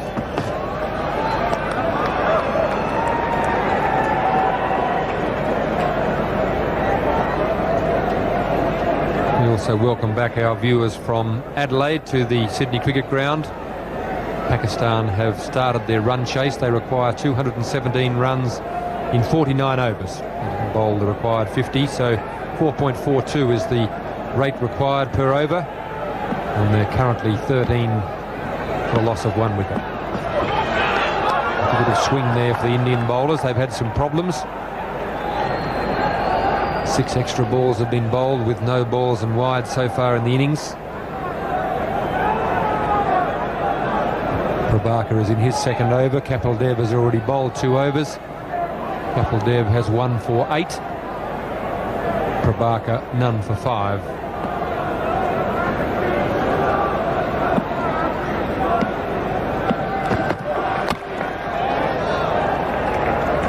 Prabhakar is bowling a full length, trying to get the ball to swing. So this is the situation here at the Sydney Cricket Ground. India scored 216 in 49 overs. Pakistan have lost their first wicket. They're 1 for 13 after 4 overs. Prabhakar has bowled 2, as I said, and Kapil Dev has bowled 2, as we see from the MLC building. The view over the city lights and out to the Sydney Cricket Ground in the distance in the southeastern suburbs. Kapil Dev continues to get some swing. Sahel is on strike. They've really been the kings of swing this summer, the Indians. They don't look as dominant with their, and as forceful as the Australian pace attack with the McDermott, Hughes, Whitney, all pretty quick, but they do utilise their talents very well. And swing bowling is their talent. They bowled very well this summer.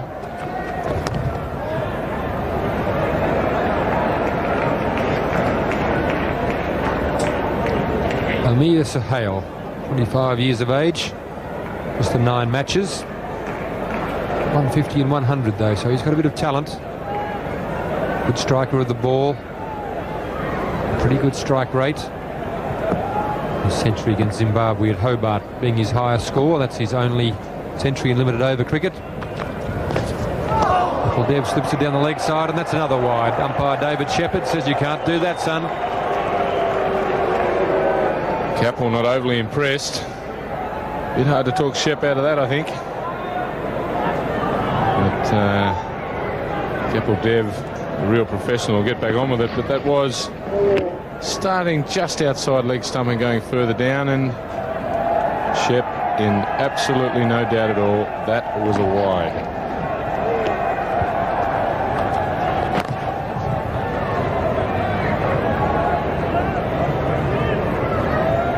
There are 4 matches in the World Cup for Sahel. 151 runs, the bulk of which came in that innings against Zimbabwe.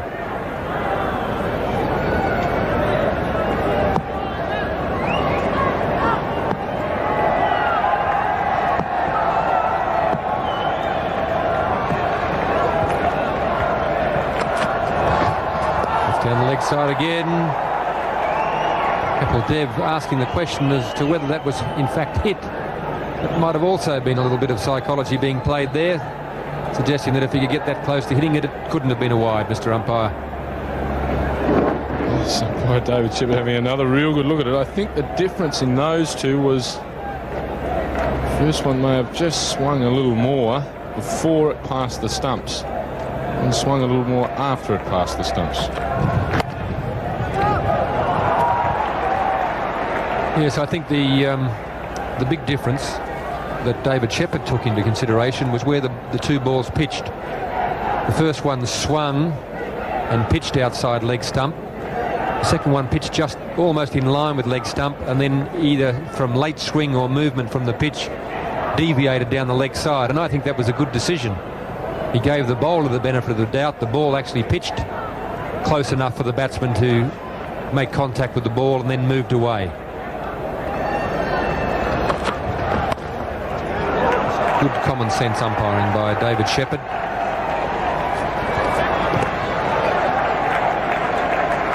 So the end of the 5th over, and Pakistan are 1 for 16.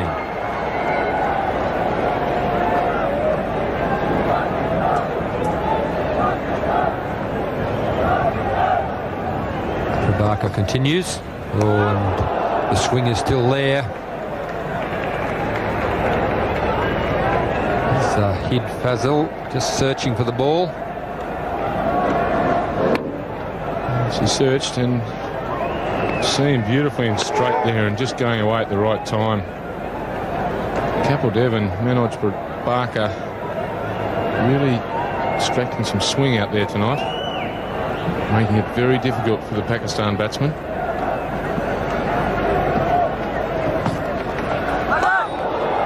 Umpire Peter McConnell says that one pitches too wide of off stump. Prabhakar won't be happy with that. That swung, but again I think Peter McConnell is correct, as this ball pitched a lot wider of off stump and then swung further away.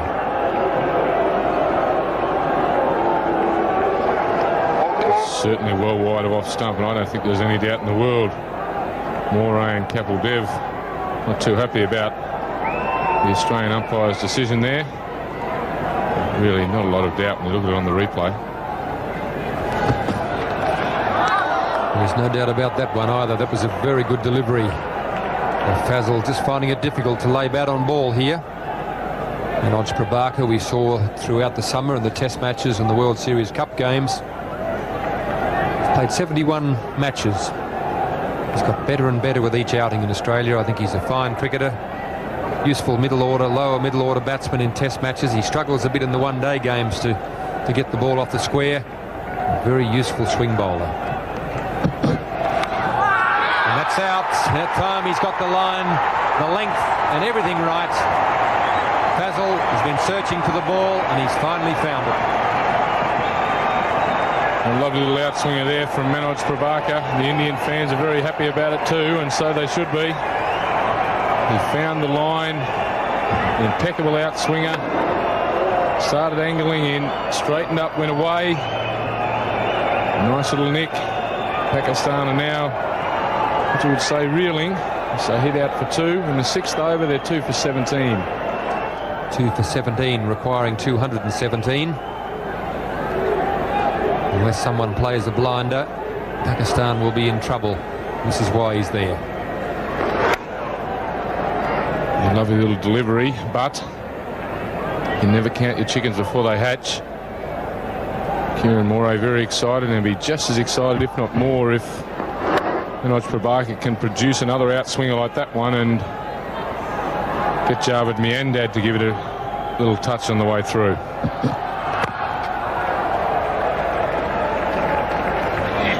Javed, a very accomplished batsman. Played a lot of cricket. That's what Pakistan need. Another 200 runs. They've got 43.2 overs left. Run rate has just slipped up slightly, 4.61. 8 wickets in hand and India on top. Javed is the man who can turn it around if anyone can.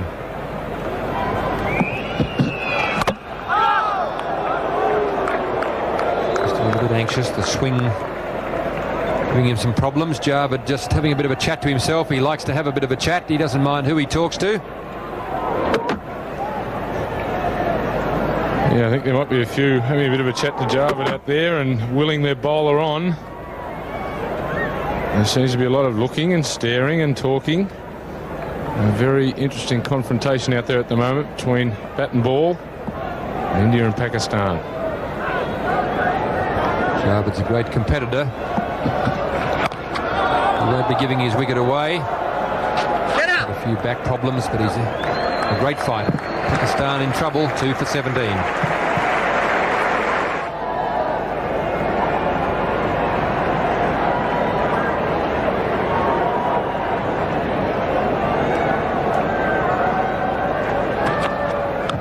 Dev continues. Pressure right on Pakistan here at the moment.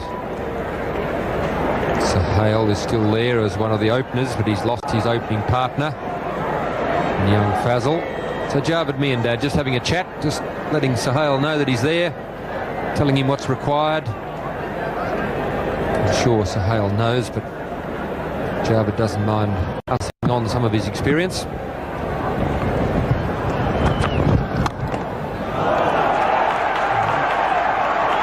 Obviously it was effective, whatever it was he said. I think Ahmed Azharuddin would have liked more effort in the field at that stage. But, he does chat quite a bit. Very helpful advice to his countrymen. Just not too sure of what the advice is about to whoever he's playing against. Shepherd again having a very long look at that delivery, but once again it pitched pretty close to leg stump, and it was the swing and or the seam which took it further away from the bat.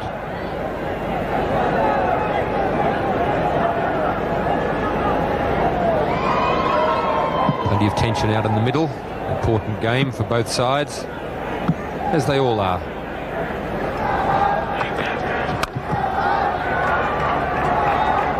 Fielding a bit slipshod, but plenty of backup there, so Pakistan finding runs hard to come by. Javed just giving a little bit more advice. I'm sure it helps his own nerves for him to keep chattering away like that, but I'm not sure how the bloke at the other end would feel.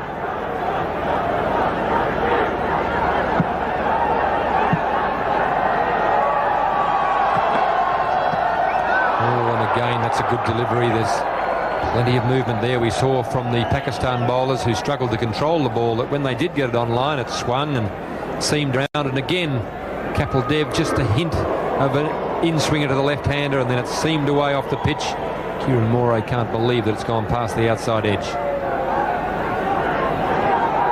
And Kapil Dev not giving away anything easy here at the moment. He's using the conditions that are favourable to him, making Pakistan work for every run. The very confident appeal, but David Shepherd unlikely to give those out. He's well forward, plenty of swing. At the end of another very good over, 2 runs from it. Pakistan 2 for 19. And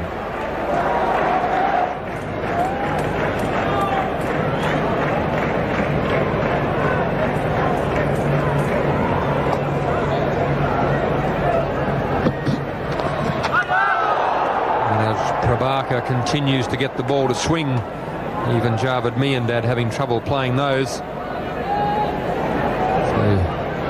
times are tough out in the middle for the Pakistan batsmen. We have a change in the commentary position as David Gower moves in to join Richie Beno.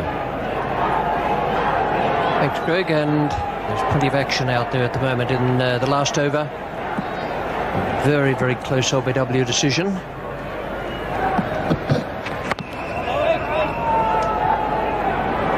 And the Indian bowlers really working hard out there. They can see that there's a chance of a proper breakthrough at the top of the order. Javed Miandad, a veteran of 189 matches. Good evening, David Gower. Good evening, Richie. We've seen the Indian bowlers here swinging the ball, getting the ball to swing and seam this evening.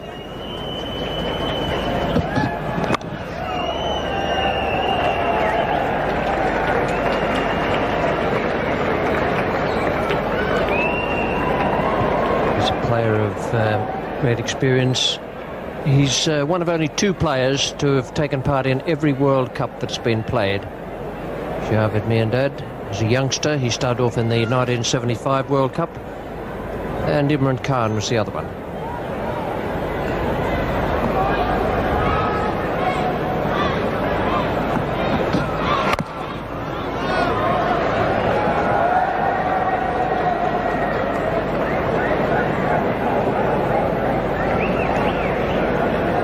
SCG at the moment, and not very far away, just round in Sydney Harbour. One of the cruise ships leaving. They're coming into the harbour all the time, docking, and all the tourists are having a super time in Sydney. That one is just making its way now out towards Sydney Heads.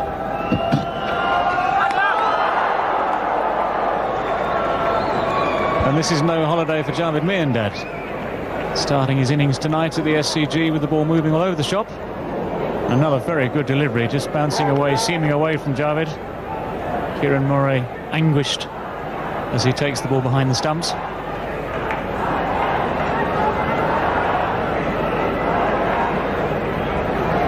Good figures for Prabhakar in the World Cup so far. It's the end of the over, 2 for 19. It's not as big as the QE2 which we had in Sydney Harbour just recently, but it's big enough. Here's Kapil Dev. QE2, massive ship.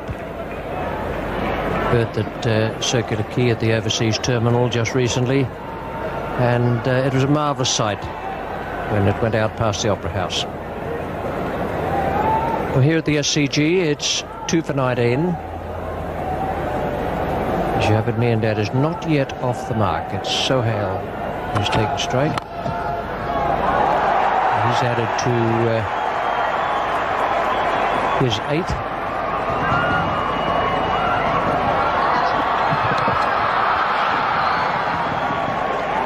Javed Miandad throwing off the years there to complete 3 runs.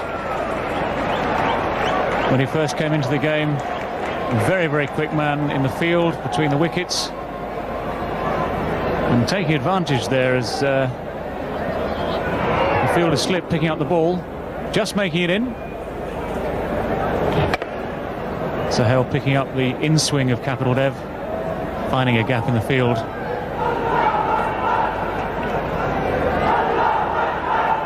Now then, here's the contest. Kapil Dev and Javed. He's way off the mark. Be quick. That's good running. Man with a bad back who was off the field a little earlier. He went back very quickly there. Took on the arm of Srinath at long leg there. Again, a little bit of slip sliding in the deep. And again, a throw slightly closer. It was a good throw, but not quite good enough. A throw slightly closer could have had Javed just struggling for those final few inches.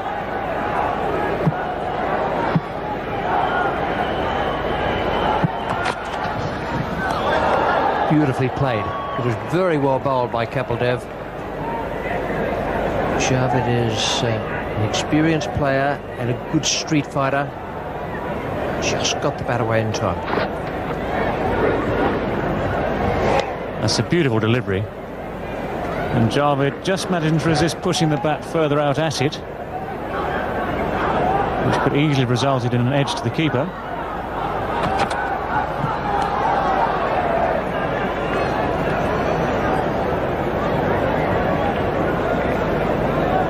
It's up to 4.8 now, the run rate required per over. Pakistan just struggling at the moment. The swing bowlers have made inroads into the innings. He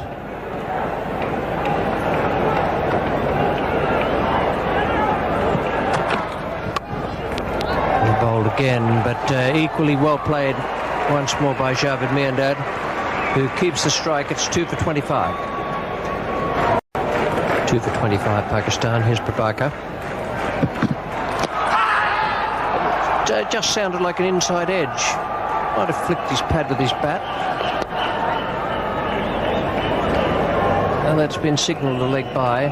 It sounded like 2 noises there.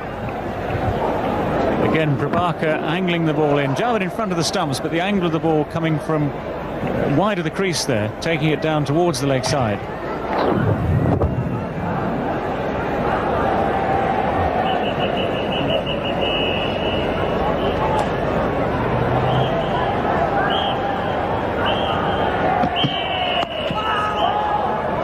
He's not going to get that.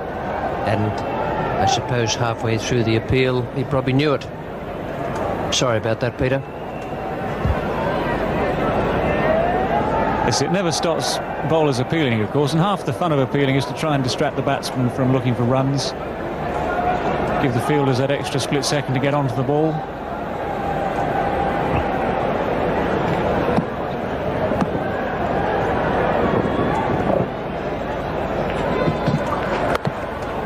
Good slower ball. Just watching Prabhakar this summer, David, seems to me to have one of the better slower balls around in world cricket at the moment. And especially towards the end of a limited overs match, Prabhakar uses that very same tactic, mixing his pace, varying his line, varying the position on the crease from which he lets the ball go. All these are tactics that bowlers learn over the years, and Prabhakar has been around for a little while now. He's become a very, very experienced and very adept bowler in these situations.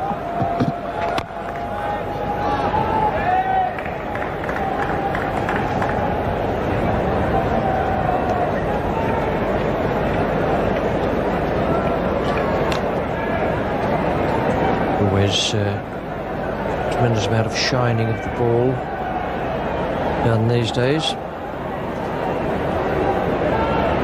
There's just a bit of dampness out there at the moment. We had a very light shower in the tea interval.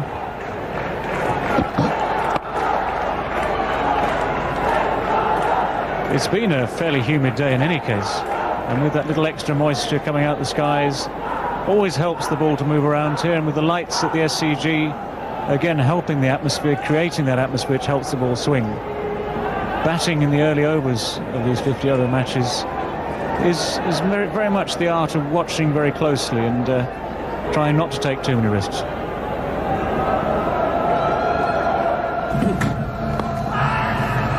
He's outside off stump there. It's not going to please Prabhakar, but that's the way it was, and it's 2 for 27.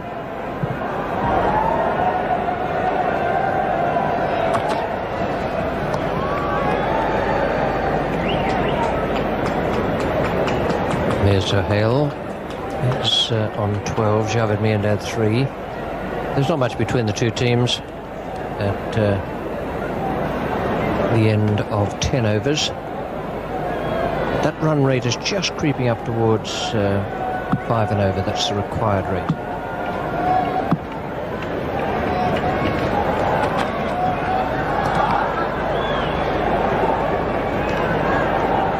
Mind you, we've seen, of course, teams come close when, although the rate has climbed and has looked alarmingly high in the latter stages of one-day matches, it's always possible to put pressure on the fielding side. India, not so long ago at Brisbane there at the Gabba against Australia, coming so close, having needed 7 and over for quite a long time in the latter stages of that game.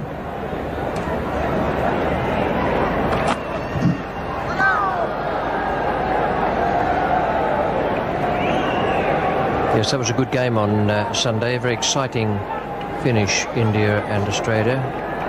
The most remarkable things, I thought, was the way David Boone gathered in that final throw from Steve Waugh, because the ball had taken off after hitting the damp ground. I reckon it would have landed 20 yards behind Boone. He gathered it in as though it was one of the easiest things he'd ever done in his life. It was a wonderful piece of cricket. That'll be a wide call. Yes, the game itself was very exciting. I was slightly amused to read Mohammad Azharuddin's comments that he thought they were badly done by, because the game actually got down to India needing 4 runs to win off the last ball, almost doing it. And in fact, if they'd run properly, they'd have probably got a tie. Very true indeed. I think there was a little bit of over-exuberance as that last ball was bowled. And in fact, Venka, whatever his name is, Raju, he'd almost started celebrating before they decided where the ball was going. And instead of seeing the ball go for 6, he suddenly realised he had to run. And when it all comes down to a matter of inches and feet at the end of that 3rd run for a possible tie, a possible victory, you realise how much you've got to be, as they say, professional about your approach to the game. Well, there are all kinds of things could have happened with that last ball. First of all, you had the fact that Srinath thought it was going for 6, Venkatapati Raju thought it was going for 6, and so did Border. And then Raju half stopped to congratulate Srinath with the first run. That's why he got behind in the running. Then Steve Waugh's throw could have hit Raju as he was running through for the third, but didn't. And then there was that wonderful take by David Boone. And here at the SCG in this game between India and Pakistan, Pakistan 2 for 29. Of course, the other thing, Steve Waugh, who had taken already 2 very good catches during the Indian innings at the Gabba, unusually for him dropping the ball there, but luckily for him, of course, it bounced down in front of him. Instead of either cannoning off behind him, he could have gone in any direction, that ball, when he dropped it. But he was able to pick it up, kept a very cool head, of course, and got the ball in close enough to David Boone for the run out to be effective.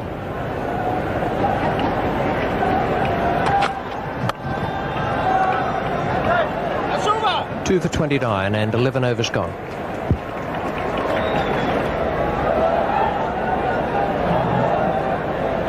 Manoj Prabhakar has bowled 5 overs, 1 maiden, 1 for 7. He's being rested now by Mohammad Azharuddin.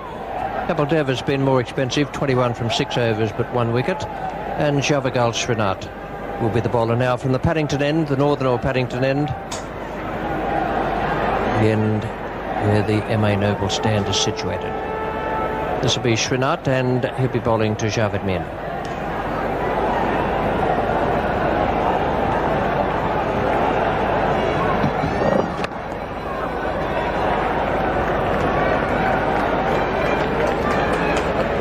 And Srinath, as is his wont, will be trying to angle the ball in to Javed Miandad.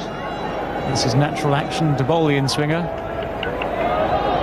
Miandad will probably be quite happy that there's someone bowling now who isn't a natural outswinger of the ball. 1 or 2 very good deliveries at the start of Miandad's innings have had him in a lot of trouble outside the off-stump.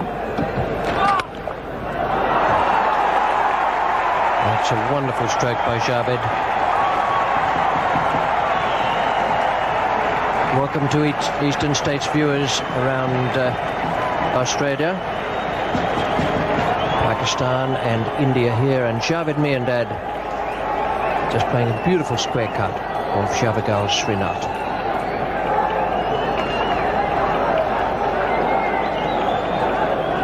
That's the scene from the centre of Sydney, from the MLC building. Lights have been on for quite a few hours now. No ball called. They'll take the single anyway for Javed Miandad.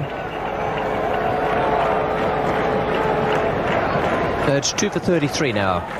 Pakistan. Batsman out. Insaman for 2 and Fazal for 2.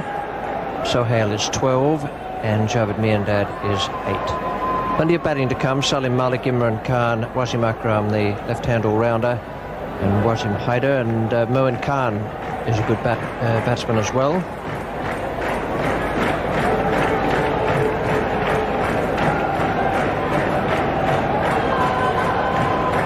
That's 2 for 34. That's in reply to India's good innings. It's the outside edge by Sohail. We'll go for 4. A great amount of luck attached to what the Indian bowlers have been doing so far. No, the ball's gone past the outside edge several times. And instead of the 2 wickets that are down, there could have been a couple more. On this occasion, a bit of adjustment there by Amir Sohail. Ball going away from him, and he's guided it through the empty slip area and wide of third man too, so 4 runs.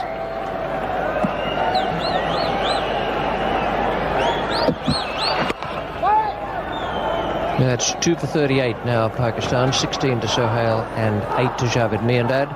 2 for 38 in reply to 7 for 216. Jadeja made 46. Srikanth was out for 5 and a very slow 5 in 39 deliveries faced. Mohammad Azharuddin a beautiful 32. He's in great touch again. And then Camberley 24 and Sachin Tendulkar unbeaten on 54 from 62 balls faced.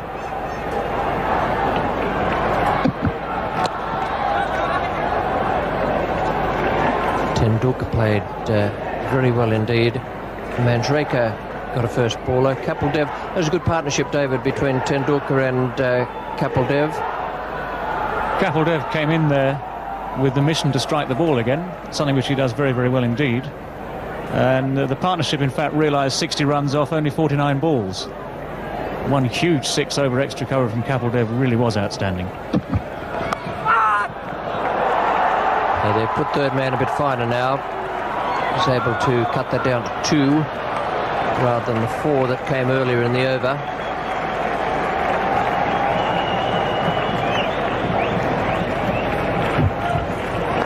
Very similar events again, just guiding that wide of the slip. Slip had gone a bit wider too. And again the left-hander, the away swing of Srinath.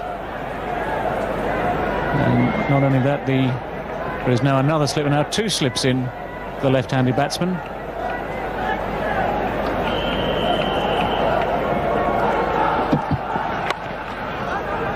And small ball once again, 2 for 40 Pakistan.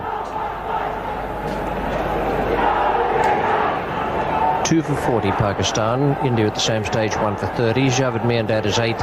Amir Sohail is 18. Kapildev.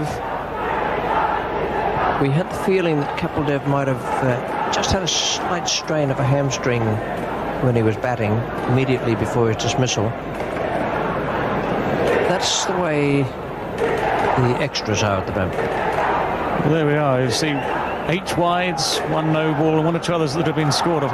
The odd no ball, I think, has been scored off, 3 in fact, which means that India have bowled 1 extra delivery for every over they've bowled so far in this innings.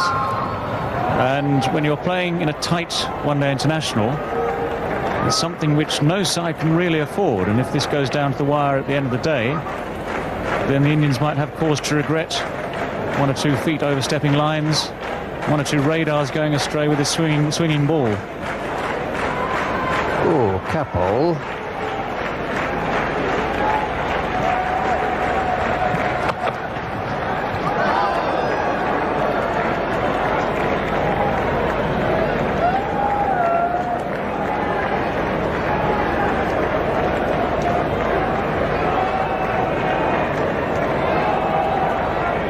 Bowlers, of course, always pay close attention to the ball, the tool of their trade. There are several things you can do with a cricket ball. Not all of them quite within the spirit of the game.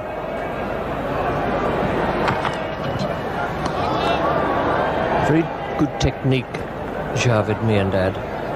He's played and missed once. A couple have found the outside edge. He's pulled his bat away in playing defensively. Always has a very good idea precisely where his stumps are and where his feet are in relation to them.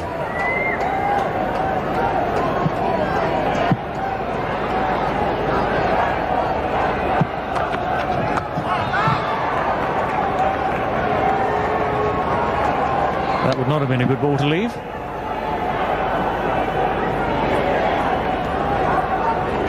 A bit of attempted eyeball contact there. Now, Kapil has tried to catch Javed Miandad's eye, but Miandad was having none of it.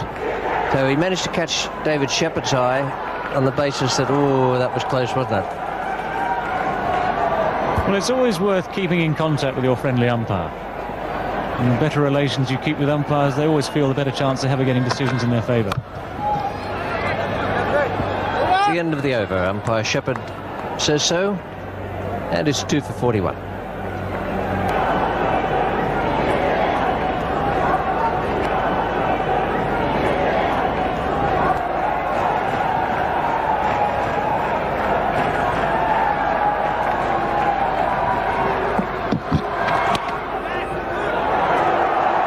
Well, now Srinath's suggesting there was no stroke played there, but umpire Peter McConnell will have none of that.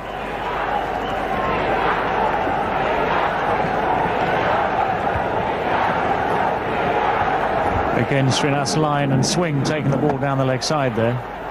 And in fact, it was the amount the ball swung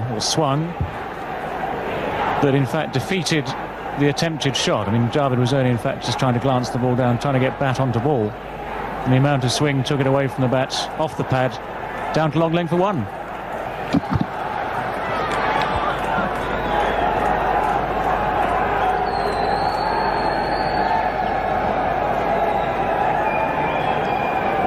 Not a large crowd here for this game between India and Pakistan, but There's no shortage of enthusiasm. Each of the sides has just about an evenly balanced lot of supporters.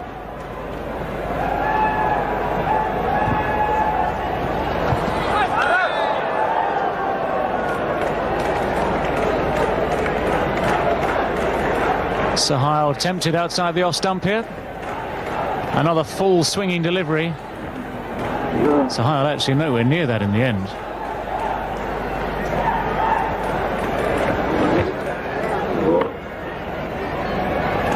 And there are the two slips waiting for the edge.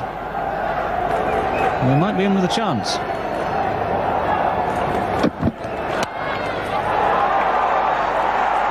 Well, he's had two go past second slip. Now he's had one go over the head of the man at backward point.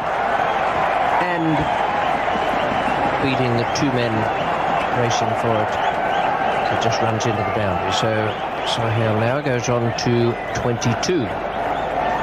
This is what all bowlers hate, of course. First to establish superiority over the batsman. In previous overs, there have been two edges gone off Sahil's bat. Previous ball missed by a mile. Now eventually the ball goes just over the top of the fielder and goes away for four.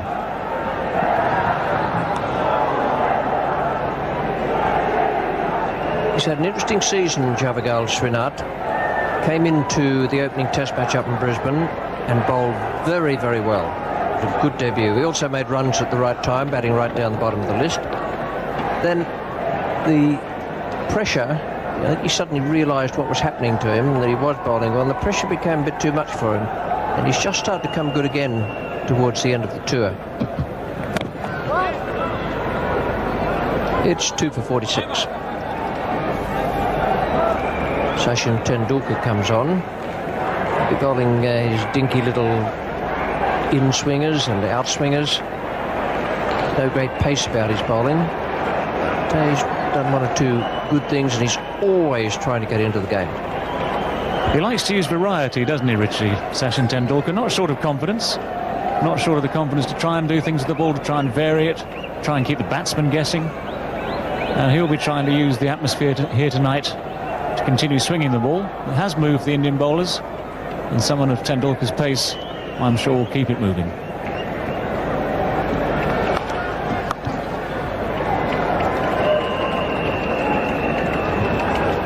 Kieran Murray is standing up over the stumps for him.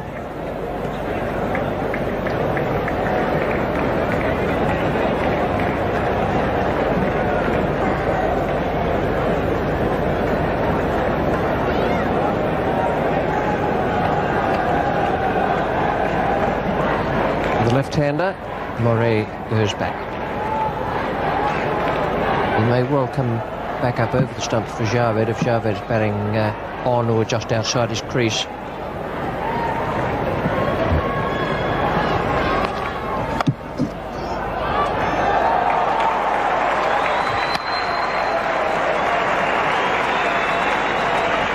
Jadeja, the fielder just behind point there. Very athletic fielder, down on this very quickly. Has to make ground to his right. Quickly up and quickly back with the ball. Fielded brilliantly at the Gabba on Sunday. Another good save here now.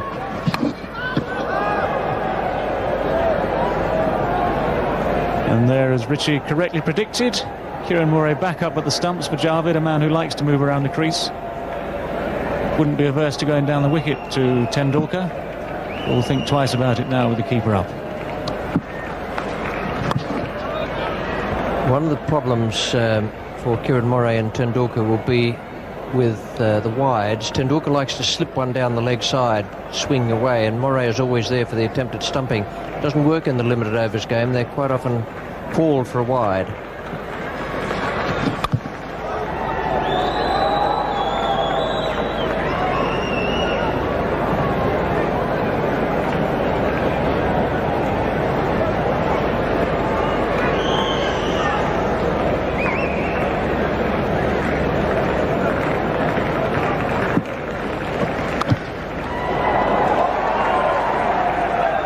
Nicely played by Javed Minder. 2 for 49 now, Pakistan, chasing 217 for victory. lights are on here, and Pakistan chasing 217. This is Shavagal Srinath. Shahid Miandad is the batsman taking the single to bring up the half-century for Pakistan.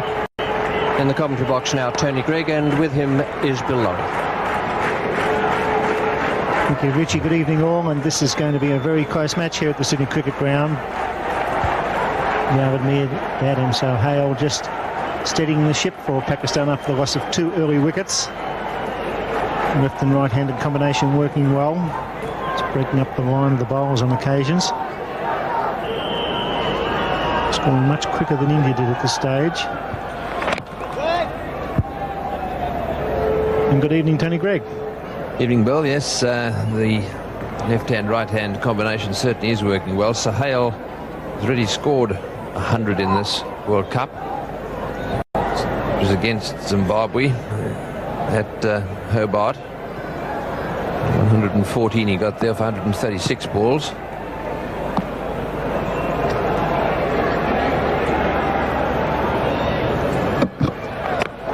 And at the other end, of course, one of the all-time great batsmen in any type of cricket, but the moment he came to the wicket tonight, Javed, it looked a different game. He's played straight, he's played 89 one-day internationals. Good average, a very good strike rate of 69, 700s and 42 50s, and a great player of pace or spin. And he's the key tonight for Pakistan. One feels against some very good bowling from the Indian bowlers. They've been right on the job. And he looks very, very sound. Yes, he's the danger man. Yes, and apart from his overall World Cup performance, he's done pretty well in this one. That's his performance in all World Cup matches so far. 5 half-centuries, 2 of which have been scored in this particular World Cup. He made 57 not out at the MCG against the West Indies, and 89 in 94 balls against Zimbabwe in Hobart.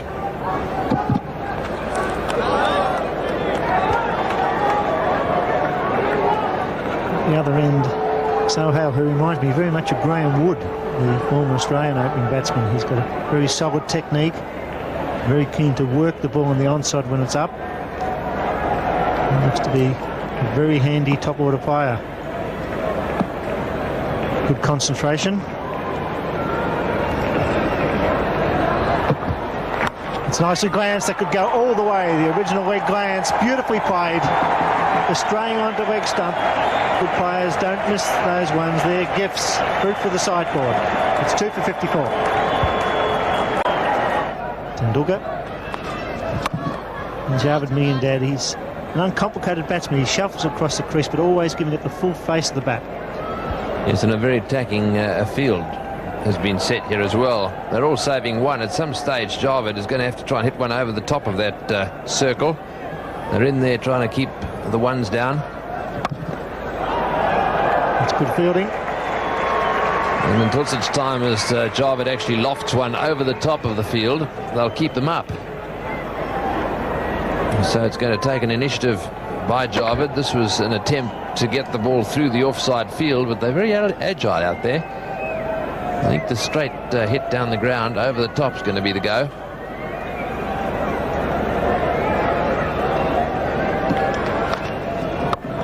Well bowled to slow delivery. Well, the Indian captain Mohammad Azharuddin is keeping the pressure on by having the circle with 7 players in. Yes, well, there they are, stretching all around, saving the singles.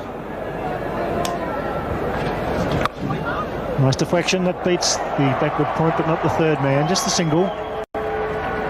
This is the guy that the Pakistani batsman should go after, Tendulkar. He's just a makeshift bowler.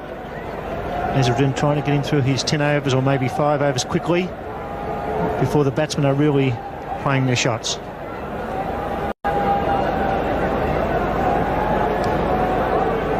So Sohail now the left-hander on strike, much the same field. Great shot. A magnificent square cover drive. On the front foot, it was a fraction wide, and he gave it the full follow through. A glorious shot.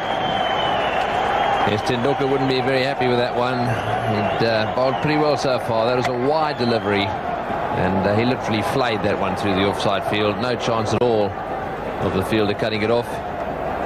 Lovely shot.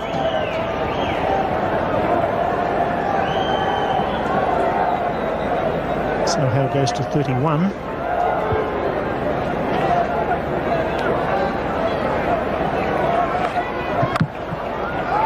And just coming back in from off to leg. It's 2 for 59. And it's going to be Raju, the left-arm spinner, man I believe is to be the best spinner in the country at the moment. He's bowling with a lot of confidence. He bowls very well here on the Sydney cricket ground.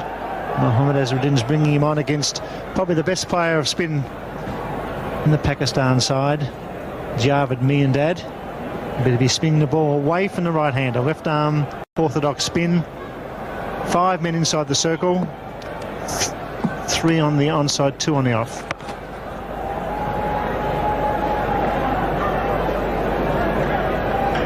Those are the figures so far. Raju just being introduced now. He's bowled 1 delivery.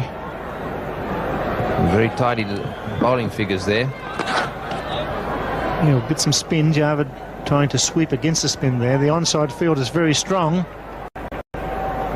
So he's going to pitch at middle leg stump. There's 1 out in the deep at mid-wicket, 1 at backward square, and there's a ring of 3 from square leg, mid-wicket to mid-on, inside the circle. And that turns slowly. Chance for run out if the throw's good. Here it comes. Tendulkar fires it. Misses. Wow, backing up too far. So Hale in real trouble there with a good throw. Yes, he committed himself to 1 there, and it really, I suppose, was his call. And Javed sent him back. Had that hit, of course, he'd been out by a couple of feet, perhaps. Turns. This time he gets some edge. He's gone. Surely. No, he's back, is he? Wow, action aplenty at the Sydney cricket ground. Once again, Tendulkar was the fieldsman, and that was very, very close. I think they're speaking different languages, these 2 blokes. Have a look at this one. Good delivery, does turn, and it runs away. Javed sent back, and he really does have to make his ground. A direct hit would have had him, that's for sure. And he did look up very quickly towards umpire Shepherd there, but he got the benefit of the doubt. Probably just got himself home. A lucky break for Pakistan. 2 in a row. Very, very close. Tendulkar. And some turn already for Raju. A beautiful bowler, this lad. He doesn't hurry through with his overs. He takes his time. Nice loop and turn. Picked up Dean Jones and Mark Waugh on this pitch with 2 stumpings with beautiful variation. Nice flight and ball spinning away from the right-handed batsman. And maiden over. A great start. 2 for 59.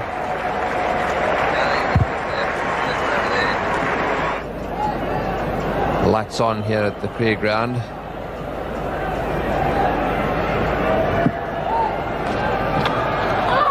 Beats him with the one that's angled across, maybe just a little bit of movement away. It's the view from the MLC building, and he's moving around towards the east there, the eastern suburbs, Bondi Beach in that little dip, and of course the Sydney cricket ground.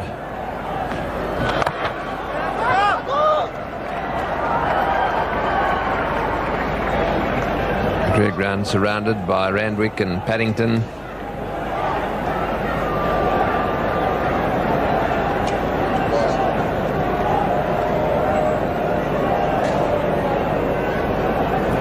Coogee over at the back, down to the right a bit. Some lovely beaches just over the horizon there. Back here it's Sachin Tendulkar bowling with a very strong offside field to Javed Miandad. He'll try and work the ball. He'll try and beat that man down there. He'll be looking this area, Javed. He'll go for the little deflection if he pitches outside the line of the off stump. It's a big gap between third man and the wicketkeeper. The backward point is fairly square. So there'll be an interesting battle here between the experienced Miandad and Sachin Tendulkar. Bit of in swing there, swing from off to leg. Yes, that seems to be the problem that Javed's having. He's obviously practicing that straight hit. He'd like to hit him down the ground. He's obviously waiting for the right delivery, in which case they'll push one of their fieldsmen back. Beautiful work. Oh, that was close. Magnificent work by Kieran Moray. It's great to see a wicketkeeper standing up. He had those bails off in a flash. Yes, and Javed, as we've said, doesn't mind having a little wander. Keep an eye on his back foot here. Does he lift it? No, he doesn't. Beautiful work, but Javid's toe down all the time there. There was no question of him being given out. And he didn't cross over, did he? He stayed planted. It was a beautiful bit of work and good thinking by young Sachin Tendulkar. The little in-swinger going down leg side. A little bit frustrated there, Javid, me and Dad. These are vital overs for India if they can peg back that run rate. It was very, very close on the line as out, but he was behind the line. Good decision. And a brilliant piece of work by Kiran Moray.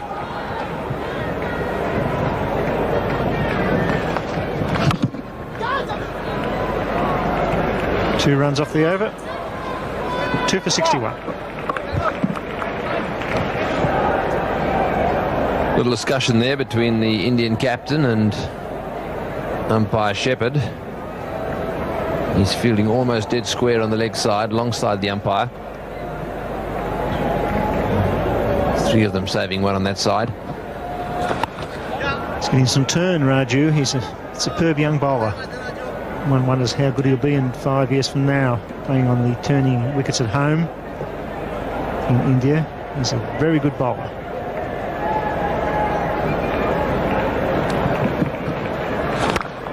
Now picks him off with a single. Run rate is important, and so far Pakistan are pacing themselves fairly well with wickets in hand.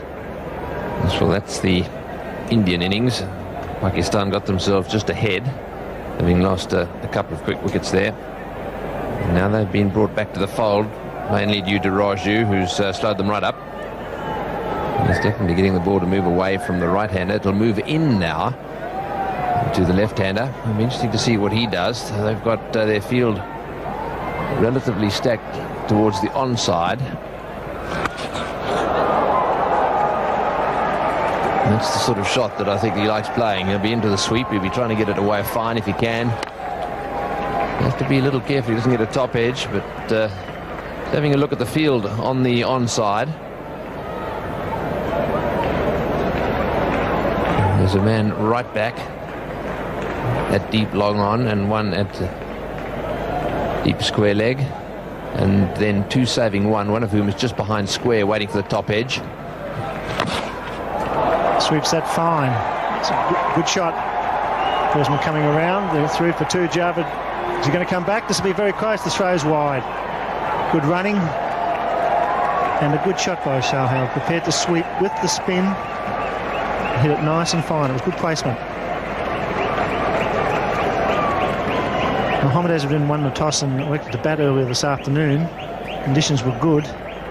After 49 overs, they were 7 for 216, a fine innings by Tendulkar, 54, and Kapil Dev, 35 off 26 balls faced. They were the main strikers. Some good bowling by the leg spinner Mtach there, particularly up to 9 overs. It's a nice sweep by the right-hander this time, but just the single. He took 13 off the last over from Mtach, the leg spinner, but he did a fine job for Pakistan, and 216 should be obtainable here if you bat well. Well, a lot depends on this man. You can see that he knows it too. He's relatively tense at the moment. They will try and sweep him. Javid will try and get him away fine. So will Sohail. There's a bit of a gap down there for him.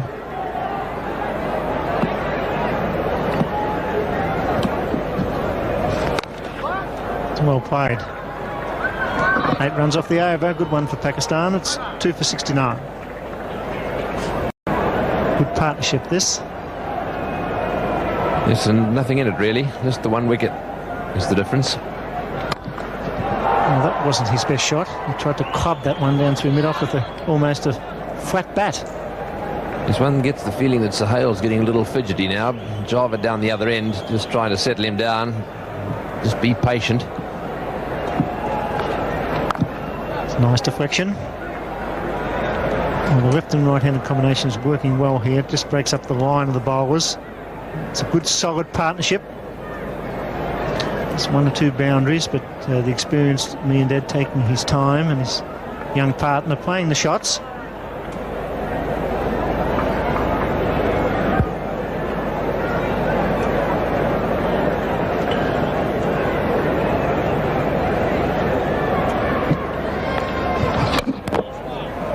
Calls out a wide.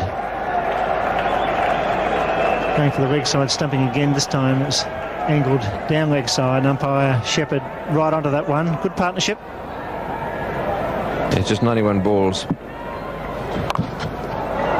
was quite wide, but this time down the offside, a little bottom edge there. Because over the years, spinners and little medium pacers have quite often got away with bowling the ball, certainly zipping one down the leg side and over. And if it's taken by the keeper, very often they used to get away with it.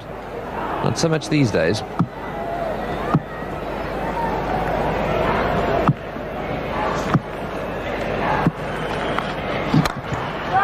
Good running. Good early call. Always a single to a deep mid-on. The batsman responds, and Java did that. He's certainly off the mark there very quickly. He knew exactly what he was doing. Java just a little slow, though, to respond. He's the senior pro. Tendulkar getting a little bit tense too and a little frustrated.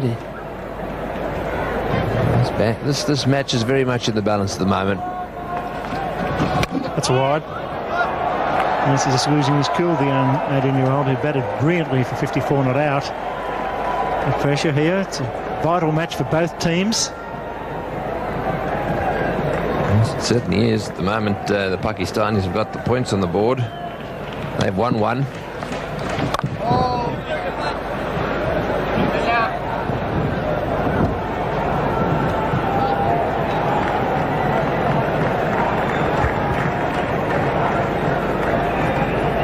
5.05 per over needed, and currently going along at 3.55. Good delivery, that one. Doesn't find the edge. It's 2 for 74. 2 for 74 after 21, Pakistan. Raju having a bit of trouble here with the left hand. I see Mohammad Azharuddin now going to a square leg position for the top edge. Just back with a square leg umpire. He swings him nicely. 4. Socket over the fence, but it was on the ground, so it's 4. Yes, there's no doubt that Kapil Dev has got a little bit of a problem with his leg. Greg Chappell picked it when he was batting. He seems to me have stretched a hamstring just a little bit, and you'll see as he moves along the boundary here that he's limping just a little bit, and it was for that reason. He had to try and put the boot in there. He's flicked it over the boundary. So Hill taking on Raju here. Good battle. Sweeps it in the air off a glove, off pad, off the shoulder. It's all happening. I just wonder why he doesn't try one over the wicket and come into the rough. Raju, he's coming around the wicket, he's pitching back leg stump and turning a little bit down to leg, so maybe there's some glove there as well. Listen, that leg stump exposed as well. He's getting a long way across. Big Sharp, he's around the wicket, he has to straighten it up. Umpire Peter McConnell not interested. Oh, we know he's straightening it. This replay will be interesting. Let's see if you can pick the line here. Where did it pitch? On middle. And perhaps just missing the off stump there. He was quite a long way forward too.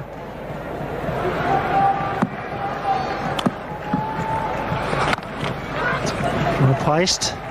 So Hell goes to 45. Valuable knock for Pakistan. He's prepared to try and lift the run rate, outscoring Javed Miandad.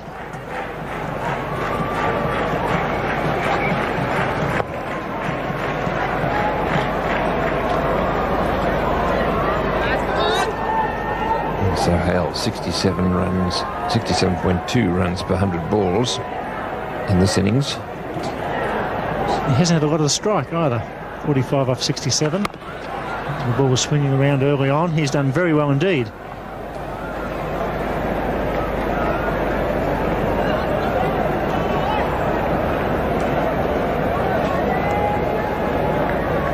This is the first time these two sides have met each other in the World Cup. It's the end of the over. 2 for 79. Stump vision shows the dry, hard pitch here at the Sydney Cricket Ground. In comparison, 79 against 69. Tendulkar doing a good job. He's not over expensive in his 5th over, no wicket for 15. So Mohammad Azharuddin will be happy with that.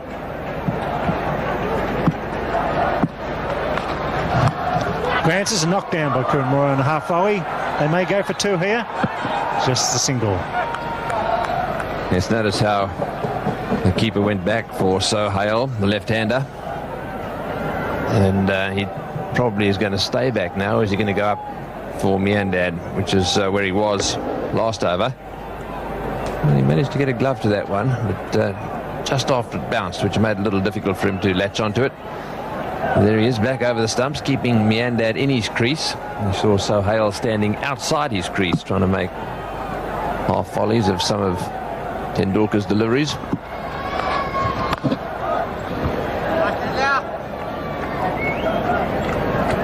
You have a lot of coaching in modern cricket, but you just must let players do the natural thing. If you look at Javed Miandad's grip, it's certainly not one from the coaching manual, but it's been very, very effective. His hands are fair way apart, almost like as if he's going to chop some wood. My word, it's worked for him. Plenty of bottom hand, works the ball on the onside.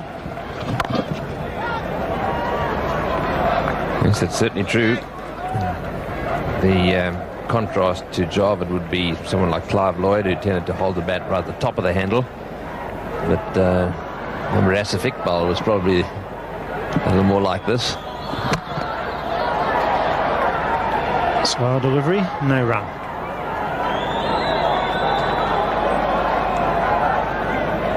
Well, the vice captain's in control out there as far as Pakistan is concerned. He's a great talker, Javed.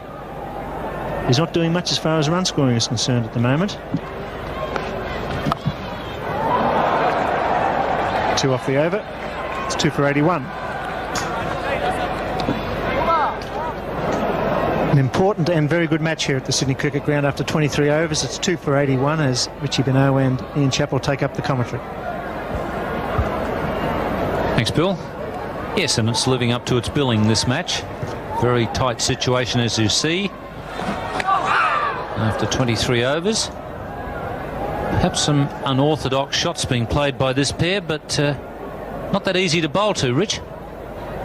Very difficult left-hand, right-hand combination. The unorthodoxy is there. It's a good battle because Venkatapati Raju is turning the ball and he has a good top spinner, which we saw with that last ball he bowled.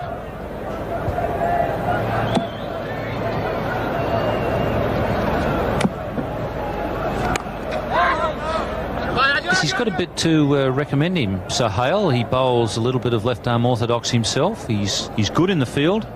Looks like he wants the ball to come to him. And he might not be the prettiest looking batsman you've seen, but he's a fighter, and there he is, giving Javed some of his own back, telling Javed to keep his head down. And he's done a very good job for Pakistan in this game, Sohail. Anyone who can get Javed's attention out there and tell them to settle down has a lot to commend him. Javed is a player who never ever stops talking.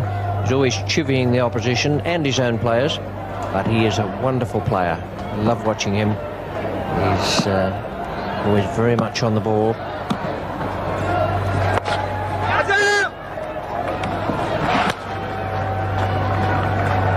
And if Amir Sohail can meet Javed on equal terms out there, then he must have something about him. He's 47 at the moment.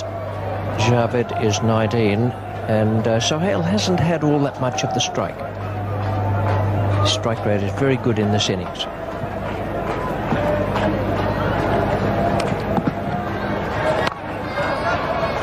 It's a nice bit of flight bowling there. It's 2 for 83. Sydney Tower at centre point. Looking terrific at night. And the contest looking pretty good. Pakistan and India. There have been a few of those both this afternoon and this evening.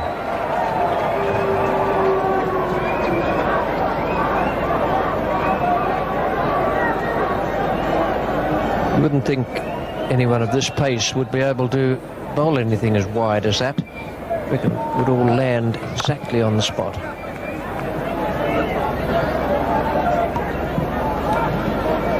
This is a look at Sohail's performances as an all-rounder. Hasn't been in the game all that long.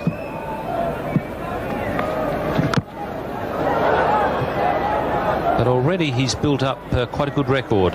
Batting average of 41, strike rate of 65. Bowling not quite as good, but he's handy with the ball.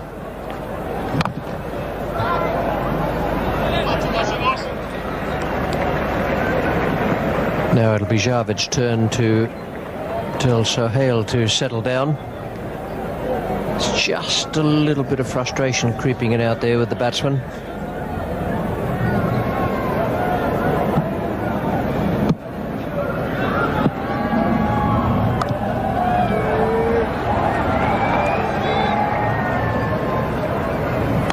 Javed mightn't be quite as vociferous tonight because the opposition will understand a fair bit of what he says, whereas when he's playing England, Australia, they wouldn't understand anything of what he's saying. No, but they have a fair idea, having played against him over the years. He's been known to frustrate the opposition on many occasions. Great cricketer.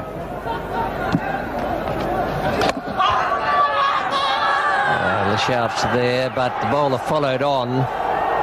Kieran Moray was the one who went up. Looked as though it could easily have been pad. Tendulkar followed him up. He didn't go up straight away. And that's why, because quite clearly it came off Javed Miandad's front pad.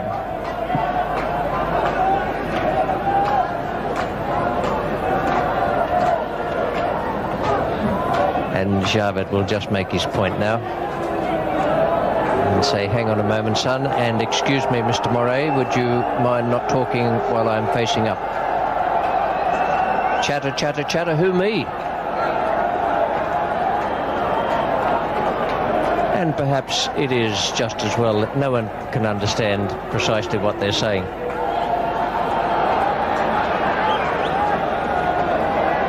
And umpire Shepherd having the last say, telling the non-striker to get back in his crease and let's get on with this match.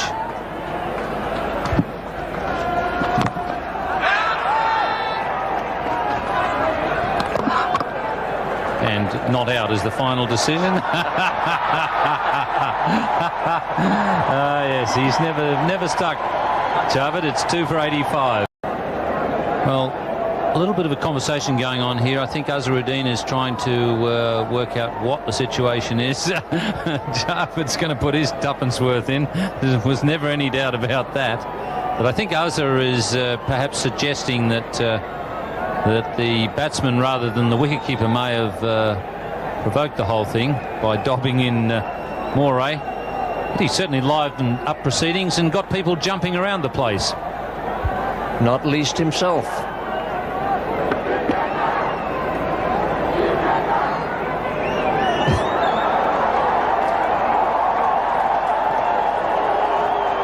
Well, the umpires have settled it down. But that is precisely what I mean about Javed and the opposition. It never stops. It's not wise to try and take a rise out of Javed. He'll always come back.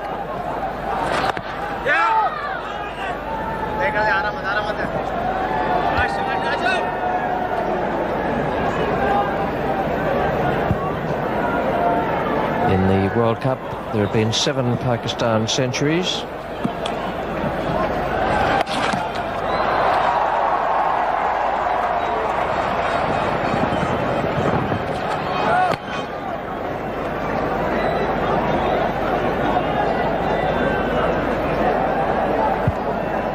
They are the century makers, Amir Sohail, and we're looking at the non-striker's end. Has the highest score, 114. Ramiz Raja, Zahir Abbas, Javed himself.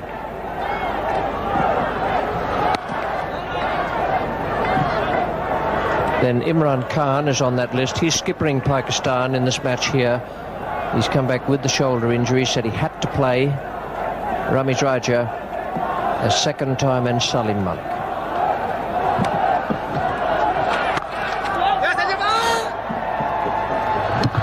Imran will be a very important man later on in this innings. I think he's still, even as he nears 40, still the best middle order player in world cricket. It doesn't matter whether you're talking test cricket or one-day cricket. And Pakistan really get down to the nitty-gritty in this chase, Imran will be a very important man. He's a terrific middle order player.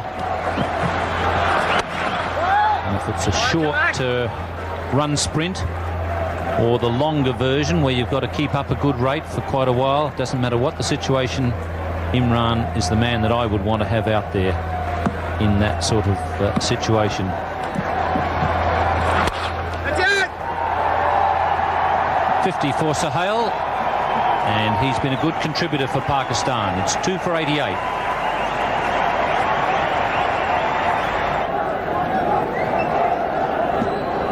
Javad's just had a chat with Amir.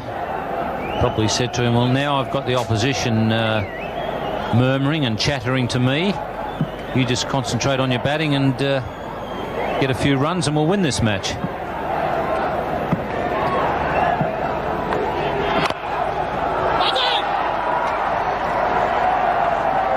Just a single there takes Amir Sohail on to 51. He's faced had 78, so that's 79 balls, so he hasn't had all that much of the strike, and his strike rate is very good. He's done well, whereas Javad to a certain extent has been contained. That's only with the bat.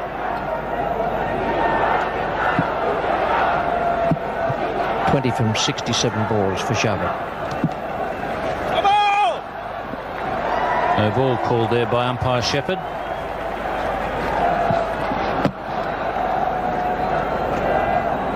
Well, this contest has certainly lived up to its billing. We've had the spectators from both sides voicing their opinion and waving their flags. We've had a little bit of, I suppose you'd call it byplay rather than an altercation on the field. And we look forward to a couple more similar sort of contests. England playing Australia tomorrow. South Africa playing the West Indies in New Zealand.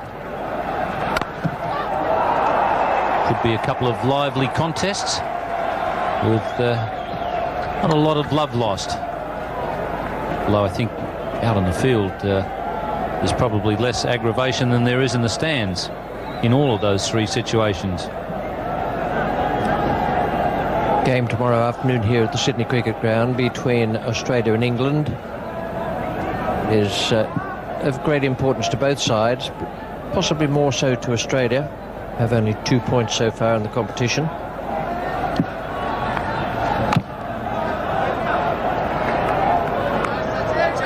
Actually, you never know what's possible in the peacemaking line, though, Rich, after I heard today that Prince Charles is a national hero in France. I think anything can happen in the peacemaking stakes after hearing that. Very generous people, the French.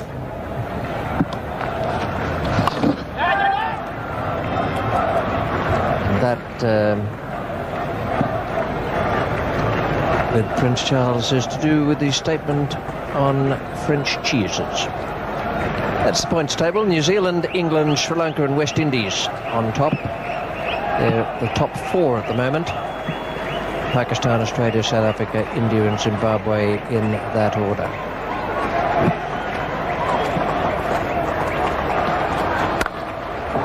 He loves that shot, Sohail, but he only gets one with Jadeja out there on the boundary. It's 2 for 93. Pakistan 2 for 93 after 27, and you can see the closeness of this contest shown there in the comparison.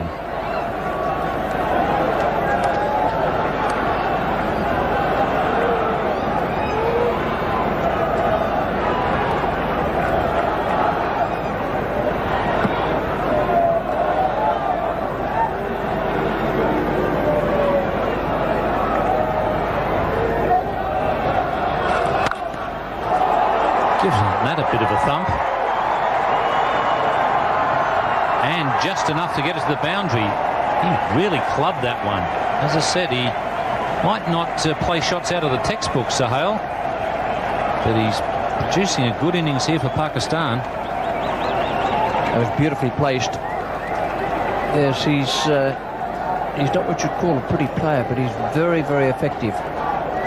He was beaten past the outside edge on quite a few occasions at the start of the innings. Didn't worry him in the slightest.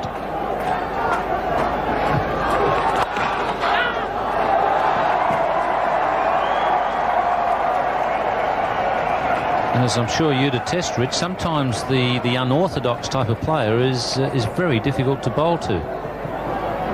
Very difficult indeed for a spinner. The 2 balls Venkatapati Raju's bowled in this over, neither of them have been bad deliveries, and yet 6 runs have come from them.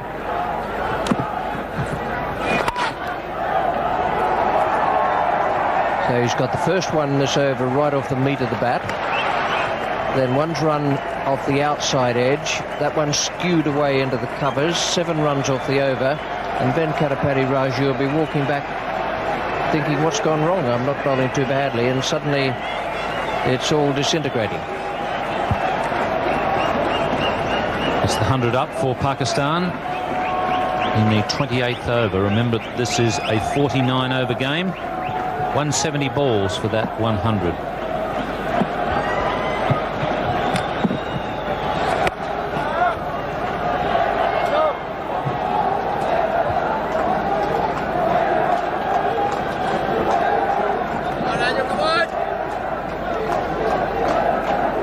Run rate required is sneaking up towards 6 and over.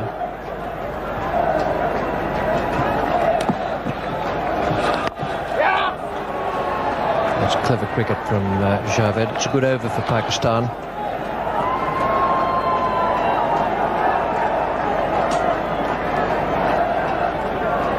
One ball to go. Javed is saying he's good counter, as you have to be at top level. You must know what's coming, what's gone. He's telling Amir Sohail this is the last ball of the over.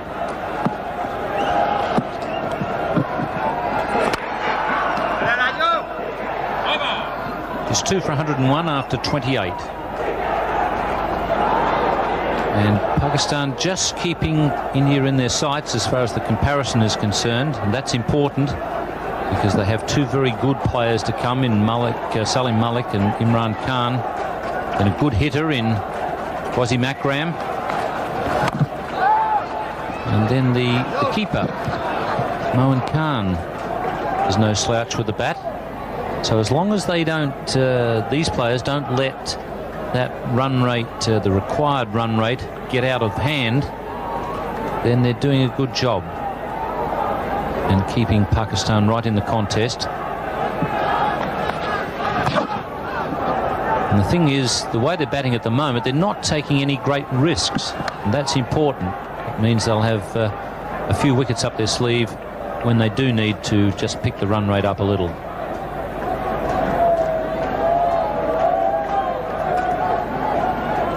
Javed is just pointing out to the left-hander, Amir Sohail, there's going to be a change in the field. There's a man going back onto the boundary at square point.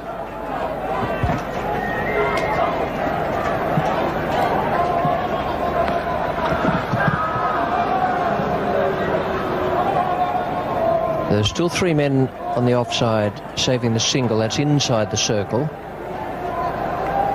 And 2 on the onside. So still a fairly attacking field.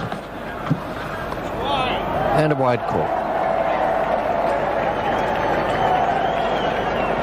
There is one other option for Mohammad Azharuddin, and that is Jadeja, who bowled quite well up in Brisbane the other day, under pressure.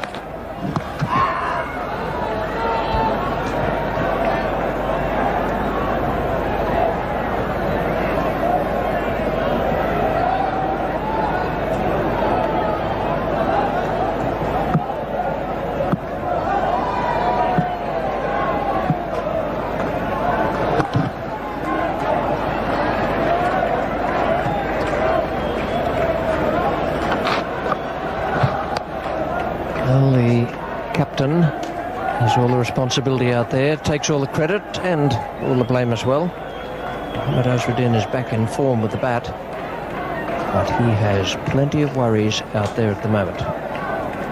Not too many smiles. That's good over from Tendulkar. It's 2 for 104.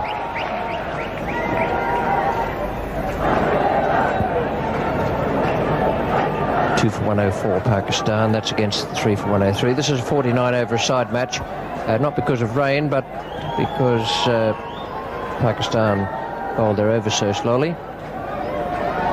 2:17 to win. Javagal Srinath is coming back.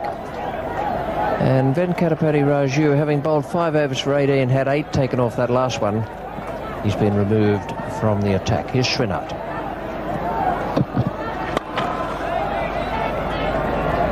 Srinath took a bit of stick in his first 3 overs, 11 coming off the first one, 4 off the second one, and then 5 off the third over to give him figures of 3 overs, none for 20 in the first spell. Azharuddin will be hoping for better things from his quickie on this occasion.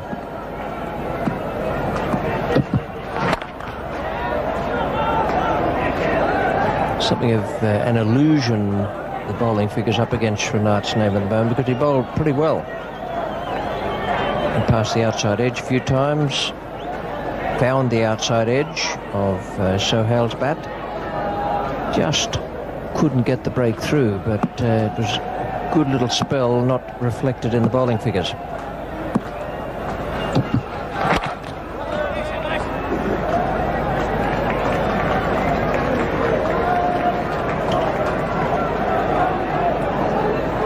Azharuddin is doing the right thing here as a captain. He's now got 6 men inside the circle, 3 on each side.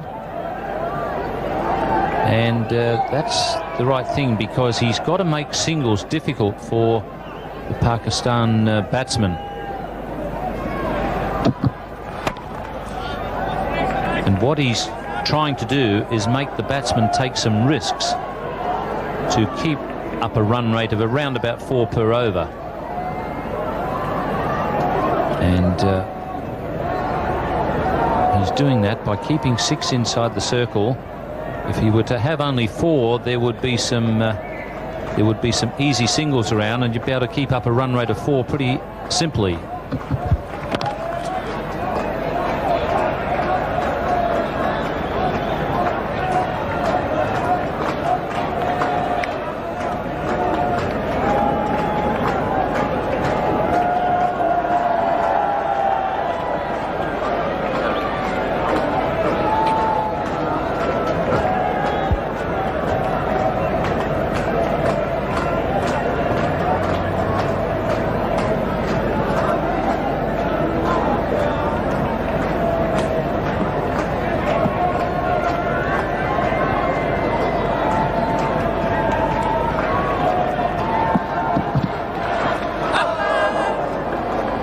Good over there from Srinath, 2 for 105.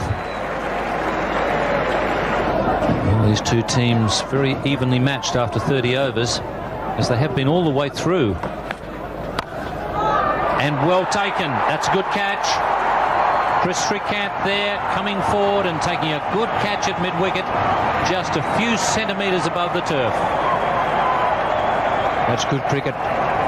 Not easy to take those, and he was on his way in. He pushed forward for the catch, even though it was a very well struck ball and a full toss. Now, that's good stuff. Good cricket. And it provides the 3rd wicket at 105. Salim Malik is a very good player, and his strike rate is a tremendous one, 86 runs per 100 balls and an average of 33. So pretty good stats there for Salim Malik, but he hasn't done much as yet in the World Cup. He's too good a player to keep missing out. That's a nice start for him.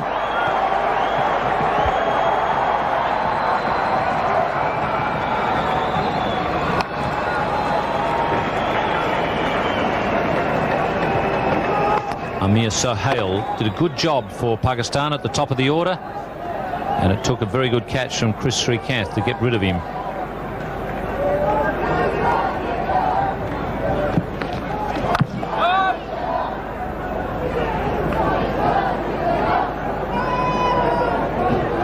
The Indian version of the, I suppose, the very low 5s. Nothing of a high 5 about that.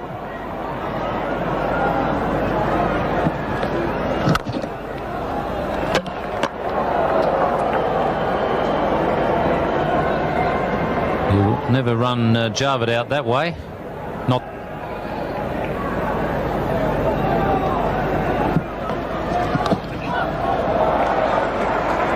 Salim Malik has made a good start, hitting the ball in the middle of the bat, picking up a couple of twos, just the sort of thing to build the confidence up quickly.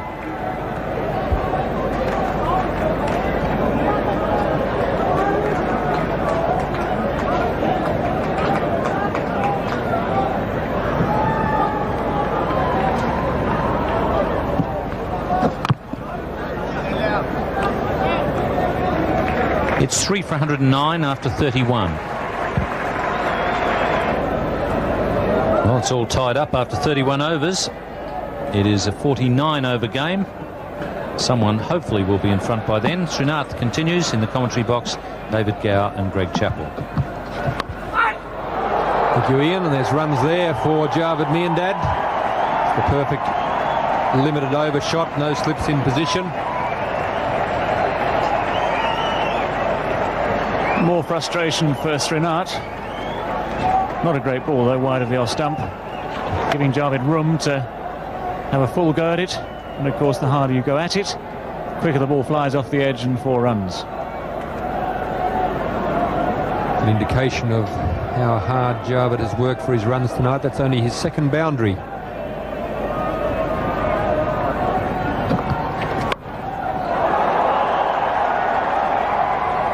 Javed just changing gears. Bit of pressure on at the bowler's end, but Salim Malik is quick enough. Javed Miandad deciding it's time for Salim to get loose. Javed Miandad, of course. Actually, that's interesting. If the wicketkeeper there had been looking at his own stumps and thinking about running out Javed Miandad, he'd have had a very good case to answer. As it was, he went for the bowler's end. Yes, David, that was very interesting. Kieran Moray very intent on the bowler's end, when if he'd concentrated on his own end, he could well have had Javed Miandad out by the, well, maybe not the length of the straight, but half the length of the straight. Jockey Moray just explaining why he was going to the bowler's end. I think he needs a good lawyer to answer that case, I'm afraid.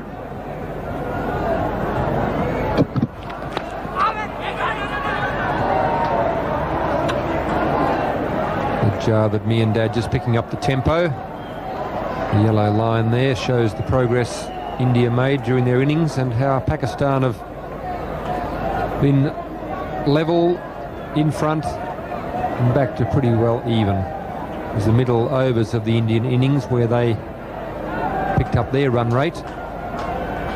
Javed Miandad will have no doubt the intent on doing that here with the Pakistan innings.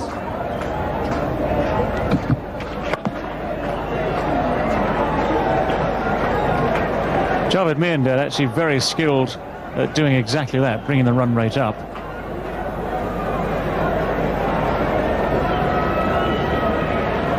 You can see there Javed Miandad, 173 runs so far in this competition. And Mir Sohail, the last batsman dismissed, currently the leading run maker of this World Cup.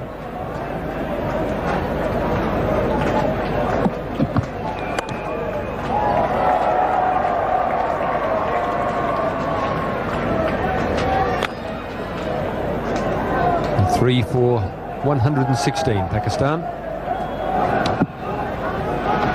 Tendulkar continues.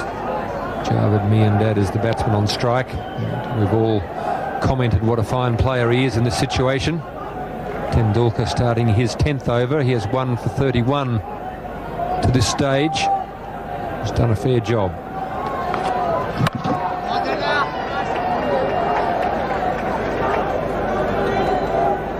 Not the most fearsome bowler to watch from a distance, Sachin Tendulkar, but those figures there, so far only conceding 31 runs off this spell. Curious to the same number of runs that Javed Miandad has made.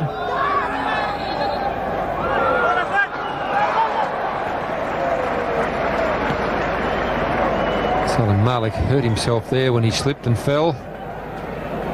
Just a little bit of misunderstanding between Javed Miandad and Salim Malik. Well, it's not the first misunderstanding that Miandad's had today.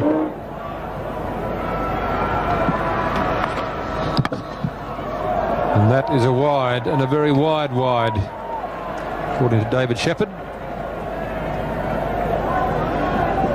Sachin Tendulkar has done a good job. He's wobbled the ball around, but he's contributed to the 13 wides that India have bowled.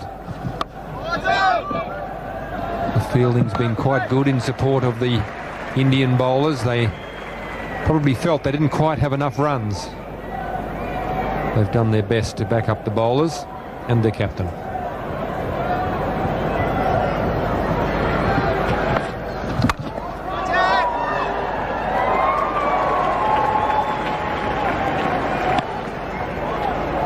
But me and Dad will be intent on being there for as many of the overs as possible, if not right through to the end. And if he's there at the end, Pakistan will be in with a very big chance. That's a well-struck shot from Salim Malik. He's a very talented player, a very good timer of the ball. They're all important runs.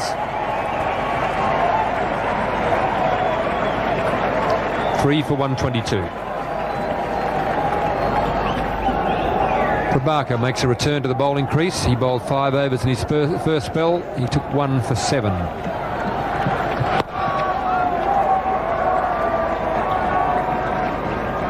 So there's a lot of support for both India and Pakistan here at the Sydney Cricket Ground.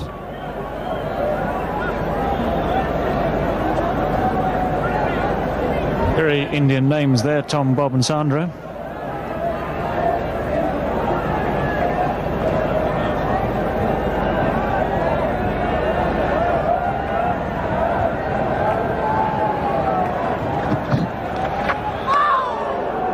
Bowled very well in his first spell. He swung the ball, got it to seam. He started off in a similar vein here in his second spell. Prabhakar early on in that first spell bowled some fabulous deliveries to Javed Miandad at the start of his innings. And Salim Malik here, who's just come in and has looked in good touch, hasn't had a very productive World Cup as yet. Only scores of 14 not out and 17. But Prabhakar's bowled him a beauty there first up. So the best way to get in front is to get aggressive.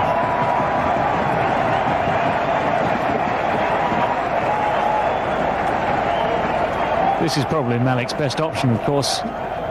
He is a natural free-flowing stroke maker, and anything like that, plenty of width, plenty of length, giving Malik a full chance to let the bat go. It's gone high over Azharuddin at point. There's a lot of empty space down there on the boundary, and clatters into the fence.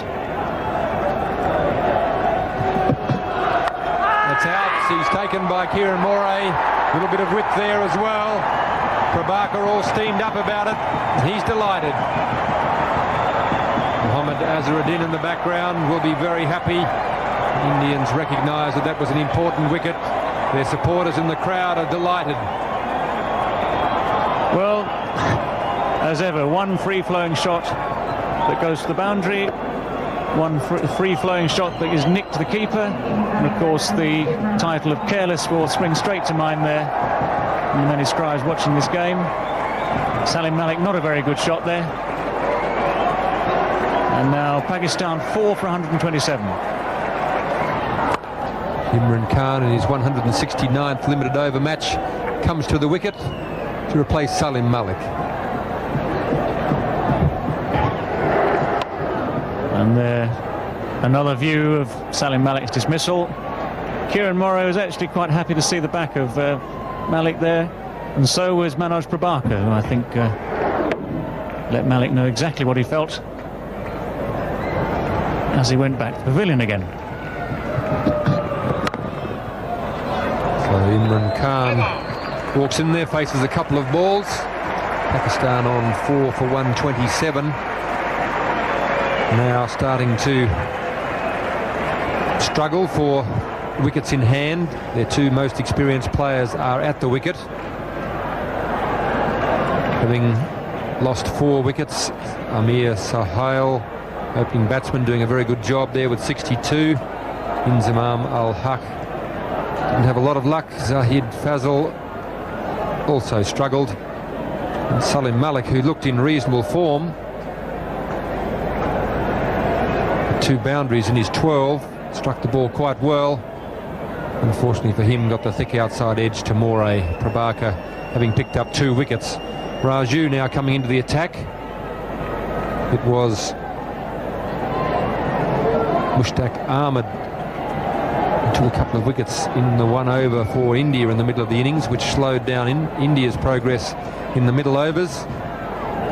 Pakistan have run into a similar problem. Mtach took 3 for 39. Had 3 for 39 in his 8th over. He failed to take any more wickets and finished up with 3 for 59. The 2 wickets in his 8th over were very important. I would say that Mohammad Azharuddin would now realise that the game is there for the winning if they can remove this man. Javed Miandad was always going to be the key player for Pakistan in this run chase, and so he proves to be. It's very important for Pakistan now that Javed Miandad stays there. He's done the reconnaissance. He's taken quite a long time over his 32 runs so far, and it is vital for him to stay there, having done that reconnaissance, to make the most of it and carry on to what could be a match-winning score.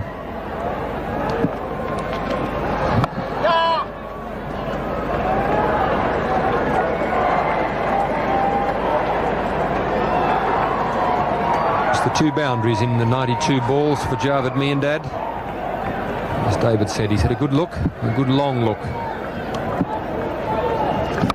Slower ball from Raju.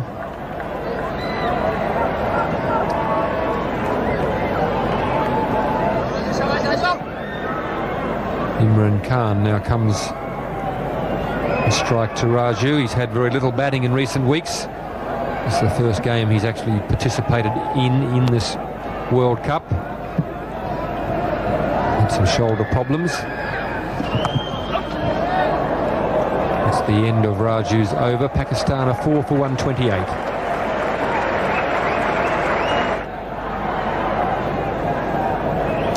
The bright lights of the Sydney Cricket Ground from outside. A camera on the MLC building in the city looking out to the SCG, where Manoj Prabhakar bowls to Imran Khan. I beg your pardon, that's Javed Miandad on strike. Javed in 2 minds there, just outside the line of off stump. I don't really think Javed Miandad was trying to hit this. He'd started to leave the ball. He'd realised very late that the ball was still coming in towards him, and he certainly hadn't played a shot at the ball. And therefore, the only decision to make for Peter McConnell was whether or not the ball was going to hit the stumps, which it wasn't.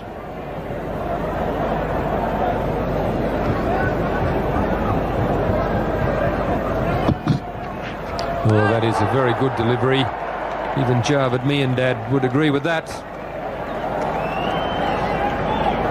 Well, Prabhakar still drawing these magic balls out of the locker. That's moved away very sharply, just outside the outside edge of Miandad's bat there. And Miandad prepared to nod in acknowledgement of a very fine delivery.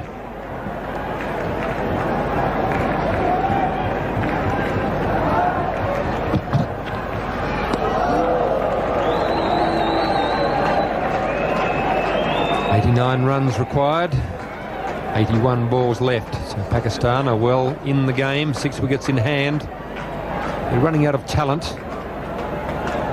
Akram is the next man in. He has plenty of talent. And then from there it's all downhill for batting talent for Pakistan. Akram, a great striker of the ball. As are Javed Miandad and Imran Khan. They're the men at the wicket. They're the ones highlighted by the green, stripped through their name. Javed Miandad with the red light against his name is on strike. 33 runs to his name. Imran Khan yet to trouble the scoreboard. So Imran will be wanting to stick around with Javed, give himself a good sighter.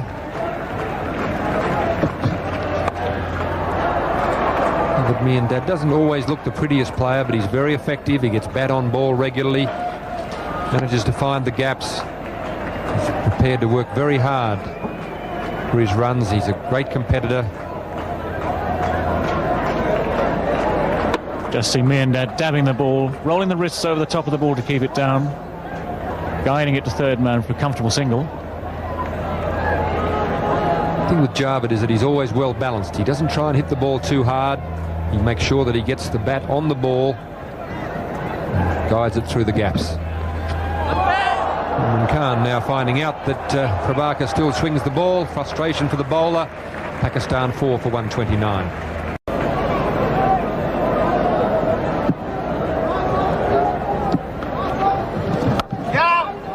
The second wicket to fall was that of the young player Fazal.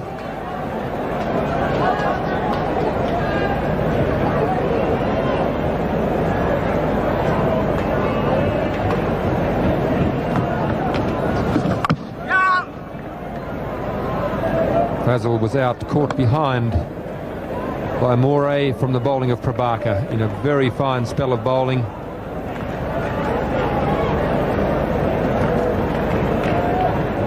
And there was a very good partnership between Javed and Amir Sohail. Sohail was the next man to go. Caught beautifully by Chris Srikanth at short mid-wicket. He's delighted. Tendulkar was the bowler. That was a good breakthrough for India. Imran Khan hasn't batted yet until today in the competition. A little bit unfamiliar with the rules of calling here. Confusion. Imran hesitated and hasn't beaten the throw back yet. Very well taken by Raju, who takes the bails off. And David Shepherd in perfect position there to give the decision. Imran Khan, the Pakistan captain, is walking back, accompanied by the duck. And Pakistan are 5 for 130 and in some trouble. And when he swings that bat, the ball can disappear many a mile. But he's got to just have a look at this track now. He's got to get the pace of the wicket, get the feel of the bowling before he tries to launch anything. But if he stays there with Javed, fine, though the game can swing back again in Pakistan's favour.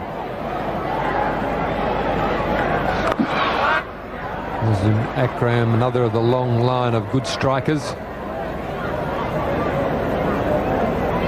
And a more than useful lower middle order batsman. The score is 5 for 132.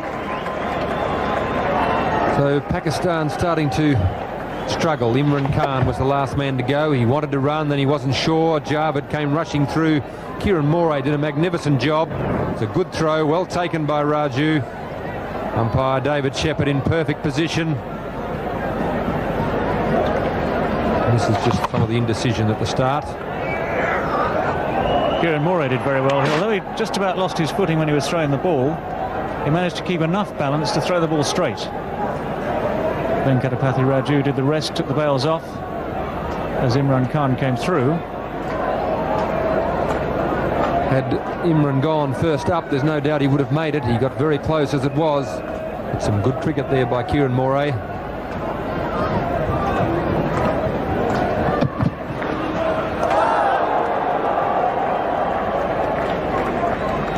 A useful ball from Srinath.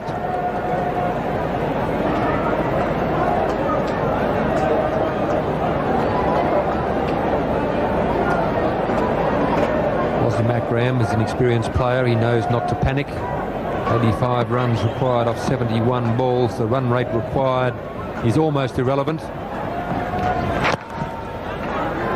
They can get it back to around about a run a ball, and there's no reason why they can't win, but they need to do it with these two batsmen there for the bulk of the remaining 10 or 11 overs. Javed Mihindad is still the key figure for Pakistan. He's been there for quite some time. He's very good in these late stages. He just keeps getting bat on ball and finding the gaps.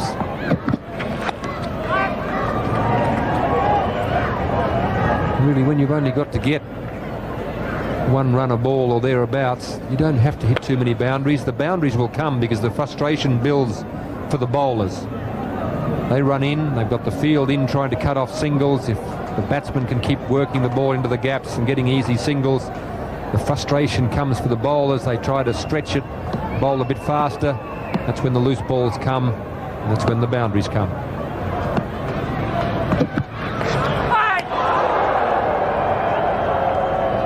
Well, anyone would think it was Wasim Akram who was frustrated at this stage. He's only been there for a few balls. He's only just arrived at the crease. And Srinath again, his natural delivery going away from the left-hander. Wasim Akram's got nowhere near that. He's been eyeing up a spot a long way over long on. I think he thinks he wants to win this game well before the scheduled close. They don't need to lose his wicket at this stage. That's what he needs to do, get the ball into the gaps, give Javed Miandad some strike, give himself time to become accustomed to the light and pace of the wickets. It looks like he wants to play some shots. 82 runs, 67 balls left. Perhaps he wants to close that gap.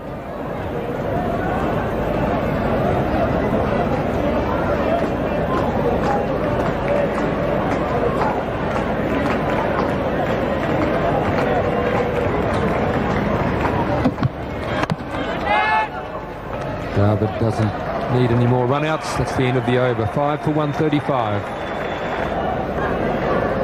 There's the comparison. Pakistan 5 for 135. India at the same stage after 38 overs were 3 for 144. And Katapati Raju will continue the bowling from the Randwick end. And in the commentary position, Simon O'Donnell with Tony Gregg. Thank you, Greg. Yes, it looks as if Wasim Akram is going to go after, or certainly try to go after Raju. He's already tried to hit him down the ground once and missed. One certainly wasn't off the middle of the bat. 81 runs off 65 balls. And Raju in his 9th over now. Just one off the server so far. There's the reverse sweep. Right off the meat of the bat. Well, he's definitely seeing them all right, Javed Miandad, to be able to play that sort of shot. Completely unorthodox. And struck very well. 2 runs. I don't know how many times it would come off. The odds may be against it. In the orthodox fashion. Well, some one way or the other. He hit it straight in the middle of the bat though, didn't he? He certainly did, and probably, if anything, it's a bit of an ominous sign. The Indians would look at trying to remove Javed Miandad as quick as they possibly can, because he's seeing them that well he can play them the opposite way. It may be a little bit difficult to remove in those last overs. An experienced cricketer such as he could just guide Pakistan to a memorable victory here. India's still well on top. Oh, he's hit straight back at him, and I think he's dropped that.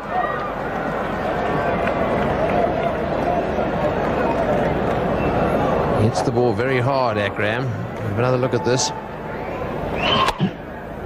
Did hit it well, and shin height catch. One that should be taken if he didn't get a lot of hand on it. I think it hit just above the right wrist.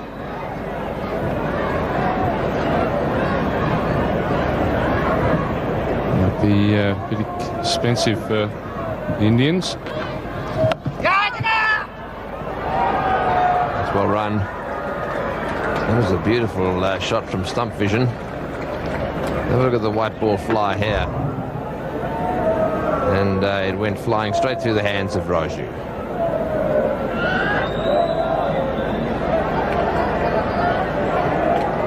The field spreads out now.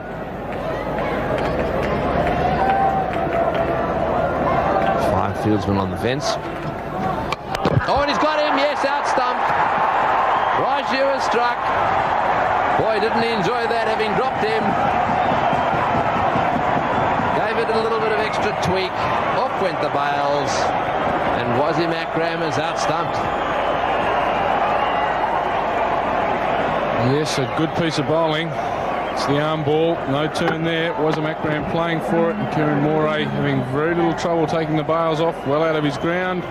And Katabati Raju very excited about it.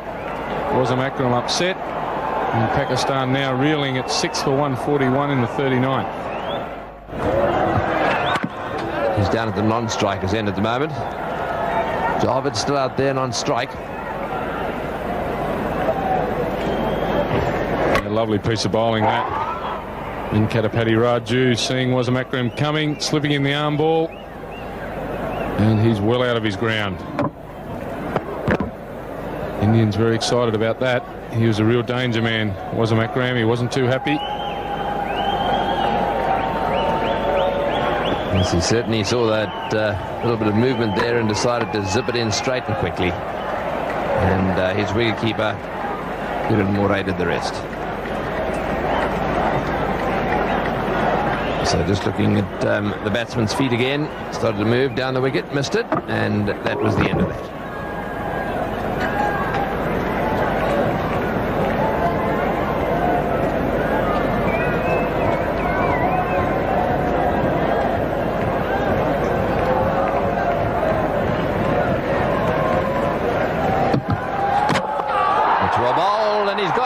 The inside edge.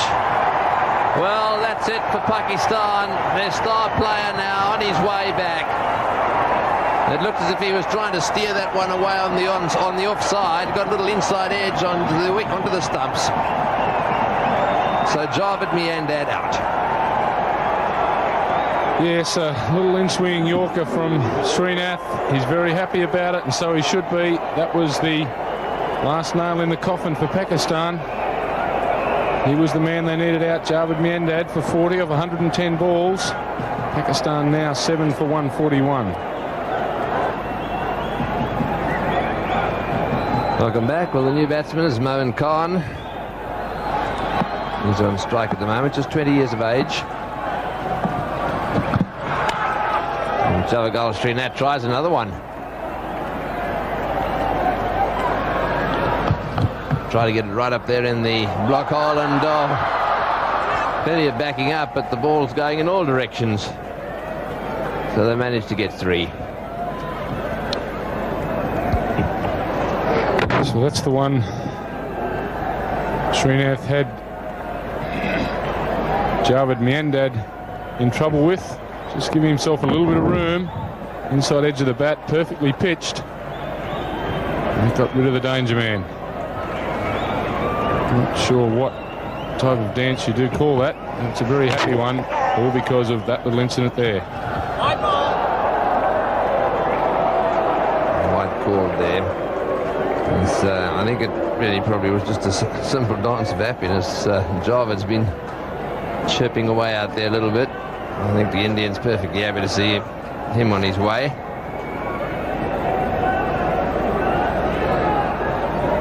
Story, 72 runs of 56 balls with only 3 wickets in hand. That's the real problem they've got.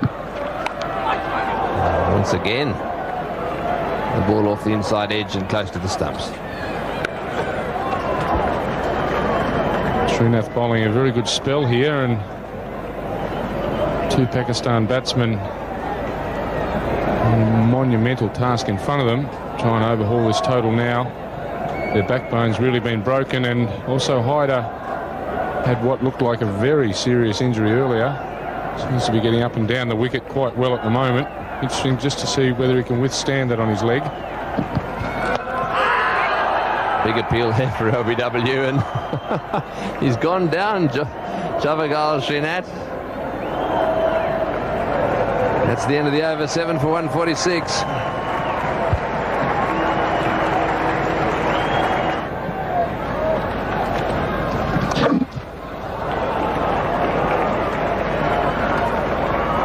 Give you an idea of how much fun the Indians are having. I want to have a look at Srinath here. Keep an eye on him. Here's the bowler. Last ball of the last over.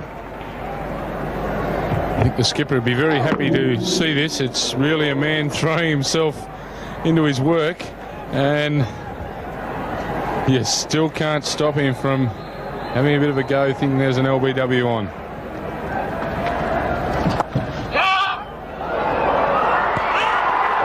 That's got to be a little close.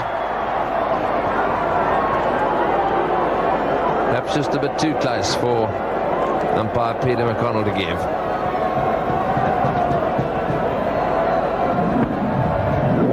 Well, it all happens very quickly. A very good decision there from Peter McConnell. And that happens very quick and, oh yeah, just home. Let's call it just home. Wouldn't like a Melbourne Cup finish to be that close. And you had to judge it with the naked eye, but Peter McConnell judged that very well. Yes, you can't expect him to give those. The batsman getting the benefit of the doubt there. He may just have got his bat home anyhow.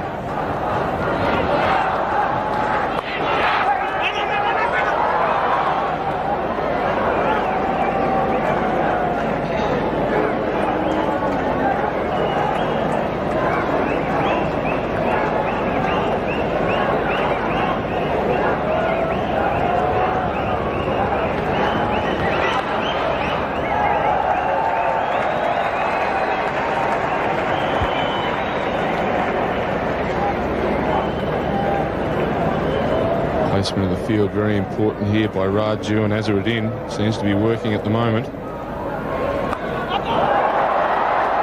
It's in the air, but I think it's going to land safely. Three of them converging on it there. Back for the second they come. That really could have ended up in the hands of one of the three fieldsmen. They've got a man just behind square, one at mid-wicket and one back. Watch this go off the edge. High in the air and very luckily just over the infield.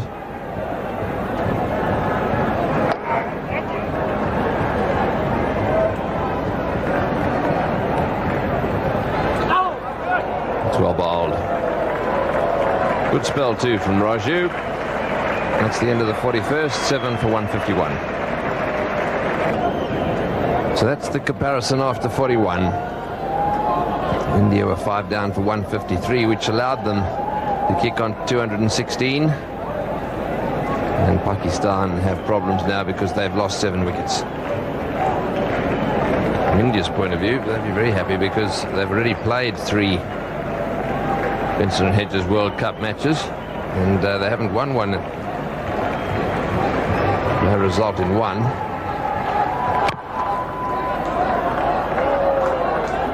Jabagal Srinath continuing.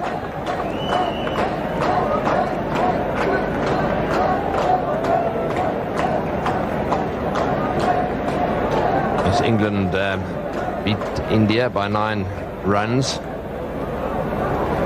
And then the Australians beat them by 1 run. So they've been involved in some close matches.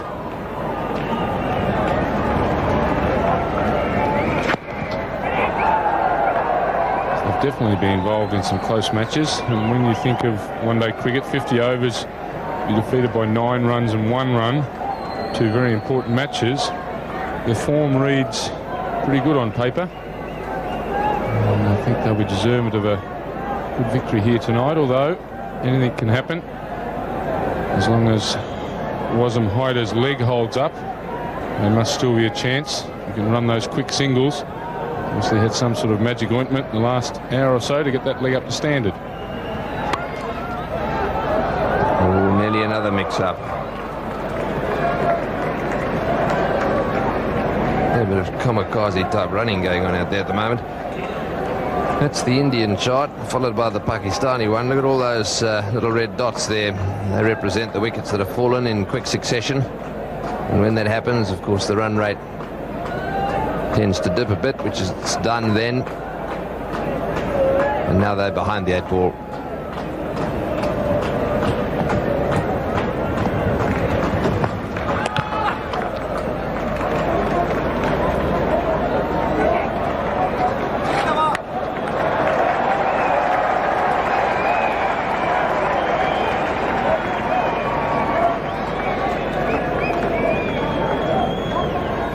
Jabagal Srinath. Well, if India can win today, that'll be the first time in the last 13 matches that these two sides have met that they've won. Yes, Pakistan has actually swamped India for such a long time. Might be a good change. It's his 9th, it's his 8th over. It's nicely played. 1 for 37 his figures at the moment. didn't get the new ball. Dev and Prabhakar got the new ball. Srinath first change, and then they've used Tendulkar and Raju.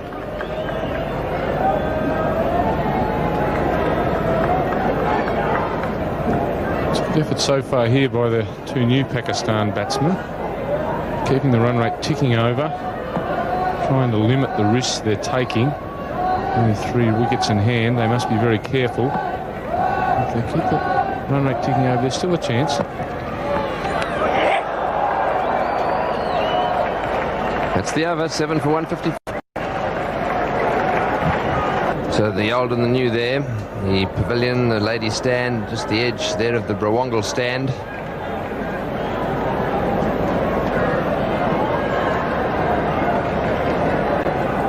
Lovely place to watch the cricket from. And Dev now back into the attack. He'll be trying to finish things off here. He's bowled 7 overs, no wicket, no maidens, 1 for 22. And the best figures, those of Prabhakar, 7 overs, 1 maiden, 2 for 12. And he too has only bowled 7, so he'll be used at some stage as well.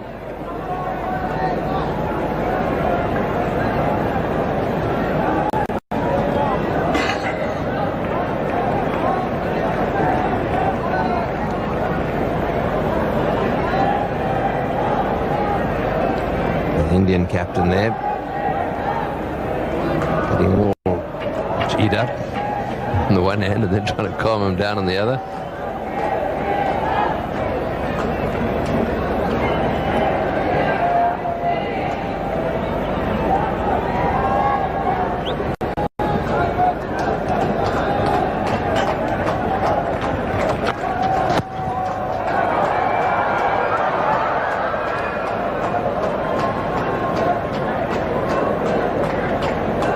It's got no option really. They've got to try and get a run off every ball without losing a wicket, and that's going to be the problem.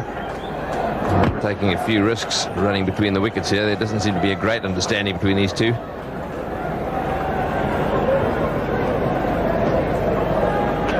A few people giving orders out there, everyone getting a little bit excited.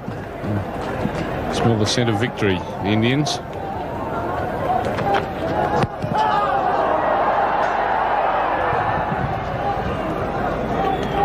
I think the way these two batsmen are running, the odds of a run out are very slim. If you're a betting man, I think you nearly have to take whatever odds given. That most predictable dismissal of these two at this stage is a run out.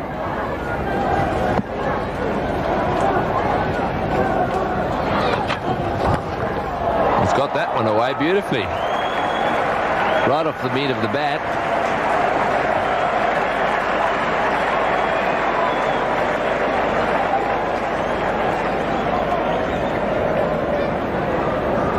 Owen's hit that very well.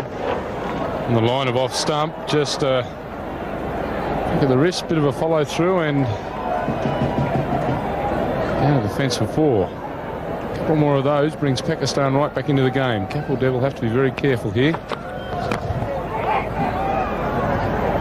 He'll keep it up and nice and straight. He can play so many of those cross-bat shots towards square leg. If the ball's straight, you miss one of those, it's all over. But that's what they've got to do. It's uphill, 38 balls remaining there. Mind you, they've got Mtach Ahmed to come as well. He can bat a bit. He's done it again. Not quite off the meat this time. It's definitely his favourite shot. Kapil Dev does vary his length at all and goes a little bit short, just on a length. It's the obvious spot Moen's going to try and hit him. He's done it twice successfully. It's yielded 6 runs, a 4 and a 2 from only 2 attempts. So the odds are with it at the moment. Kapil Dev just making some subtle adjustments to that field. Dropping back the mid-wicket. Down very deep now to that area where Moen is obviously strong. Bringing up his mid-off.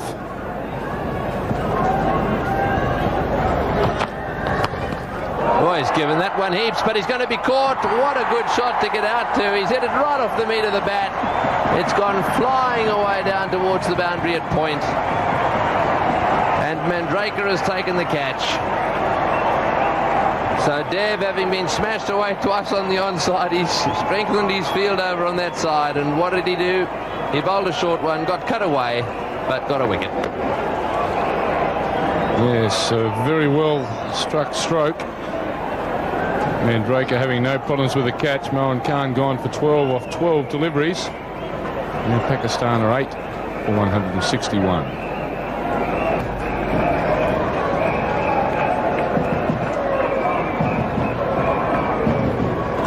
Mtach Ahmed, new batsman, 21 years of age. He's played 37 matches.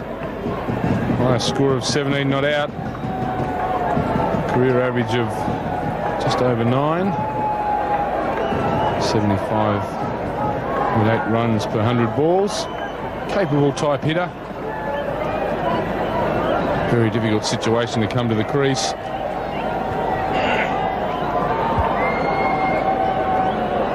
Well, Tony Gregg has just had to step out.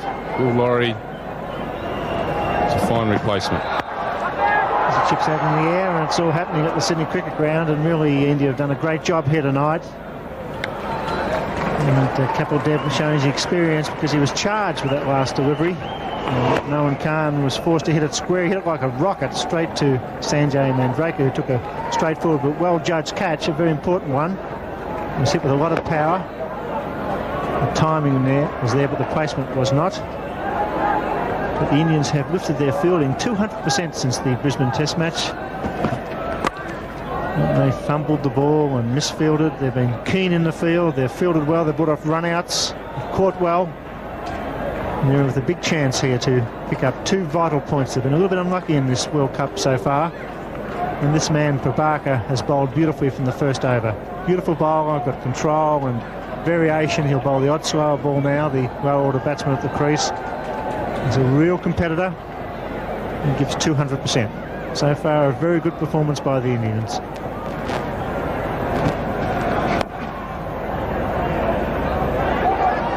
Throws. If he hits, he would have been out, but he doesn't hit. Poor running, but not a good throw. Well, that was a David Boone original. Mtach just taking off there very calmly and coolly, thinking that the Indians will not have a shot at the stumps. They did, and if that was a hit, Mtach Ahmed was going to be well out. And so the ball did miss by a fair distance. We would hope he's learnt from that and he won't try and just jog through on those singles.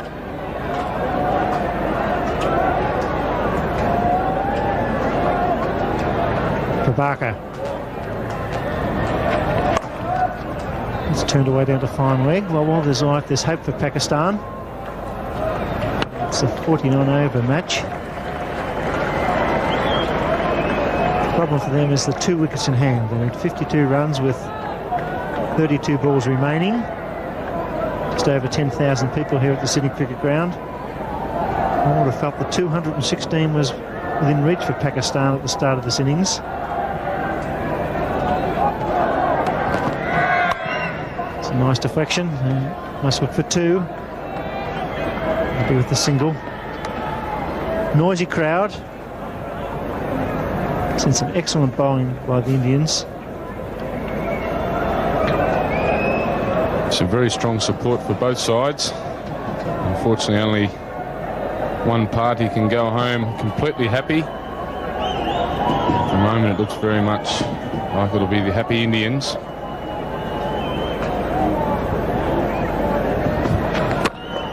Well bowled by Prabhakar. 8 for 166.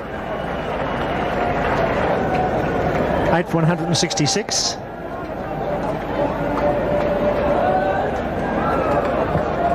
Mtach 3. Awesome Hader 8.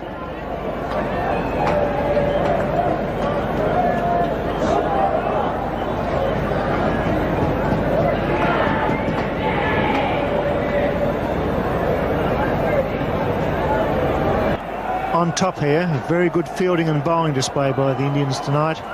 They've defended 216 brilliantly with some good catching, good throwing, and they've remained quite calm. Yes, he had to be going, Mtach. His partner was the man going to the danger end. I don't know why he was hesitating. But Mohammad Azharuddin certainly didn't panic.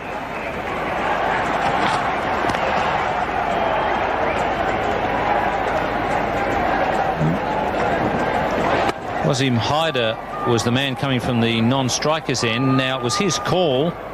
He was obviously yelling at Mtach to go. But Mtach was stopping and starting, and once he did that, it was all over.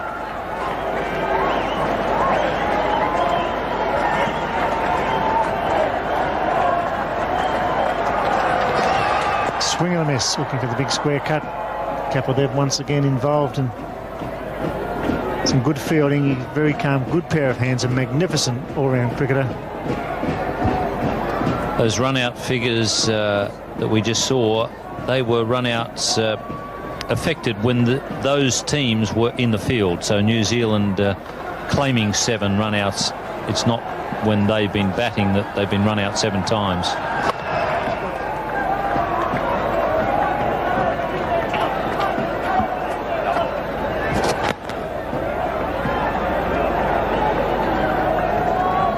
Kapil Dev's been tidy as always, 8.4 overs, 2 for 29. Prabhakar, he's been the pick of the bowlers, 2 for 17.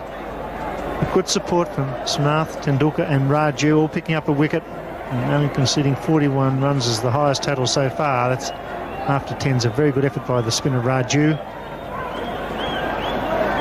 And Kapil making sure that the field's right. He's pushing back the fine leg, bringing up the mid-off inside the circle, so he's not going to allow the tail ender to get the ball away fine before down in that region.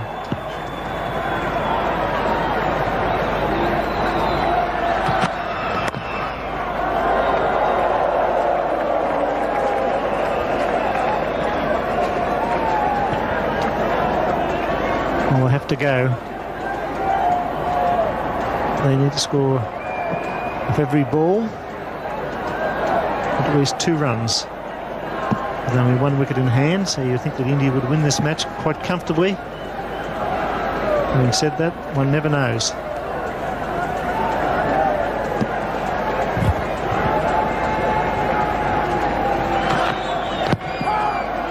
He over bowled. 9 for 167.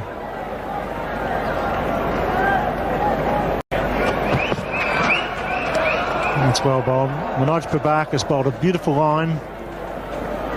He has attacked the batsman all the time. He's got a great variation. He has the in-swinger, which is his stock ball, the out-swinger. He'll bowl the slow-off break, particularly to the lower order batsman. That's what we'll work on now, to just change his pace up, confuse the batsman about their timing. Excellent figures. Economy rate is magnificent. Nice edge, but the third man is fine.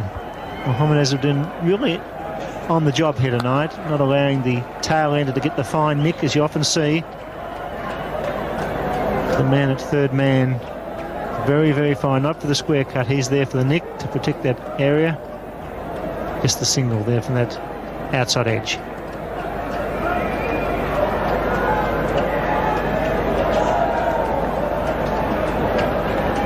India playing well in this competition without a lot of luck.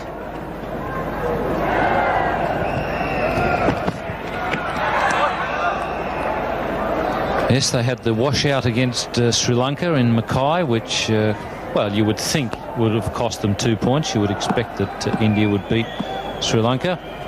They were certainly on the wrong end of the deal in Brisbane as far as the rain was concerned, losing 3 overs in their chase for Australia's original target of 238, and the target was only reduced by 2 runs.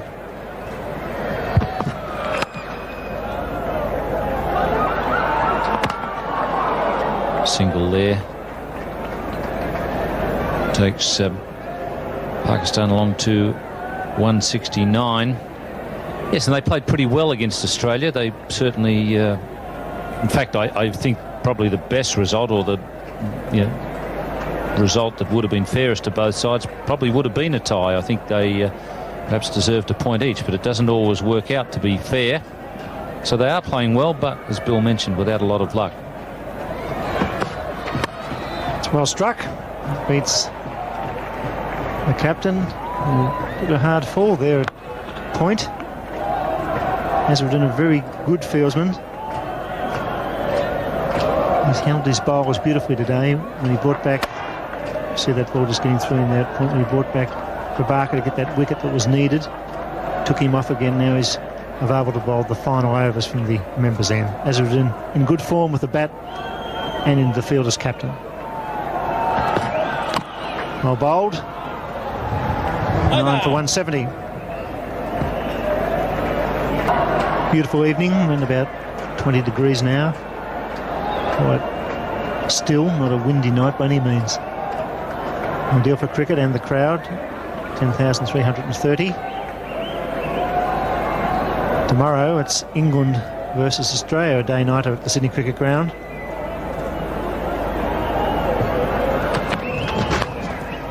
It's chipped along on. Just the single. It's the important thing when you are playing well and the luck is not quite there and you're not getting the points you think you deserve. The important thing is to keep playing well, not to lose your nerve and try and change things too much. You've just got to say to yourself, well, if we keep playing well, sooner or later the luck is going to change a bit. We get a couple of points on the board and then things start to roll.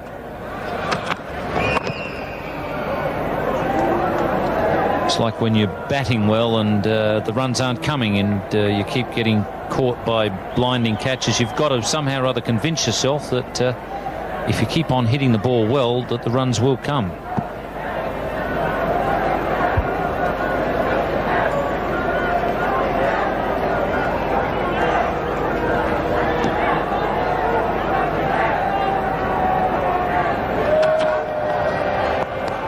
If India does win this match, it'll be a good result for Australia because it's a very close competition. Top four at the moment: New Zealand, England, Sri Lanka, West Indies. Then just out of the four, Pakistan and Australia. India will come up to join Pakistan if they win tonight. So a very important game for Australia against England tomorrow. Australia could afford to lose it, but that would be the last one they could lose. I'm sure they wouldn't like to lose it, but they could lose that game tomorrow and still get into the semi-finals. But England playing well. Australia have got to find a way to dent the England team's confidence. Tickets for that match available on that Sydney number 2664800. Rakib not prepared to put the bat to ball. Maybe going to have a final onslaught. Last 2 overs, only 2 overs remaining after this delivery. I can't see why you'd block out now. I think they really should try and smash it and maybe get an edge or two.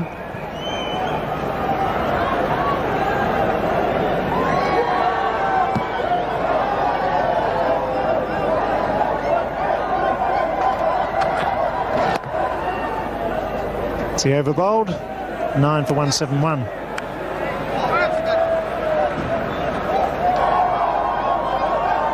For 171, Prabhakar to continue the excellent figures of 2 for 20.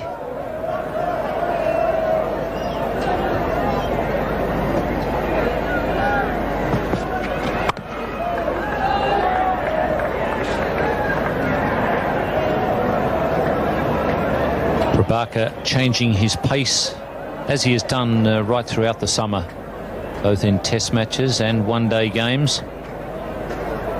Both Prabhakar and Kapil Dev bowling quite a good slower delivery.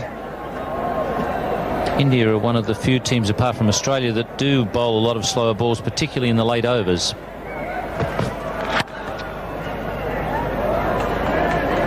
His line is so good, he's not straying to the onside at all.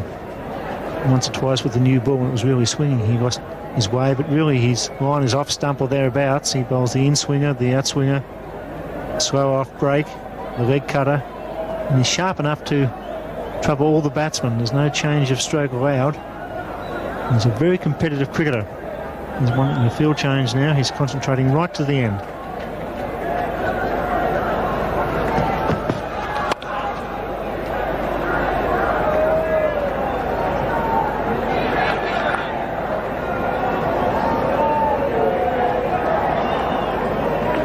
Yes, it's a good idea, even when the game is well and truly won. When you're bowling in this situation, as Prabhakar is, to concentrate. You never know what you might learn about bowling in the last few overs.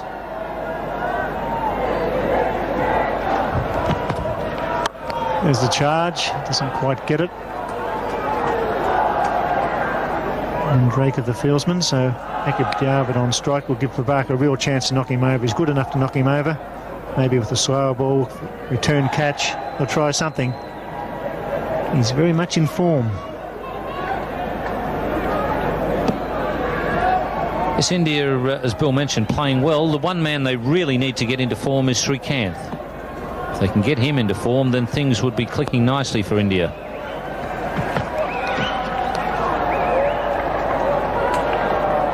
Bowling that one from out wide on the crease, and that's where it finished at the other end, wide.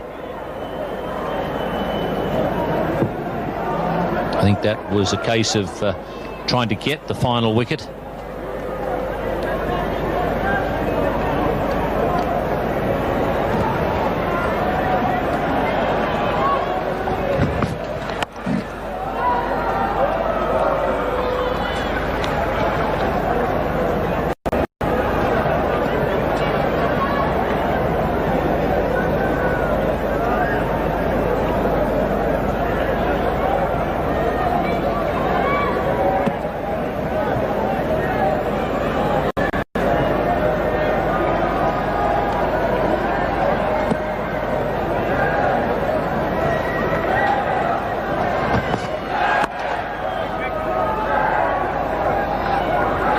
For 1-7.